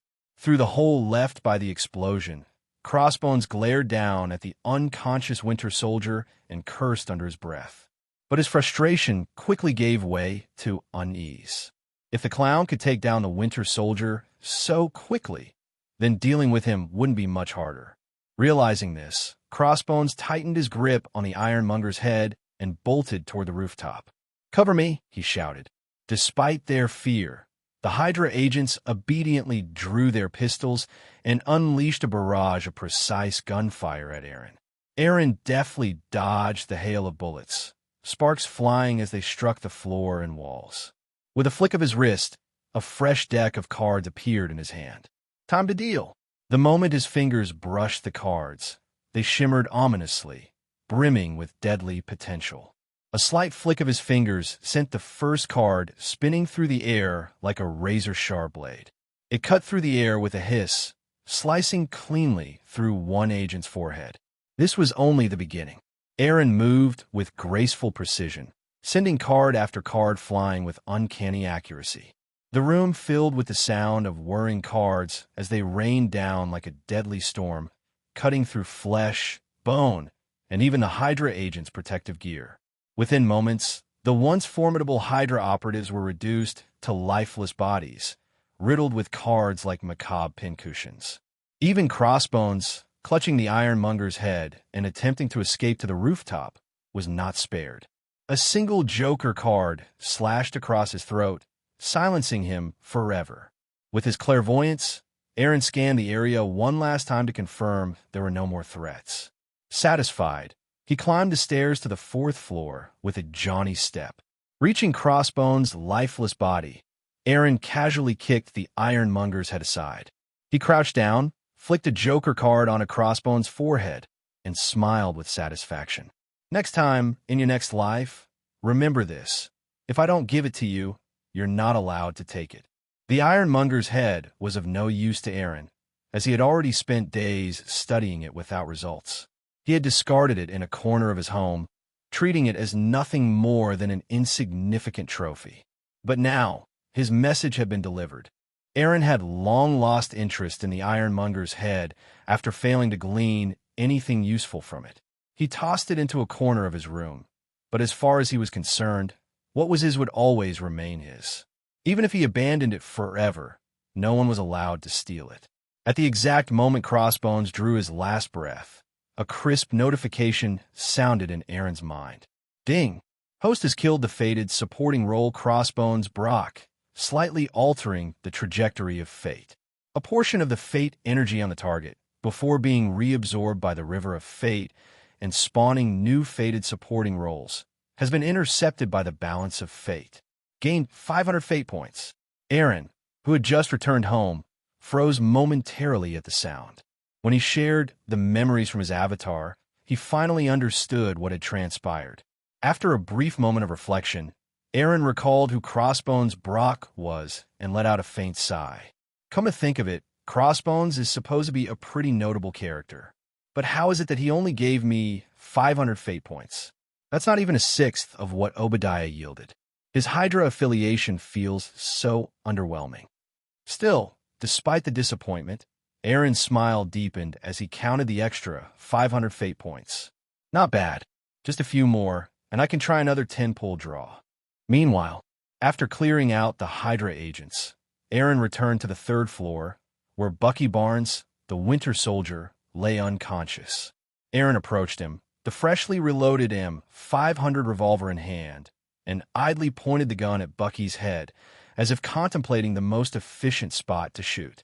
If killing Crossbones got me 500 points, taking out this guy should yield even more, right? Just as the barrel of the gun aligned with Bucky's forehead, the Winter Soldier's eyelids twitched, and he suddenly opened his eyes. Unexpectedly, after a brief moment of instinctive resistance, Bucky's gaze shifted, and he closed his eyes again. In that fleeting instant, Eren saw something within Bucky's eyes, a mix of pain, regret, and a clear desire to die. Huh, what's this? I haven't even pulled the trigger, and you're already giving up on life? Displeased by the sight, Eren lowered the gun and slapped Bucky across the face, forcing him to open his eyes. When Bucky saw the clown mask on Eren's face, he rasped in a hoarse voice, "Kill me." Eren's eyes narrowed. "Are you giving me orders?" The word orders struck a deep nerve in Bucky, triggering memories of the countless commands he had followed during his time under Hydra's control. The anger surged within him, and he lashed out like a cornered beast. His high-tech metal arm, forged from an unknown alloy, whirred with immense power as it swung toward Eren's face with a sharp, slicing sound. Eren, however, didn't flinch. The smile beneath his mask vanished as he coolly raised the M500 and fired at the incoming metal fist. The specially crafted bullet, powerful enough to kill a rhinoceros, only managed to produce a shower of sparks upon impact, leaving the metal arm unscathed. Still, the sheer force behind the bullet momentarily stalled Bucky's movement. Seizing the moment, Eren delivered a fierce roundhouse kick to Bucky's side, sending him flying across the room. Bucky rolled upon hitting the ground, but quickly got back up, charging at Eren again with clenched fists, seemingly determined to fight to the death. Eren dodged the flurry of punches with ease, occasionally striking back to keep Bucky at bay. Yet, the clown frowned slightly. Beneath the furious onslaught, Eren sensed something else, a subtle, desperate longing for death. This guy isn't fighting to kill me, Eren mused silently. He's looking for someone to end him. Realization dawned on him as he continued to evade Bucky's attacks. Those three dread gaze strikes, did they break Hydra's control over him? Did they restore his true self? If so, everything made sense. Bucky had woken up to find himself burdened with decades of atrocities, carried out as a tool for the very enemy he once despised. His friends and family were long gone, and he was left stranded in a world that no longer resembled the one he knew. Such a profound mental blow would drive anyone to despair. Without any tether to life, Seeking death seemed like the only escape. And yet, Eren noted, if given the chance, Bucky wouldn't hesitate to kill him before taking his own life. Understanding this, Eren's grin stretched wide beneath his mask, a glimmer of excitement lighting up his eyes. Oh, this is going to be fun. Watching the Winter Soldier continuing to attack him, the Joker like Eren seemed to have lost interest in playing along. Without hesitation, he fired off 2 consecutive gaze of despair, knocking the Winter Soldier, Bucky, unconscious once again. After ensuring that Bucky was out cold, Eren returned to his room and rummaged through a pile of loot in the corner. Before long, he retrieved a small bottle filled with white pills, walked back to Bucky's side, and, without any concern, forced 7 or 8 of them down Bucky's throat, washing them down with a bottle of mineral water. These pills were among the spoils of war Eren had collected while dismantling Kingpin's dark operations over the past few days. Don't misunderstand. These weren't illicit drugs trafficked by Kingpin, but rather a rare and extremely potent sleeping medication. With 7 or 8 of these strong sedatives in his system, even a fully grown elephant would have to lie down obediently, let alone the Winter Soldier. Ensuring that Bucky would remain unconscious for a long time, Eren pulled out a dagger and forcibly removed the cybernetic left arm from his body. That high-tech prosthetic, Eren was almost certain, contained a tracking device installed by Hydra. If he didn't dismantle it, was he supposed to just keep it and invite trouble from Hydra? Of course, as a trophy, Eren didn't just discard the cybernetic arm. Half an hour later, inside an abandoned warehouse in Hell's Kitchen, Eren reunited with his clone, whom he had just recently parted ways with. You arrived just in time. Check if this cybernetic arm can be sacrificed.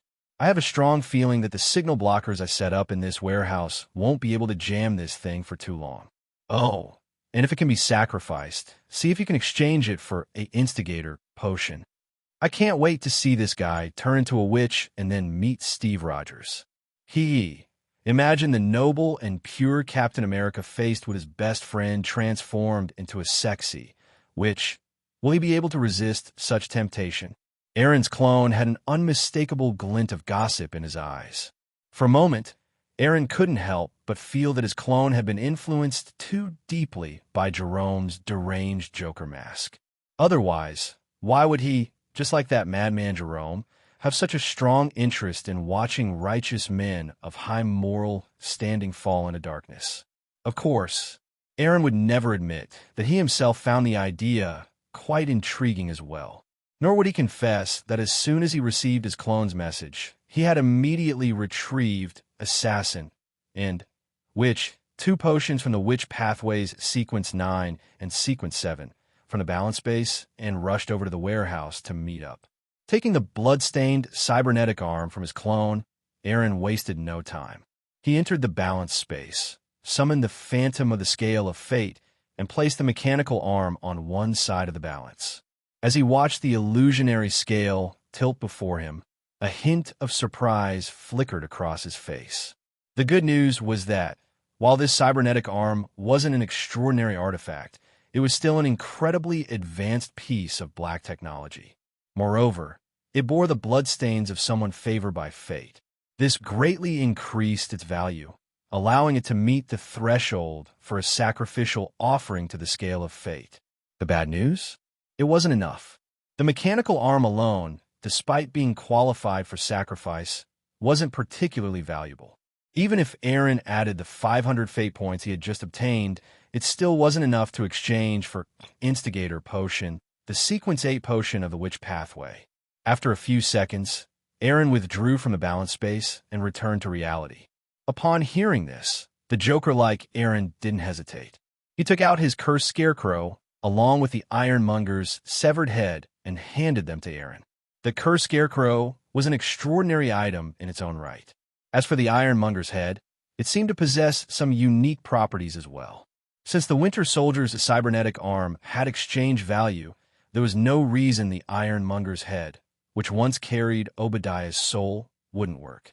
Even if it wasn't a perfect trade, the Joker-like Eren figured that the Ironmonger's head should at least reduce the fate point cost required to exchange for the Instigator Potion. Without any delay, Eren once again entered the balance space, placing these two additional items alongside the cybernetic arm on the scale of fate. As weights were adjusted, the heavily tilted side of the scale slowly lowered. Simultaneously, on the opposite side of the scale, the image of the instigator potion grew clearer and more tangible. It actually worked. Seeing the gradually lowering scale, a smile appeared on Eren's face. It seemed the value of these two items wasn't bad. However, just as he was about to conclude that everything was going smoothly, something unexpected happened. As the scale of fate neared perfect balance, it suddenly stalled. It was as if the scale had become frozen in place, refusing to move any further. As expected, I still have to pay a little extra. With a wave of his hand, a portion of his fate points materialized into glowing fate coins, which then dropped onto the scale. After consuming exactly 298 fate points, the scale finally reached perfect balance. Without hesitation, Eren confirmed the exchange. The next moment, a vial of dark gray instigator potion materialized in reality.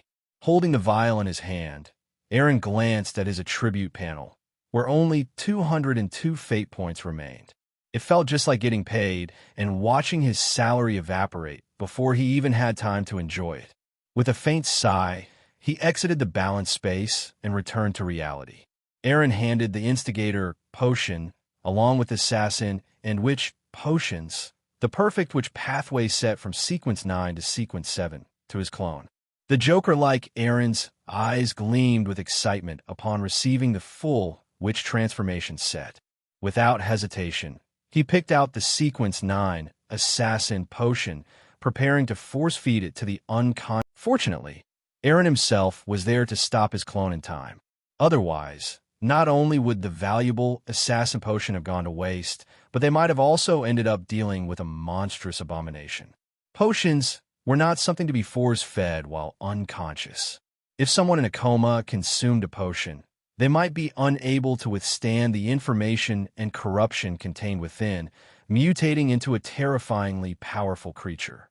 Don't rush. You can't administer a potion while he's unconscious. Wait until he wakes up first. Besides, before we give him the potion, we need to make some preparations.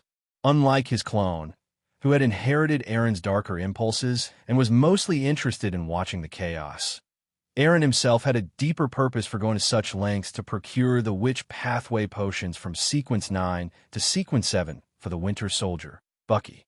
Sure, he was curious about how things would play out between Bucky, now a witch, and Steve Rogers. But more importantly, he saw this as an opportunity to recruit a powerful subordinate. Bucky Barnes, trained by Hydra, was not only a highly skilled martial artist, but also an expert in firearms and tactical operations. With Hydra's modifications and his cybernetic arm, his abilities far exceeded those of ordinary humans. Otherwise, he wouldn't have remained Hydra's top assassin for decades. If he consumed a sequence potion and truly became a transcendent being, his skills and experience would allow for an immediate surge in power. Given his decades of experience as an assassin, he might even be able to instantly digest the assassin potion at sequence 9. After all, he had been living as an assassin for years. If things played out that way, Eren would gain a formidable subordinate, skilled in assassination and combat. That was an asset any major power in this world would kill for. Even though Eren hadn't been in this world for long, he was already starting to feel the constraints of his situation. If he insisted on operating alone, forget everything else, just gathering the ingredients for his daily Millennium Elixir was an immense drain on time and resources. And as his cosmic brain meditation technique advanced, the daily nutritional requirements for his mental development would only increase. Procuring the high-grade supplements necessary for his growth would be a monumental task. Right now, he could still rely on Oscorp Industries, where he held shares to source some of the materials. But lately, Eren had begun feeling an inexplicable unease about Oscorp's rapid expansion. Ever since he had traded a panacea for 5% of Oscorp's shares, he hadn't seen Norman Osborn again. It was as if Osborn was deliberately avoiding him. Every time Eren attempted to visit, strange coincidences always prevented them from meeting. Not only did this completely disrupt his plan to hypnotize Osborn, but it also left him feeling increasingly uneasy. There were no such things as coincidences in this world. Osborn's behavior almost certainly meant that he had broken free from Eren's previous mental influence. The only reason he hadn't acted against Eren yet was likely due to fear or an unknown factor. Otherwise, there was no reason for him to keep dodging meetings. Avoidance only made sense if he was afraid that meeting again would result in Eren reapplying his mental influence. Osborn's actions only made Eren more determined to establish his own faction. If things took a turn for the worse, and if Osborn cut off his access to vital nutritional serums, it would take Eren a long time to rebuild a steady supply chain. And that was a very real possibility. After all, if Eren were in Osborn's shoes, he certainly wouldn't tolerate someone who had tried to hypnotize him. Of course, Oscorp Industries wasn't Eren's only asset. During the extreme fluctuations in Stark Industries stock, he had quietly swept through the market, becoming the company's third-largest shareholder. However, Stark Industries was fundamentally a weapons manufacturer. Even after Tony Stark transitioned it into a clean energy company, it had no connection to biomedical research. Getting a weapons firm to source high-quality pharmaceutical ingredients wasn't impossible, but it would be slow, costly, and inefficient. More importantly, Eren couldn't trust the quality of the materials sourced this way. Expecting weapons engineers to properly distinguish between pharmaceutical-grade ingredients was a gamble he wasn't willing to take. For all these reasons, Eren was now set on forming his own faction. And right now, the Winter Soldier, Bucky Barnes, seemed like the perfect candidate. Not only was he exceptionally powerful, but Hydra's years of psychological conditioning had also left his mind fragile and exposed. To Eren, that meant zero resistance. With his mastery of mental techniques, he could seamlessly implant a deep-rooted loyalty imprint in Bucky's subconscious. Compared to Hydra's crude, brainwashing methods, Eren's approach was far more refined and irreversible. Half an hour later, Bucky Barnes' eyes slowly fluttered open. The first thing he saw was a pair of dazzling, star-like eyes staring back at him. In the next instant, the countless stars within those eyes began to swirl and shift, and almost immediately, Bucky fell into their depths. Without even realizing it, a mental imprint of absolute loyalty was etched into his mind. Only after securing Bucky's submission did Eren finally release him from his mental grasp. As Bucky's eyes cleared, he looked at the figure before him, the man in the Joker mask. His throat was dry, and his voice was hoarse as he tried to speak. "Why didn't you kill me?" Unlike Hydra's methods, Eren merely imprinted a deep mental brand of loyalty onto the Winter Soldier, Bucky, without altering his memories. He hadn't erased Bucky's past like Hydra had. To Eren, what he wanted was a competent subordinate with independent decision-making skills, someone who could handle most matters for him, not a mindless killing machine that only knew how to follow orders. Inside the warehouse, Eren, dressed as a clown, looked at Bucky and chuckled.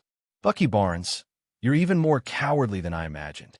Hydra did all that to you, treating you like a puppet and controlling you for decades. Yet the first thing you do after waking up isn't to take revenge on Hydra, but to beg for death like a coward. That's truly eye-opening." Hearing the blatant mockery in Eren's words, Bucky clenched his right fist tightly, veins bulging from his forehead. He growled hoarsely, "You think I don't want revenge? You have no idea how enormous Hydra is now." Over the decades, though brainwashed into becoming Hydra's killing tool, Bucky had witnessed firsthand just how powerful Hydra had become. Compared to such a colossal force, he was nothing but an ant trying to stop a chariot. Even if he risked his life in resistance, what damage could he possibly do to Hydra? Hydra had countless ways to crush those who opposed them. Even someone like him, once their top assassin, was no exception. TCH. Before Bucky could finish speaking, Eren let out a dismissive snort. "Just because Hydra is strong, you don't dare seek revenge? Decades ago, you followed Steve Rogers and helped bring down Hydra when they were at their peak. Now, You don't even have the courage to take revenge on a Hydra that hides in the shadows, afraid to reveal its true face? Looks like I misjudged you. I shouldn't have freed you from Hydra's control because you're not worthy to stand by my side and take revenge against them with me. As he spoke, Eren suddenly noticed multiple alarms outside the warehouse being triggered. His eyes turned icy cold. Without hesitation, he tossed a fully loaded handgun in front of Bucky and said coldly, "I don't have time to comfort a failure. Hydra has sent people to kill us. If you want to die, just shoot yourself. I won't stop you. But if you still have a shred of courage left, pick up the gun and follow me. Watch how I crush the so-called behemoth you fear." With that, Eren ignored Bucky and strode toward the warehouse entrance alone.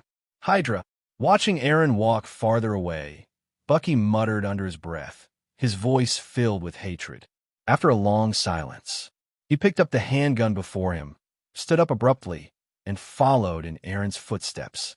Hearing the sound of footsteps behind him, the face hidden beneath Eren's clown mask curled into a faint smile. At the former hideout of the Water Ghost Gang, wearing glasses and appearing somewhat scholarly, the bald-headed Sitwell crouched beside the corpse of Crossbones, Brock Rumlow, his expression extremely grim. His face was so dark that it seemed like it could drip water. To deal with the mysterious clown, Sitwell had not only sent the experienced Brock Rumlow along with 20 elite Hydra agents, but also deployed the Winter Soldier, their trump-card assassin. He had thought he was taking this matter seriously enough, but to his shock, such a powerful team was utterly wiped out in a seemingly unremarkable building in Hell's Kitchen. Brock Rumlow and his team of 20 elite agents were dead. Even Hydra's prized killing machine, the Winter Soldier, had disappeared. So many of his forces had been taken down by that flamboyant clown.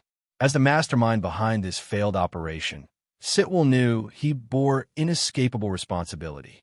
If he couldn't make up for this loss, the power-hungry schemers within Hydra wouldn't hesitate to use this opportunity to bring him down. And the fastest way to make up for his mistake was to kill the one responsible, the clown, and retrieve the Ironmonger's head from him. A cold glint flashed in Sitwell's eyes as he slowly stood up, wiping his right hand with a tissue after touching Rumlow's corpse. He turned to his subordinate and asked coldly, "Are the men in position? Our forces have completely surrounded the warehouse where the clown is hiding. Kingpin's men have also arrived at the abandoned warehouse. At the same time, the New York City government has approved our request to use high-powered weaponry. We are ready to wipe out both the clown and his hideout at your command." Sitwell nodded, his tone icy. "Tell Kingpin his men can begin." "Understood.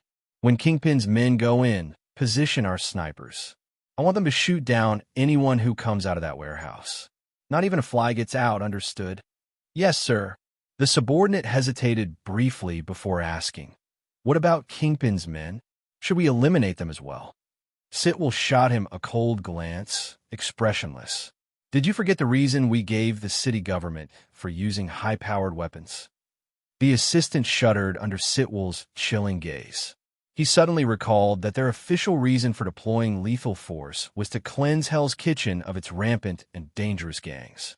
So from the very beginning, his superior had never planned to let Kingpin's men leave alive. Realizing he had asked a foolish question, the assistant immediately straightened up and responded loudly, "Understood," before retreating. Once his subordinate had left, a sneer of mockery crossed Sitwell's face. He had already paid such a steep price. There was no way he would let Kingpin sit by and watch the show. Besides, wiping out a few dozen ruthless gangsters, if handled properly, could help offset some of the consequences of his previous mistake. Meanwhile, outside the abandoned warehouse where Eren was hiding, a group of bald-headed thugs with iron chains around their necks hung up after receiving a call from Kingpin. Then, they sneered and waved their hands. The next second, 5 black modified vans were flung open with a loud clank, revealing heavy, single-shot rocket launchers. One by one, massive henchmen pulled out the weapons from the vehicles. The bald thug pointed at one of his subordinates, signaling toward the underling immediately understood, raising the shoulder-mounted rocket launcher and aiming it at the abandoned warehouse's entrance before pulling the trigger. Boom! With a deafening explosion, the warehouse doors were instantly blasted apart. Shards of debris shot inside like bullets, scattering across the interior. Haha. Lowering the spent launcher from his shoulder, the burly thug carrying the rocket launcher nodded in satisfaction, clearly pleased with his precise shot. The bald thug with the iron chain around his neck also grinned menacingly. As expected of Stark Industries' rocket launchers, far superior to the defective products from Hammer Industries. If not for the tricky nature of their target this time, their boss wouldn't have been willing to part with these precious Stark-manufactured weapons. After all, now that Tony Stark had shut down his company's weapons division, these high-quality rocket launchers were no longer available for purchase. The ones they had were from an old stockpile, meaning that every one they used was one less in their arsenal. But if these weapons could take care of the clown inside the warehouse, then it was all worth it. The bald thug with the iron chain was certain that if he helped his boss eliminate this nuisance, who had cost him so much, his boss would reward him generously. With anticipation for the future, he waved his hand. The next moment, whoosh, another Stark Industries rocket launcher was fired at the already breached warehouse door. The Hellfire missile from Stark Industries streaked through the air like an enraged bull, its tail ablaze, crashing directly into the abandoned warehouse. Boom! A dazzling fireball erupted within the warehouse. But it didn't stop there. Soon after, the third, fourth, and fifth missiles followed, all fired into the same warehouse. The sheer force of the explosions made the entire warehouse tremble. Move in. Before the thick smoke from the explosions could settle, the bald thug with the iron chain leaped into a nearby Hummer, slamming the door shut before driving straight into the destroyed warehouse. With their boss charging in, his subordinates naturally wouldn't stay behind. Within moments, 40 to 50 gangsters followed behind 3 vehicles, storming into the warehouse. The show begins. Watching dozens of gang members recklessly rush inside, Eren pulled out a remote control from somewhere and pressed the red button. Boom! With a thunderous explosion, one of the advancing vehicles was suddenly flipped into the air by a powerful blast. As flames engulfed the car, the men inside screamed as they were swallowed by the fire. Watch out, landmines! Seeing this, the occupants of the remaining 2 vehicles immediately shouted in alarm and hastily scrambled out of their cars. If the warehouse was filled with hidden explosives, sitting inside a vehicle would be far more dangerous than running on foot. But before they could escape, boom, boom, boom, a series of consecutive explosions erupted. Within seconds, the remaining 2 vehicles were consumed by roaring flames. Damn it! The bald thug, rolling out of the burning Hummer, spat out a mouthful of blood before roaring at his men. Fight back, you idiots! Stop standing around. Kill that damn clown. Tat tat tat tat. At his furious command, several gangsters raised their guns and fired blindly into the smoke-filled depths of the warehouse. In an instant, the walls of the abandoned warehouse were riddled with bullet holes, turned into a beehive by the relentless gunfire. Bang, bang, bang. As Kingpin's men blindly fired into the smoke, Eren, hidden near the warehouse entrance, took advantage of the chaos, swiftly raising his guns and firing back. Dual-wielding pistols, his shots were like a death sentence, each bullet claiming a life. In just a few moments, over a dozen men had already collapsed under Eren's fire. He's behind us. What? That damn clown is behind us. 7 o'clock position. Take him down. Amidst the thick smoke and gunfire, Eren could hear the frantic shouts of the gangsters. Feeling his heartbeat quicken in excitement, he licked his lips and exhaled. So you finally noticed? Then died. His pupils turned jet black, instantly revealing the positions of all his enemies. As the gangsters turned to aim their weapons at him, Eren whipped his arms outward in opposite directions and fired. Curved bullet trajectory. Bang, bang. 2 bullets curved through the air in graceful arcs, piercing through the skulls of 2 gangsters. But they didn't stop. The bullets continued onward, drilling into the heads of the second wave of enemies. By the time the bullets finally lost momentum and embedded themselves in the last set of skulls, in mere seconds, the entire group of gangsters who had turned to shoot at Eren had collapsed, lifeless on the ground. Their corpses lay still, as if they had been summoned to hell by Mephisto himself. Meanwhile, on the other side of the battlefield, bang! With a single gunshot, Bucky executed the bald thug who had been attempting to escape. Well done! Seeing Bucky finally make his move and decisively eliminate the bald-headed leader, Eren clapped his hands in satisfaction before saying, "I'm glad you made the right choice. All right, the small fry are dealt with. Now it's time for the main course."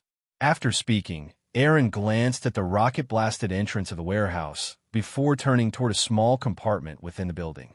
Leading Bucky inside, he lifted a sewer cover hidden within the space and descended into the labyrinthine sewer system, leaving the warehouse behind. Eren was never one to sit back and take a beating. The moment he realized Hydra had set its sights on him, he had begun preparing a counterattack. This abandoned warehouse was nothing more than bait, an elaborate trap designed to draw their attention. Of course, before leaving, Eren made sure to leave a special gift for the next group that entered the warehouse. Elsewhere, before Sitwell could reach the abandoned warehouse where Eren had been, he received shocking news. What? Hearing that Kingpin's men had stormed the warehouse but had gone silent in less than a minute, presumably wiped out, Sitwell's expression darkened from shock to grim seriousness. He had never thought much of Kingpin's thugs, but still, dozens of well-armed gangsters, equipped with heavy firearms and even rocket launchers, being taken out so quickly, it was almost unbelievable. "Sir, should we send agents to attack the warehouse?" Sitwell pondered for a few seconds before nodding. "Deploy all agents except the snipers. Kingpin's men may be trash, but they still have some skills. I refuse to believe that Clown took down that many people without suffering any injuries." "Understood." A nearby agent, noticing Sitwell's increasingly grim expression, swiftly relayed the order to the battlefield's temporary commander. Outside the abandoned warehouse, the commanding officer wasted no time in giving the order to attack. But just as Sitwell finished issuing his command, a sudden chill ran down his spine, a vague, inexplicable sense of unease. Before he could pinpoint the source of his dread, bang! A 12.7 millimeters tungsten armor-piercing bullet smashed through the bulletproof glass of his modified vehicle. It pierced through the rear windshield in a fraction of a second, precisely hitting the back of Sitwell's head. A moment later, the bloodied bullet erupted from his forehead. In less than a second, the assistant standing beside Sitwell barely had time to process what had happened before witnessing his superior's head explode before his eyes, a perfect sniper execution. 1 kilometer away, perched atop a skyscraper rooftop, Eren, having just one shot sniped Sitwell, didn't stop. One bullet after another rained down like the judgment of death itself. With surgical precision, he systematically executed every Hydra agent inside the convoy's 2 remaining vehicles. One by one, they fell. Meanwhile, having escaped through the sewers, Eren and Bucky surfaced and entered a black sedan that had been prepped in advance. TL, remember there are more than one. With a roar, the car sped away from the area. As buildings zipped past the windows, Bucky, seated in the back seat, spoke in a deep voice. "Where are we going?" Eren smirked. "Where? To take revenge, of course. It would be rude not to return Hydra's kind gift. Since those fools gave me such a grand welcome, it's only fair we send them a present in return." A glint of excitement flashed in Eren's eyes as he turned toward Bucky in the back seat. "By the way, as Hydra's former top assassin, you should know where their New York headquarters is, right?" After a moment of silence, Bucky nodded heavily. "Of course." "Excellent." Eren snapped his fingers in delight before pulling a small vial with a strange, shimmering liquid from his coat. Without hesitation, he tossed it toward Bucky. Bucky caught the vial and examined it warily. "What is this?" "That, my friend, is an assassin potion, a special elixir that grants extraordinary abilities. Once you drink it, your strength will be enhanced in all aspects." "A super soldier serum?" Hearing Eren's explanation, Bucky's eyes flickered as he gazed at the potion. "So that's why he's so strong. He has something like this. After all, Bucky had been subjected to various experimental serums during his time as Hydra's weapon. Although none of them matched the famed super soldier serum, they had still significantly enhanced his physical abilities. From the rearview mirror, Eren seemed to read Bucky's thoughts and sneered. Don't compare this assassin potion to that garbage super soldier serum. This is a true supernatural elixir, one that even holds the potential for godhood. If you advance 2 more ranks, your body will be completely reshaped at the genetic level. By then, even regrowing your left arm wouldn't be impossible. A complete rebirth, huh? Bucky muttered as he stared at the potion, his gaze shifting. Because of the mental imprint Eren had placed on him, Bucky didn't doubt his words. He wasn't interested in power, nor in godhood, but a chance to completely start over? That stirred something deep within him. Now free from Hydra's control, Bucky hated himself, hated the atrocities he had committed under their command. He even loathed his former self. If this assassin potion could truly let him start anew, then perhaps. He had nothing left in this world. Forgetting his past, assuming a new identity, and starting over didn't sound so bad. And if he could regrow his left arm, even better, because who would want to remain a cripple? Without hesitation, Bucky raised the vial, bit off the seal, and gulped down the potion. The instant he swallowed it, it felt like swallowing raw electricity. His entire body shuddered violently as a deep energy coursed through his veins. At the same time, the assassin potion dissolved into fine, dense particles, merging with every cell in his body. From the smallest molecular level, Bucky was undergoing a fundamental transformation. Watching Bucky convulse in the back seat, Eren smirked. Not my fault, buddy. I told you everything up front. You're the one who wanted a fresh start. If you end up turning into a witch instead, don't blame me. Humming a cheerful tune, Eren steered the car toward Hydra's New York headquarters. Elsewhere, sitting on a rooftop with a coffee in hand, Eren had already relocated after sniping Sitwell. From his new vantage point, he watched Hydra's cautious agents approach the abandoned warehouse. Raising his coffee cup in a mock toast, he smiled. Farewell. The moment his words fell, boom, a cataclysmic explosion erupted, obliterating the warehouse. The impact wave was so powerful that even a kilometer away, Eren's coat billowed in the shockwave. Not bad. Admiring the T9 explosive's effectiveness, he pressed down his hat and calmly walked away. Inside the car, the deafening explosion rocked half of New York, and even inside the speeding sedan, Eren and Bucky heard it. On the back seat, Bucky abruptly awoke from his potion-induced trance. Seeing him regain consciousness, Eren asked, "How do you feel?" Bucky clenched his right fist, sensing the newfound abilities coursing through him. This feeling, it's incredible. Did he just completely digest the assassin potion? It had barely been 10 minutes since Bucky drank the potion. 10 minutes. In such a short time, he had fully assimilated the effects of the assassin potion. Was this guy born to be an assassin? Wait a minute. Bucky wasn't a natural-born assassin, but for decades, the Winter Soldier had been following Hydra's orders, doing nothing but assassination work. He didn't need to play a role. He was an assassin through and through. Decades of training had already prepared him for the exact state of mind needed to digest the potion completely. That's why he absorbed it so fast. Realizing this, Eren finally understood why Bucky had adapted to the potion with such supernatural speed. Watching Bucky's near-miraculous digestion of the potion, Eren couldn't help but recall his own experience. How he had to go through various struggles, even pretending to be a wandering fortune teller, just to speed up his own potion digestion. Eren shook his head. Thankfully, my clown path digested quickly as well.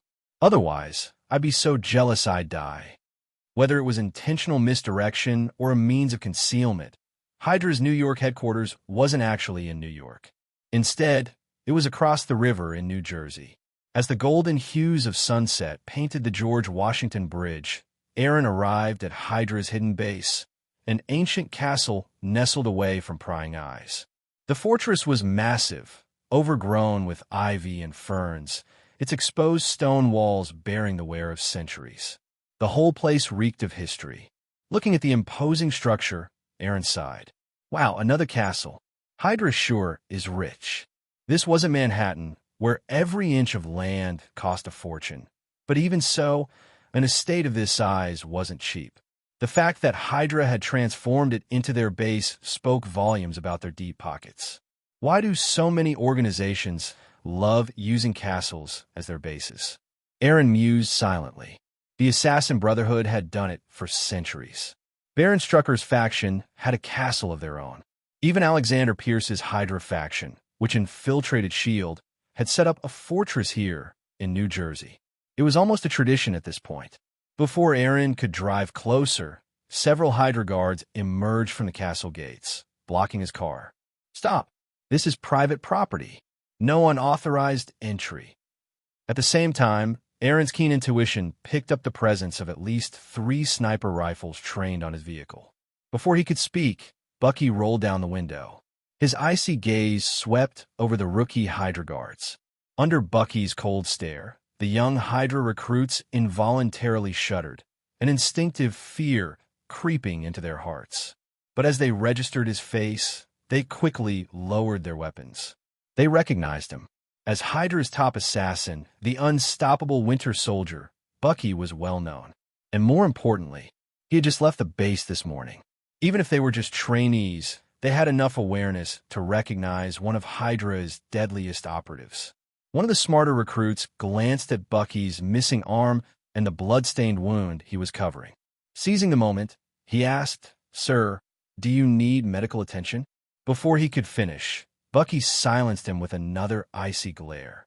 Realizing his mistake, the rookie immediately shut up and swallowed his words. Bucky then pulled out a Hydra identification card from his coat pocket. "Open the gate." "Why, yes, sir." The recruit quickly scanned the card, and with a loud beep, the castle gates slowly creaked open. The moment the doors parted, Eren noticed the hidden snipers lowering their rifles. Bucky retrieved his card and rolled up the window. Meanwhile, behind the wheel, Eren smirked as he gently drove the black sedan into the castle grounds. By all logic, Hydra's main base should have been under tight security. Yet no one had questioned Eren's identity. In fact, the guards barely even glanced at him. Sitting in the driver's seat, Eren chuckled. Hypnosis is more useful than I expected. Inside the castle, Bucky surveyed their surroundings, then whispered from the back seat. "We need to take control of the command center before they realize what's happening. From there, we can activate the base's self-destruct system and wipe this place out. If word gets out that I've returned, Hydra's leaders will react quickly. If that happens, destroying this base will become much harder." At the wheel, Eren's eyes darkened slightly as he gazed toward a particular spot in the castle. It seems that won't be necessary. The moment he stepped into the castle grounds, he had felt it. A barrier, like he had crossed a boundary between reality and something else. Sensing something amiss, Eren immediately activated his spiritual vision. And the moment he did, the castle transformed before his eyes. What had once appeared as an old fortress now seemed shrouded in malevolent energy. Then, a bone-chilling wind swept through the castle, as if warning intruders to stay away. Reaching into his coat, Eren pulled out the crystal and placed it over his right eye. Through its enhanced vision, the world became even clearer. Taking another look at the castle, Eren casually parked the car, stepped out, and turned to Bucky. "Follow me." Eren led Bucky into the castle's courtyard. Unlike the well-maintained front entrance, the backyard held the remnants of ancient ruins. Among the collapsed pillars and crumbling stonework, one structure stood out. A towering knight statue, clad in full armor, gripping an impossibly large sword. Bathed in the golden light of sunset, it radiated a faint divine glow. However, that glow flickered like a dying candle. In the unseen world, golden energy from the sunlight was being absorbed into the statue's sword, keeping a dark force at bay. An interesting seal, but it won't last much longer. The moment Eren spoke, a ghostly, ear-piercing shriek echoed through the air. Dark mist began pouring out from the statue's base, wrapping around the knight in thick, swirling shadows. The mist writhed against the divine glow, attempting to consume the statue. Eren didn't even need to guess. Something was sealed beneath this statue. And whatever it was powerful. At that moment, two blazing red lights flared within the mist, glaring at Eren and Bucky with a malevolent gaze. "You can't see me?" The voice echoed directly into their minds. "Release me, and I shall grant you eternal life." Hearing this, Bucky's pupils contracted. This thing, what the hell was it? As the newly freed Wraith unleashed havoc inside the cursed castle, turning it into its personal domain of death, Eren and Bucky methodically eliminated every Hydra agent outside who had escaped the ghostly realm. With Bucky, the former top assassin of Hydra, acting as their inside man, and Eren's spiritual sight, which let him pinpoint enemy auras and hidden positions. No one survived. The Hydra survivors and hidden sentries were hunted down with absolute precision. With their combined strength, Hydra's remnants had no chance. It didn't take long for the area to be completely cleansed. After using divination to confirm that no one else remained outside the castle, Eren was about to lead Bucky away, when suddenly, a whirling portal appeared nearby, sparking with energy. Eren's eyes narrowed. A dimensional gate? Recognizing the signature spell of Camartage sorcerers, Eren immediately grabbed Bucky, vanishing into the shadows of a cleared-out Hydra bunker. Just as they concealed themselves, the portal expanded to human size, and through it, the sight of a ruined battlefield, scarred by war, appeared on the other side. Emerging from the portal, two figures in sorcerer robes stepped into reality. One of them, a stocky, broad-shouldered man, scanned the ghost-infested castle and cursed aloud. "Damn it! The spectral domain has already formed. This is a problem." His companion, a tall, brooding man, listened as he continued. "Once a ghost domain stabilizes, it naturally connects to the hell dimensions, drawing energy to sustain itself. The longer it remains, the stronger the link. If a demon lord from the hell dimensions discovers this anchor, they could use it to open a gateway into Earth and launch an invasion." The tall sorcerer furrowed his brows. "Then we must act quickly.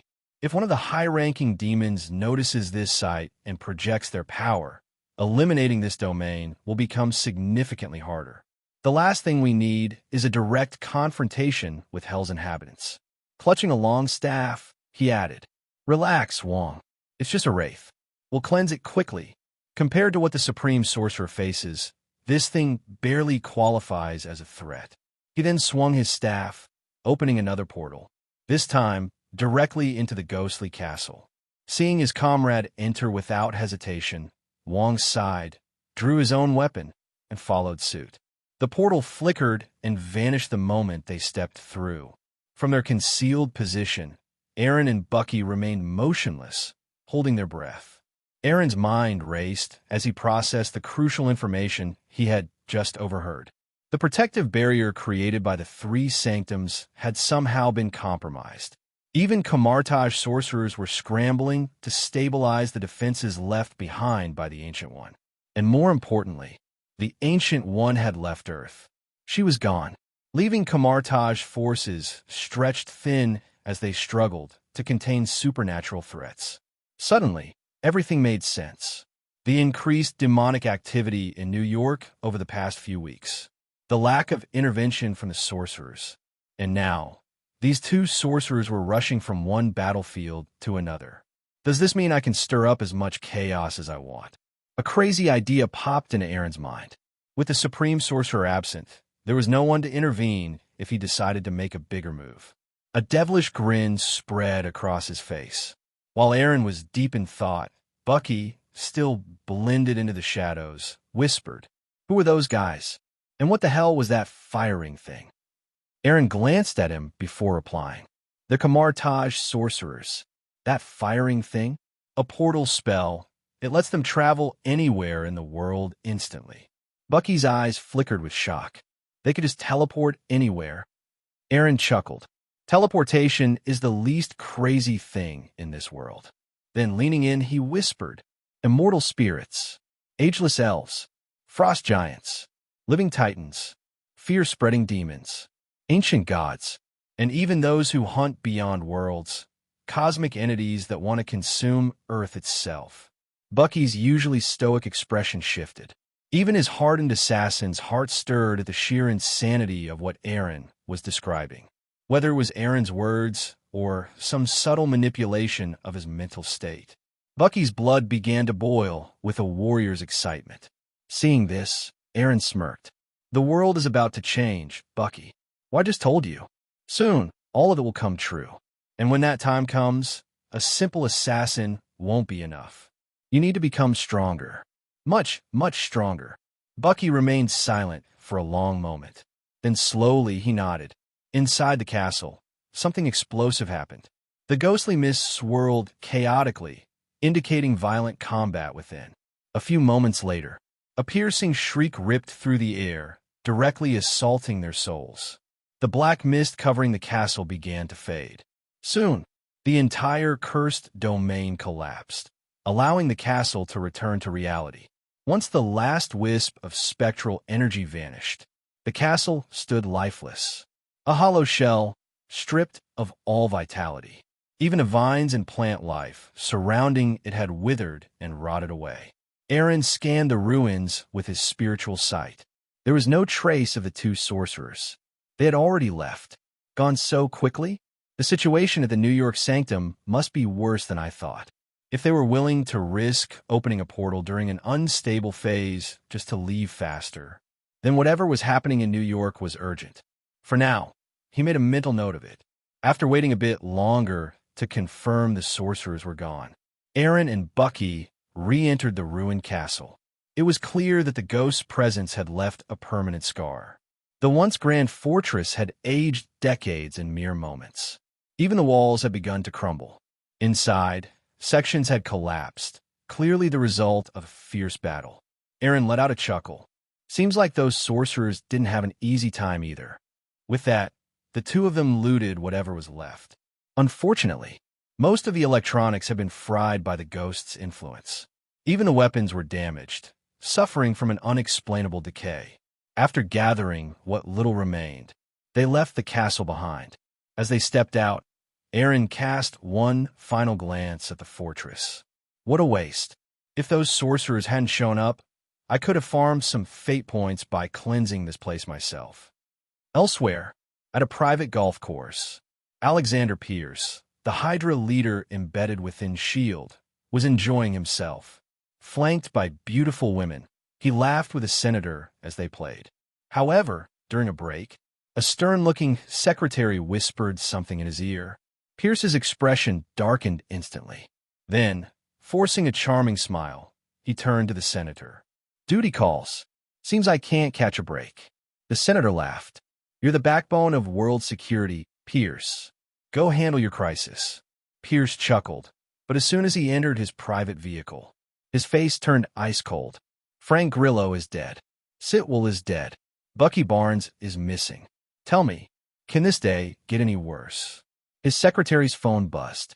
She checked the message, then looked at him coldly. "Sir, I'm afraid things just got..." Latest reports indicate that our New York division has suffered an attack from an unknown chemical weapon. Every agent stationed at the base has been completely wiped out. When their bodies were discovered, they had already turned into mummified husks and skeletons. Yet this incident occurred within mere hours at most. Even worse, the entire New York Division base has been contaminated. Not only have all electronic devices been rendered useless, but even the ground itself has been corroded, transforming into something akin to a swamp, filled with an overwhelming stench of decay. The only good news is that this biochemical weapon seems to have a limited range and has not spread. The covert sentries we stationed outside the base were not affected by the chemical weapon attack. However, they were systematically eliminated by unknown enemies. So far, we have found no survivors. Bang! Before the tall-legged secretary could finish her report, Pierce, who had just retrieved a bottle of chilled whiskey from the car's mini-fridge and poured himself a drink to calm his nerves, suddenly smashed the glass in his hand with a loud crack. Shards of the shattered glass cut through the secretary's stockings, leaving a thin, bloody scratch along her long, slender legs. Yet, her expression remained unchanged. She calmly watched Pierce's furious outburst, then gracefully bent down, retrieved another glass, and, using a pair of tongs, placed a few ice cubes into it. She then opened a fresh bottle of Pierce's favorite whiskey, swirled it lightly, and poured the golden liquid into the glass. "Minister, your drink." Pierce, who had been seething with rage, gradually regained his composure as he watched his secretary's fluid and elegant movements. Taking the cool glass from her hand, he took a sip. As the cold, rich liquor flowed across his tongue and down his throat, the chilling sensation helped him regain his calm. To be able to rebuild Hydra right under S.H.I.E.L.D.'s nose and grow it into a formidable force again, Pierce's capabilities and cunning were beyond question. His rage a moment ago was merely an instinctive reaction to the series of catastrophic reports. Now that the initial fury had subsided, he swiftly returned to his usual calculated state of mind. After a long silence, Pierce finally spoke again. "If I recall correctly, Frank Grillo, Crossbones, and the Winter Soldier were tasked today with eliminating that clown in Hell's Kitchen and retrieving the missing Ironmonger's head, correct?" "Yes, Minister. So that means they failed, and that clown from Hell's Kitchen turned the tables on them?" "Yes, Minister. Mr. Sitwell discovered the bodies of Frank Grillo and his team at the clown's hideout not long ago. Then, while pursuing the fleeing clown, Sitwell was taken out by a sniper mid-route. Ultimately, it turned out the warehouse Sitwell was heading toward was another trap, one that cost us at least 3 elite squads." Pierce narrowed his eyes. So, Sitwell's death was also the clown's doing. The secretary shook her head. "No, intelligence analysis suggests that the sniper who took out Sitwell was someone else, not the clown himself. More likely, although the warehouse Sitwell was heading toward turned out to be a trap, the clown had indeed been inside it earlier, engaging in a fierce conflict with Kingpin's men and killing dozens of them. If not for this, Sitwell wouldn't have rushed there and fallen into the ambush. After analyzing the incident, our intelligence team concluded that given the distance between the warehouse and where Sitwell was sniped, the clown couldn't have made it there in time. So the clown has an accomplice." Pierce sneered, then suddenly paused, frowning. "If that's the case, could the New York Division incident also be their doing? A form of retaliation?" The secretary furrowed her brows. "It's not impossible. But how did they locate our New York Division so quickly and launch such a devastating strike in such a short time?" At this stage, Hydra was still in its dormant phase. Though their influence had spread globally, and they controlled countless secret networks and military assets, their existence remained highly classified. Their security protocols were nearly impenetrable. Otherwise, with Fury's paranoid nature, how could they have infiltrated S.H.I.E.L.D. for decades without being exposed? Who knows? Torture, interrogation, hypnosis, electronic tracking. There are many ways to uncover the New York Division's location. After all, most of the personnel we dispatched to capture that clown this morning were from the New York Division. But none of that matters anymore. Now that we know who the enemy is, we must do everything in our power to eliminate them, and everything connected to them. Pierce let out a cold chuckle, his eyes flashing with a chilling light as he downed the rest of his drink in one gulp. But the secretary hesitated before speaking. "What if we're targeting the wrong person? Then we keep looking. It's only a matter of time. Even if the New York Division incident wasn't the clown's doing, Frank Grillo and Sitwell's deaths are still linked to him. He killed so many of our people. He must die." "Understand, Minister." Just then, Pierce added, "By the way, make sure this incident is reported to Director Fury. Frank Grillo and Sitwell sacrificed themselves for Hydra's cause. We mustn't let their families feel abandoned. Ensure they receive full compensation. Have Director Fury sign off on the benefits promptly. After all, Frank Grillo and the others were official S.H.I.E.L.D. agents." The secretary's eyes twitched slightly. Pierce was right. Frank Grillo and Sitwell were legitimate S.H.I.E.L.D. agents on paper. Even their subordinates had S.H.I.E.L.D. credentials. and this mission had been officially recorded in S.H.I.E.L.D.'s files.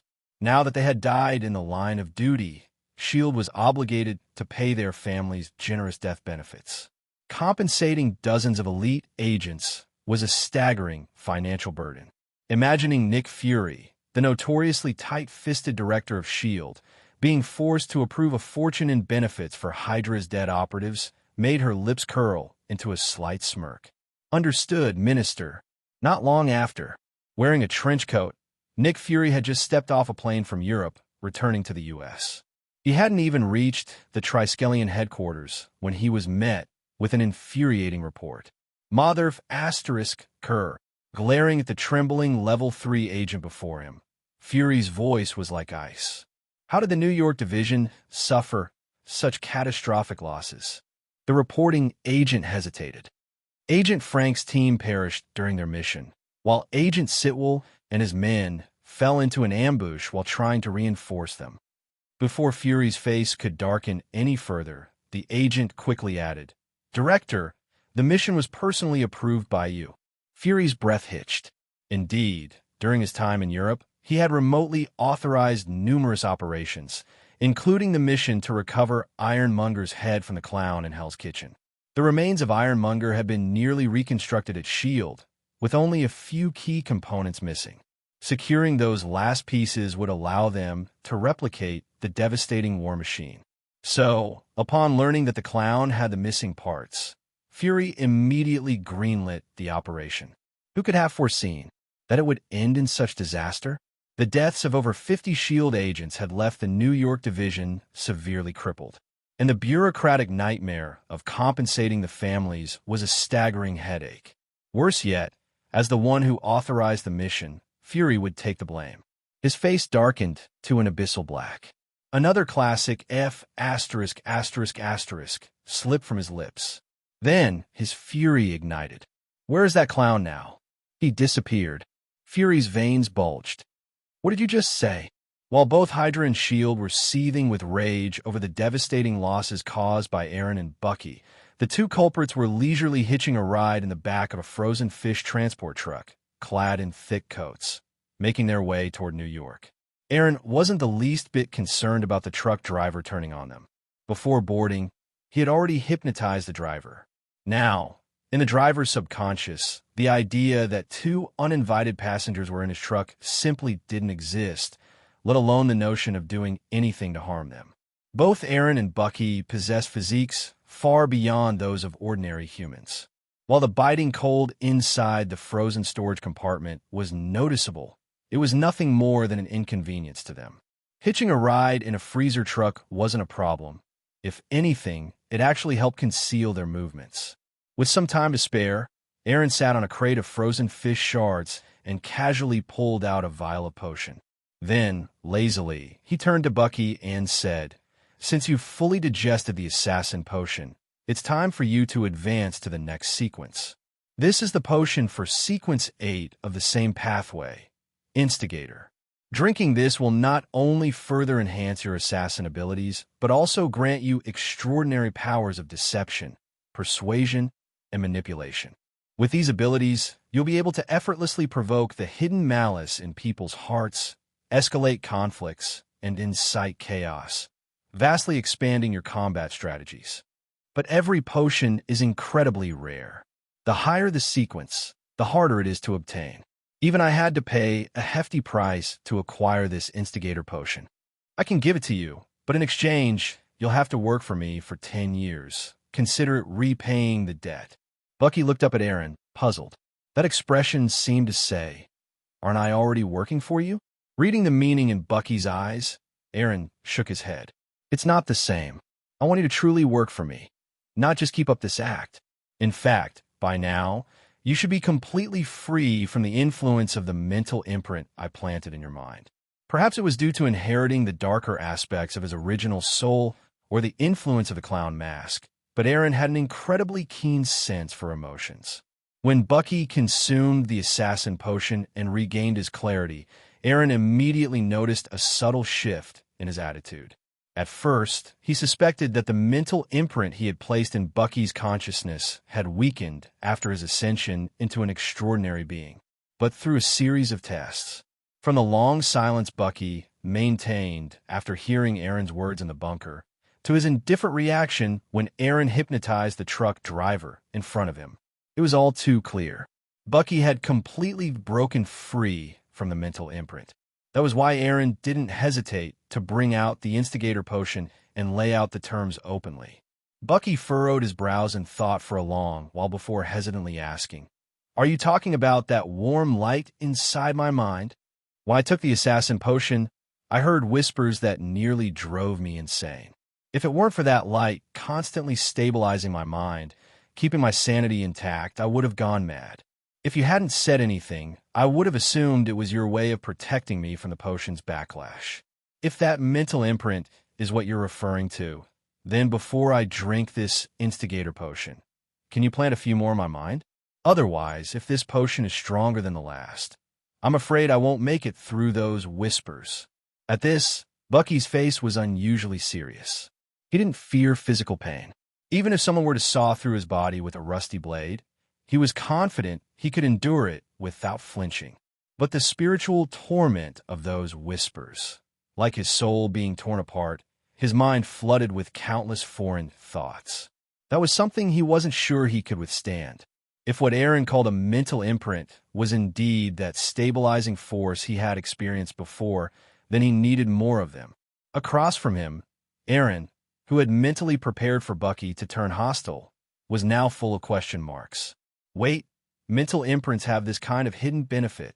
No, why would Bucky voluntarily ask for something like this? Given that Hydra had controlled him for decades, shouldn't he loathe any form of mental influence the most? Not understanding, Eren decided to ask directly, "Why would you request this? Aren't you afraid I'll turn you into a puppet, just like Hydra did?" Bucky stared at him and shot back, "Would you?" Without thinking, Eren replied, "Of course not." Just as Eren detested having his fate controlled, he also had no interest in controlling others, with the exception of his enemies. Bucky grinned. Then that's all there is to it. For some reason, whenever he looked at Eren, he sensed an aura of chaos, madness, and an obsession with freedom. After ascending as an assassin, this feeling only grew stronger. His instincts told him that someone with such an intense need for freedom wouldn't chain others down like Hydra did. Seeing the sincere expression on Bucky's face, Eren's smile faded slightly. Then he said seriously, "I'm not Hydra. I won't control you like a puppet, but when the time comes, I won't hesitate to send you to hold the line in the most dangerous battles." Bucky shrugged. Dying on the battlefield is a warrior's fate and honor. For 3 seconds, the two locked eyes. Then, with a flick of his wrist, Eren tossed the instigator potion to Bucky, leaned back on the crate, and lazily said, "Well then, what are you waiting for? Drink up and advance." Bucky caught the potion and looked at Eren seriously. "Before I drink this, can you plant a few more mental imprints?" Eren blinked. "Huh, you're serious?" Bucky chuckled bitterly. "Of course. You didn't think I was joking, did you? Without that light, I'm not confident I can resist those whispers." Eren. Half an hour later, at Bucky's insistence, Eren burned through a massive amount of mental energy to place another reinforced mental imprint in his consciousness. Perhaps because Bucky had already become an extraordinary being, the process was several times more taxing than before. Just this one additional imprint had left Eren mentally drained. Opposite him, Bucky finally felt the familiar, warm presence in his mind again, which gave him a sense of security. But, feeling how solitary it was, he frowned slightly.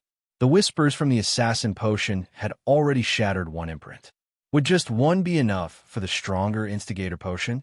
After pondering for a moment, Bucky opened his eyes and said, "One might not be enough. How about you make a few more?" Hearing this, Eren grabbed a frozen fish from the crate beneath him and chucked it at Bucky. "Get lost." A few minutes later, after steadying himself, Bucky picked up the vial in front of him, tilted his head back, and drank the instigator potion. Gulp! Gulp! The cold liquid slid down his throat, bubbling intensely. Per Eren's instructions, Bucky focused on the sensations coursing through him. In his mind, dozens of translucent bubbles appeared, each containing cryptic knowledge. Pop, pop, pop. As they burst, an overwhelming flood of information crashed into his brain. Bucky clenched his jaw as his forehead veins bulged, feeling as if his skull was about to split open. Then the whispers returned. Chick, quark, chick, quark, chick, quark. Who knew how much time passed before Bucky finally opened his eyes? He had become an instigator.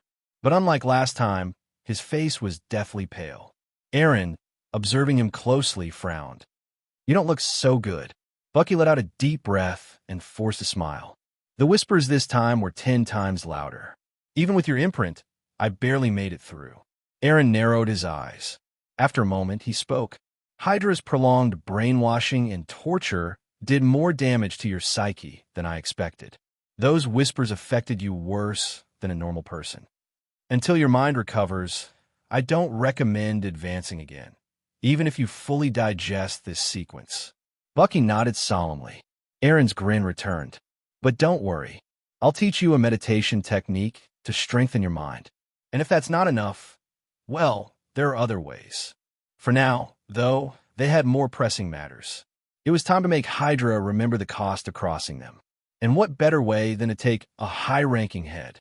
Baron Strucker and Madame Viper were elusive, but Alexander Pierce, a World Security Council minister active in New York, he wasn't hard to find. Killing a snake without finishing it off will only lead to getting bitten in return. If he were to eliminate Alexander Pierce, the head of this serpent, it would deal a severe blow to Hydra, which had embedded itself deep within S.H.I.E.L.D. With such a harsh lesson, Hydra would have to think twice before coming after him again. For Eren, assassinating Alexander Pierce was undoubtedly a highly cost-effective choice. After all, not many people in this world knew that Alexander Pierce was secretly one of Hydra's leaders. Perhaps he could even use this information to his advantage. After all, the fact that the Secretary of the World Security Council was secretly a Hydra operative plotting to overthrow the world would be an explosive revelation for both the Federation and the entire world. Eren could already envision the chaos that would ensue.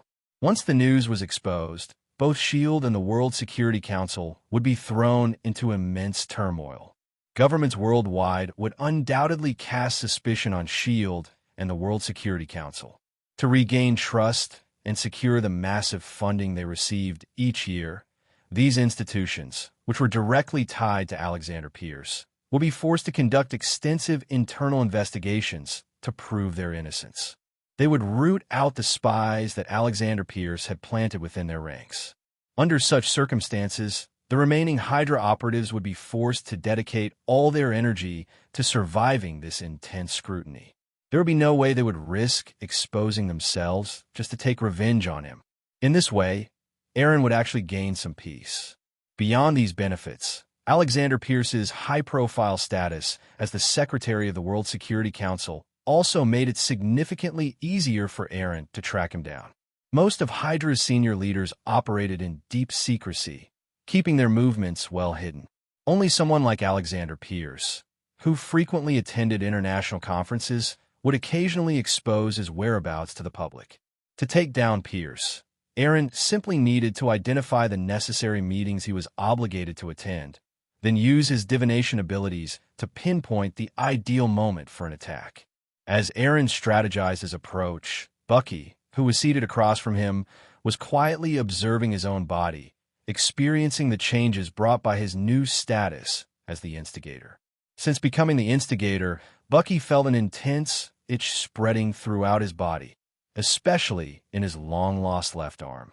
Rolling up his sleeve with his right hand, Bucky was stunned to see a new arm regenerating where his old one had been missing for years. The freshly grown arm had smooth, tender skin, much like that of a newborn, and faintly, he could see the veins pulsating beneath the surface. Seeing the newly regrown limb, Bucky's expression was a mix of shock and joy. As Eren and Bucky's refrigerated transport truck passed through Harlem, the night slowly descended. At the same time, a massive, sickly yellow creature suddenly appeared in the streets of Harlem, unleashing destruction upon everything in its path. Emil Blonsky had once been an elite soldier in the Special Forces, the best of the best. Nearing 40 years of age, he had amassed a wealth of combat experience and an illustrious career. If not for his insatiable thirst for battle, the exhilarating rush of combat, he would have long been promoted. With his wall full of military honors, Blonsky could have easily risen to the rank of federal colonel, joining the ranks of the Federation's high-ranking officers. Not long ago, he had accepted an invitation from General Ross to embark on a secret mission in Brazil to capture a fugitive scientist. At first, Blonsky thought it would be an easy, almost vacation-like task. After all, capturing an unarmed scientist couldn't be that difficult, right? But reality proved him entirely wrong. Right before his eyes, the supposedly weak scientist transformed into a towering, muscle-bound behemoth over 2 meters tall. Bullets that should have been lethal did nothing against this monster. Even the anti-tank rocket launcher he had placed his hopes on failed to stop its rampage. For the first time, Blonsky felt fear. This was not a foe that humans could fight against. Yet, even as fear gripped him, he couldn't help but feel a deep fascination with the Hulk's overwhelming power and indestructible body. At the same time, an intense jealousy toward Bruce Banner began to take root in his heart. Why did that frail coward get to possess such immense power, while he, despite dedicating his life to battle, could only watch his own strength wane with age? Driven by envy and frustration, Blonsky accepted General Ross's offer without hesitation and injected himself with a recreated version of the super soldier serum developed by Dr. Abraham Erskine during World War II. Of course, the version he received was not the same as Captain America's genuine serum. It was a knockoff. Even so, it drastically enhanced his strength, speed, and agility, far surpassing his prime. But even with these enhancements, Blonsky was still utterly defeated by the Hulk. His near-superhuman strength was meaningless against the Hulk's overwhelming might. If not for the super soldier serum, he would have been crushed to death in a single punch. Enraged by his own powerlessness, his thirst for strength grew even stronger. Determined to surpass the Hulk, he took an even greater risk, injecting himself with a second, much larger dose of the serum. This further enhanced his body, pushing his strength and healing capabilities to even greater heights, but it also began to deform his spine.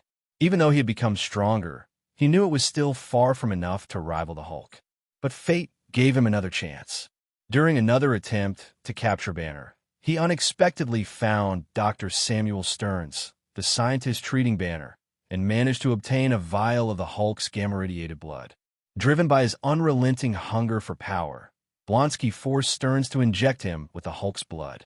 In the end, Blonsky both succeeded and failed. The Hulk's irradiated blood reacted unpredictably with the super soldier serum in his body, granting him the immense power he had longed for. But it also mutated him into something far worse, a grotesque, monstrous being even more terrifying than the Hulk. Yet none of that mattered to Blonsky. At this moment, only one thought occupied his mind: to find the Hulk and defeat him once and for all. To lure him out, Blonsky, now the Abomination, rampaged through Harlem, showcasing his newfound godlike strength by tearing apart anyone who dared to challenge him. "Come out, Hulk, you coward! Get out here!" Roaring, he hurled a car into a storefront, smashing it to pieces as he sought to provoke Bruce Banner. The Abomination's rampage through the streets of Harlem caused widespread destruction, paralyzing multiple blocks. Within minutes, reporters from all over New York flocked to the scene, broadcasting the chaos live. At this moment, journalists displayed remarkable courage, risking their lives to deliver the story. To them, breaking news was far more important than their own safety. But thanks to their reckless determination, the world soon came to understand the sheer terror of the Abomination. "Oh my God, what is that monster? Is it a demon straight from hell? Damn it, my daughter works in Harlem. God, please let her be safe. Where's Iron Man? Why hasn't he shown up yet to stop this thing?" At this rate, Harlem will be completely destroyed. With no one to stop him, the Abomination's destructive rampage continued to escalate. Even the damage caused by Obadiah Stane's ironmonger armor paled in comparison. Unlike Stain, who had a clear target, Blonsky was fueled purely by his thirst for destruction. Meanwhile, inside Tony Stark's mansion, an alarm blared. Tony, busy upgrading his Mark IV armor, frowned as his work was interrupted. "What is it, JRVS?" "Sir, a major crisis is unfolding in Harlem." JRVS then projected live footage of the Abomination's rampage, as well as news broadcasts covering the event. Seeing the monstrous face on the screen, Tony scowled. "Ugh, that thing is so ugly, I almost lost my dinner." "Apologies, sir." JRVS quickly pixelated the face before continuing. "This creature, temporarily designated as Abomination, has already caused 67 confirmed deaths and over 100 injuries, with numbers rising." Tony's expression darkened. Meanwhile, overwhelmed by guilt, Bruce Banner finally made his decision. Leaping from a helicopter, he plunged into the chaos. Pain and near death reawakened the Hulk. In the next instant, Hulk had arrived.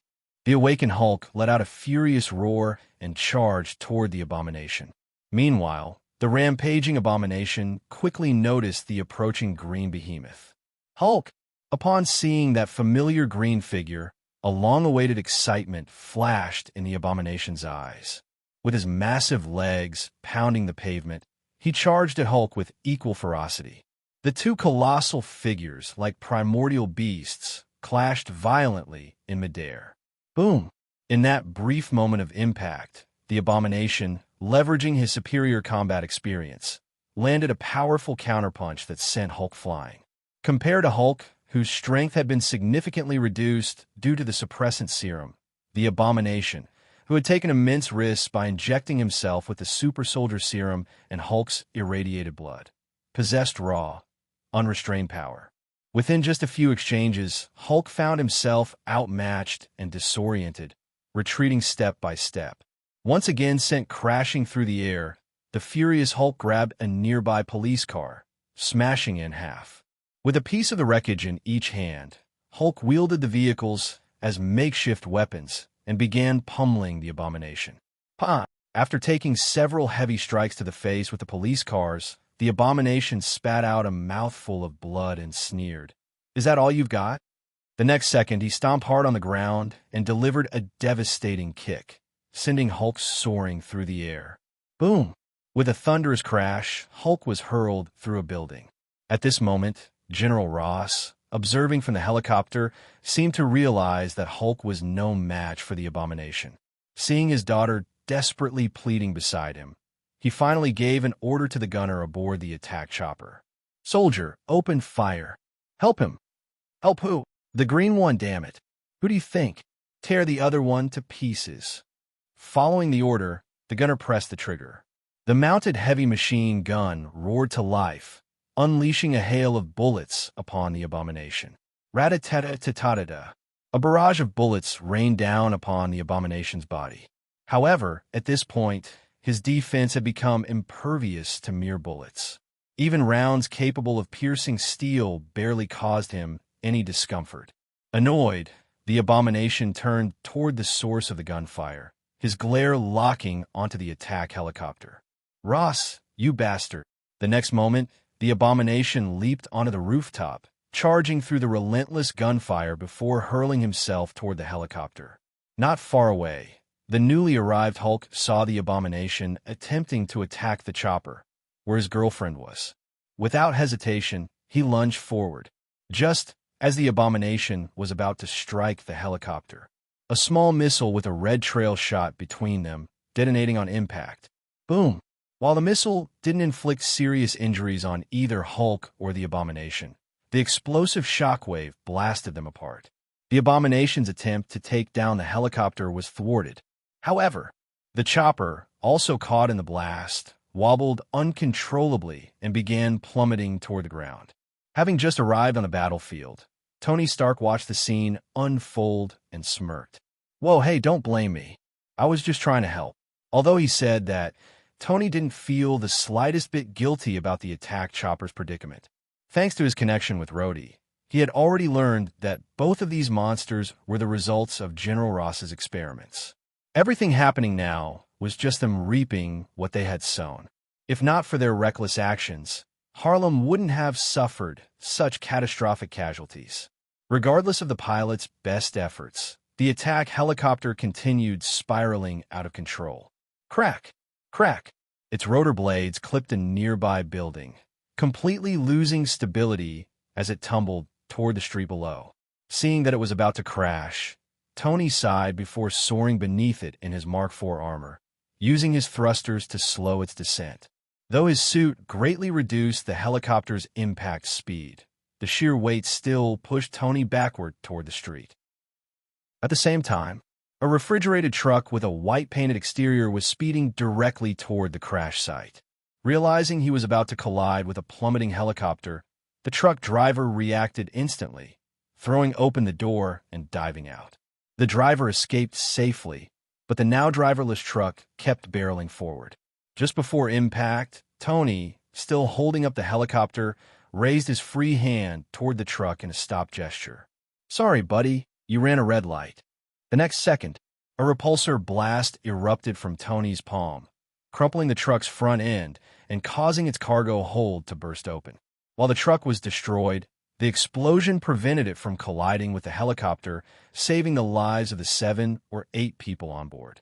As for the truck itself, well, its driver had already bailed. Who could still be inside? At worst, Tony would just have to pay for the damages later. Inside the refrigerated truck, unaware of the chaos outside, Eren and Bucky were suddenly thrown forward by the blast. Then, as the truck's momentum shifted, they were violently flung backward. Crash! Eren and Bucky, along with a heap of frozen fish, tumbled out of the shattered truck doors. After a dizzying roll, Eren barely managed to steady himself amid the ice and debris, his head still spinning. Before he could even process what had happened, he looked up to see the crashed helicopter on the street, and in front of it, the familiar red and gold figure of Iron Man. Someone was inside. Noticing 2 heavily bundled figures sprawled on the ground, Tony's expression changed. "Hey, you guys okay? I didn't know there were people in there." Hearing Tony's voice and seeing the heavily damaged truck, Eren instantly understood what had just transpired. "Oh, so you're the one who did this, huh? I'll remember that."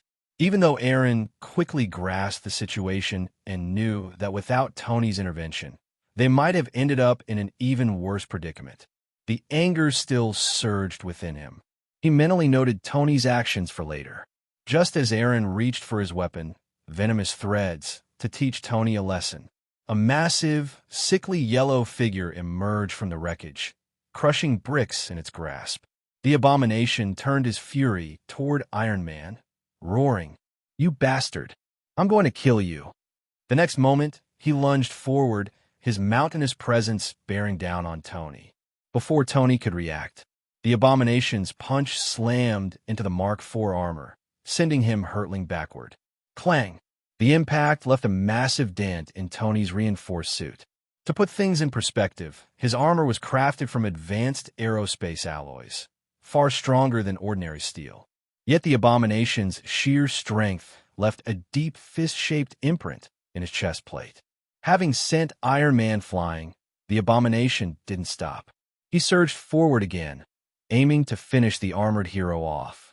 To him, it didn't matter if the man inside was a billionaire, a federal official, or even the president. If they got his way, they would die. Still dazed from the previous hit, Tony barely had time to react before the abomination seized his leg. Damn it! Snapping out of his stupor, Tony quickly fired twin repulsor blasts into the abomination's face. The attack staggered him, but it wasn't enough to cause real damage. Snarling, the abomination began slamming Iron Man into the ground, over and over. Think Hulk smashing Loki's scene. Crack! Crack! Sparks burst from the suit as critical systems failed. Blood trickled from Tony's mouth and nose, just when it seemed like he wouldn't last much longer. A massive green figure lunged in, delivering a devastating kick that sent the abomination flying. Taking the opportunity, Tony shakily stood and muttered, "Thanks." Before he could finish, Hulk punched him away. Oomph. Because Hulk holds grudges. Hello, everyone. As we wrap up this video, I want to share a quick note. I have a Patreon account. If you'd like to support me and enjoy on-demand audiobooks, you can become a Patreon member. Alternatively, you can check out my Google Drive link, which has 500-plus novel audiobooks available through my Ko-fi or Patreon shop. I appreciate your support.